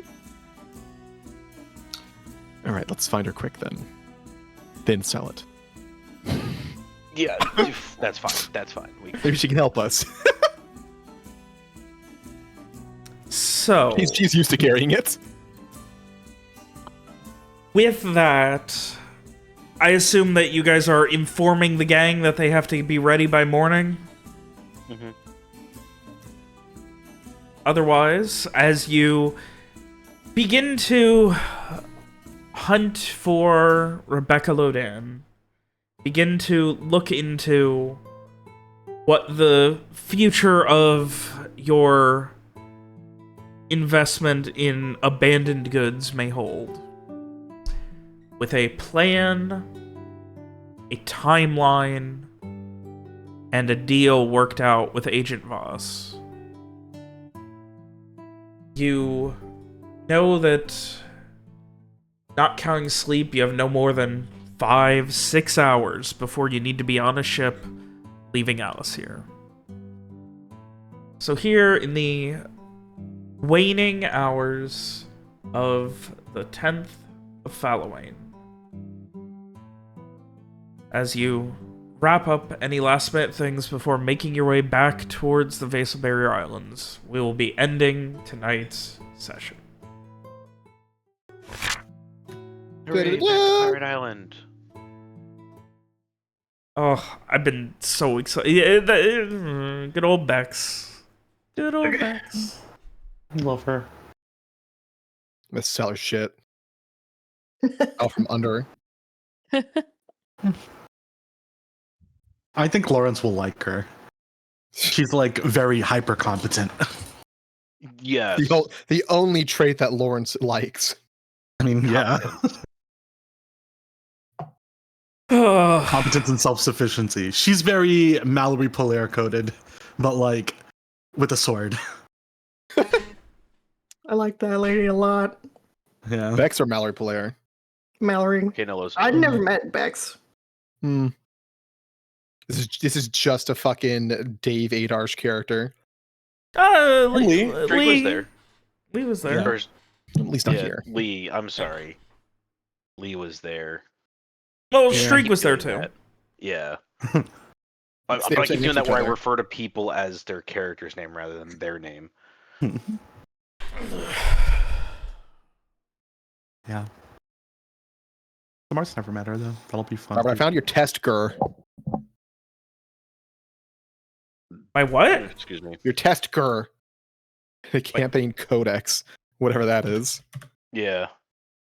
The top left. Ha, that's funny. Yep. One of the many things I was testing at one point. So what is the after dark question this weekend? Or did we not have one? Well, I think Alex was sorting it out.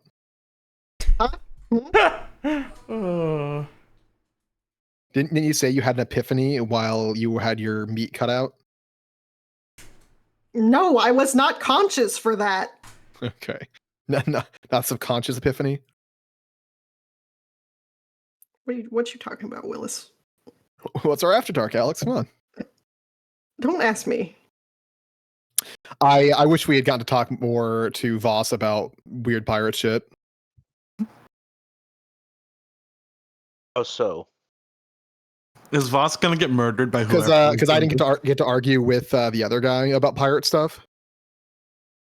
Well, I mean, you might still have a chance.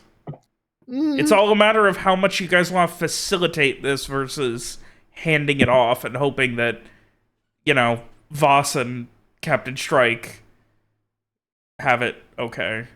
Oh, I don't believe at all they'll be okay with each other. Also believe not something that Lawrence is particularly going to be concerned over. He wants to stick on the main route of find Rayburn, find Buck Wallace. Wait, I got very Obliterate distracted. Wallace. Reduce him to atoms. Oh. I'm excited. I'm really fucking excited. Oh. For what? For which one of? Because now that you guys have left, there's something that'll happen when you get back. Left where? I don't like that. You mean the island? I don't like that. I Quiet. find that frightening. What? Don't. You're encouraging him, Alex. Stop it. Is it when- I've when been we left excited the about island? something that the time frame's finally going to add up to. Is it getting Lawrence's mustache back? I mean, that'll eventually happen. I don't know that I'm excited for it, but Is it things getting fucked on the island? Is it a thing on the island or? Oh, it's Wallace Can you killing tell us? someone. It's Wallace killing a fucking NPC. oh, Good luck getting the information to us. good luck finding Max. You better RTE. fucking not. The Bex get gribbity grabbed by the Wally gang. You better Wally fucking not. gang, fuck you, William. What? Suffer, bitch. I am suffering.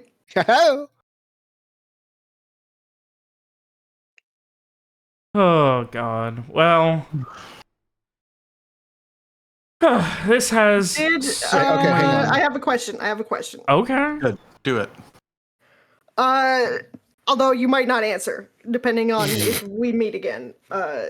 Was the cute cop actually trying to get laid, or were they trying to figure something out about Larry? They thought Larry was cute and dedicated, To be fair, he is both of those things. and just they not- were not also before he they were also genuinely trying to offer him a job. Wow. Okay, that's funny. That is very funny. Also, that seemed about right. Yeah. My only thought that might not have been the case was that the two people outside, but once they said that it was, not their doing, it seemed like it was very, Yeah. whatever. I think Larry feels somewhat bad about about using the cop for a good meal, but not that bad. So what was the deal with why were they eating for free? Why did they not even like get asked about the bill? They're regulars. They have a line of credit, and they're very well trusted. There you go. They've also done a lot of work. Like, they're pretty well known. Like, that's not necessarily like it's too expensive to be, a cop bar, but like that place really respects the NSO. There you go. Okay. Thank you for your service coded. Listen, Lawrence paid for the meal with stories. Yeah. I did. Can you tell me if Vos is gonna get killed or something by the person that was in the room? I think Robert mentioned for an After Dark, I don't remember who was there, on what that actually was. You want me to share, Bob? Yeah, go Or ahead. can I share? Yeah. It was internal NSO politics stuff, had nothing to do with any other things. It was complete serendipity that we were there when it actually happened because we more or less rushed up to the office instead of fucking around talking to other people first. Okay, great. Thank God. Red herring in that case. Great. Yeah, just that we I'll might take not have run into. Yeah. Just I do feel like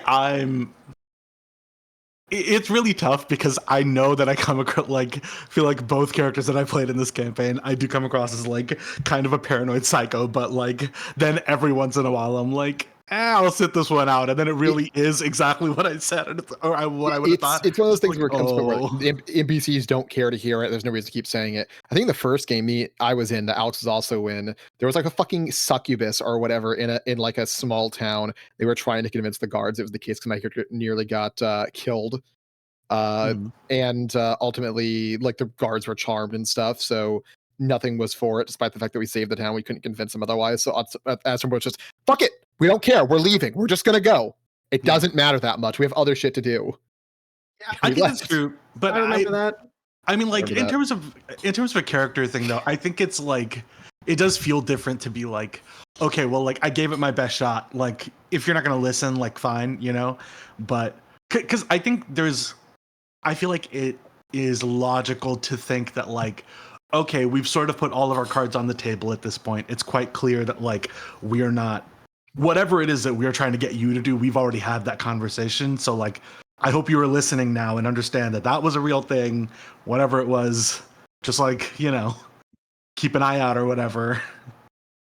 And at that point, if they don't listen, then it's like, all right, well, I tried.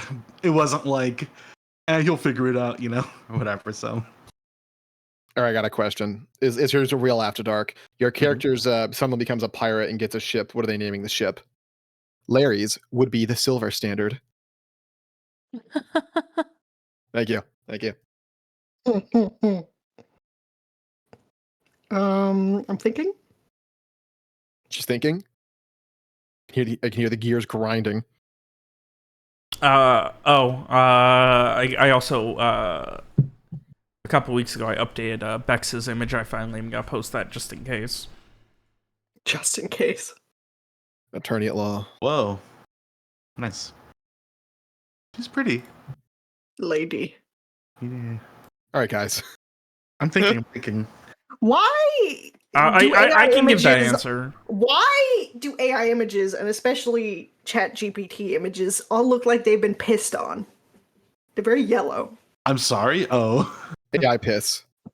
I think it's because Robert always includes that in his prompts. I'm assuming that's because he does medieval or fantasy or whatever, and so it's sepia toning everything. Is my guess. I wanna just throw out there my ship name accordance code. Thank you. No problem. Because well, this one wasn't even ChatGPT. I forgot to send this to you I was gonna send it to the you freaks, meaning Robert and William. Jesus, Alex. Monday morning. So does it say I lived, bitch? Because I thought it would be. No, it was Monday morning because I thought it would be funny if on the off chance I died, it was the last thing I sent to you. God. But here you go. God, this better be something real fucking funny, Alex. Yeah, right. You did Alex. send that to me. I did? I'm pretty sure. I didn't see I it. don't think I did. Okay, this is How not you a feel, Alex. But anyway, and that's why. Sorry, I'm Wrapped up in sorry. a I can't burrito. speak your English. jets. It's piss Tortilla. colored. Do you piss filter. prefer What did that? Alex mean by this? I didn't prompt it to do that. It just is that way. Alex, I appreciate that you constantly consider the funniest thing that could happen if you died. I mean, Because I also think about the funniest thing that could happen when you die. well, I didn't die, so fuck you. I know. Well, listen, we can't win them all. Ronnie, what's up? Yes, please. Oh, I was trying to say that I'm gonna go to bed now.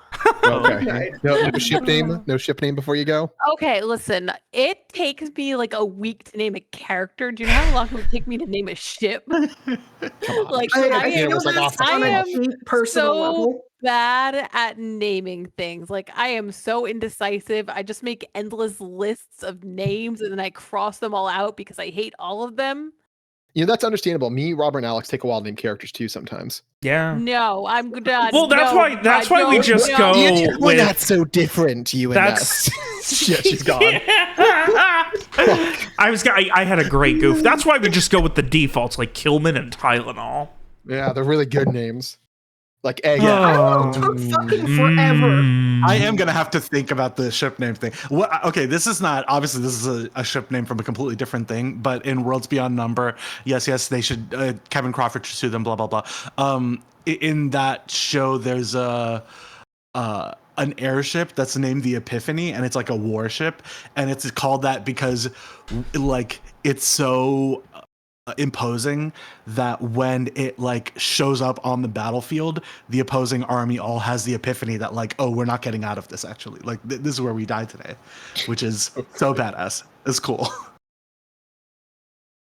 Yeah, I'm gonna have to think about. Or they could have called it the Epiphany and made it yellow, like Robert and Alex. Wow.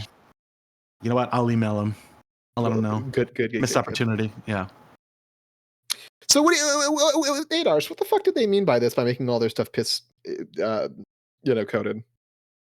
GPT? They being Robert, Alex. Piss. I mean, Alex just is my expressing their Alex is personalities. my special piss friend. Forgot about that. I mean, we all have a piss buddy, so it makes sense. Do we? Yeah, my name is Gabriel Conyas. I threatened to piss and shit on his floors whenever I'm at his house. Okay. That makes one of us. That makes one of us. Hey, Well, Dave, don't knock it till you try There it, are okay? 3 people here who have piss friends. Don't make I'll me have you know. laugh, fuck You're you. not the normal person, Dave. I'm leaving. I'll think about the ship name. I'll think about the ship name, and I will. Think about who your Uh, special piss friend would be. Yeah, you should No, also thanks. consider that. Good night. Like you haven't lived until you've acknowledged someone in such a way. I'm happy not living then. Oh night. Say no, that. that's sad. Can Oh. you believe this, Dave? Until next time, I can't fucking... I don't know. Can't believe it.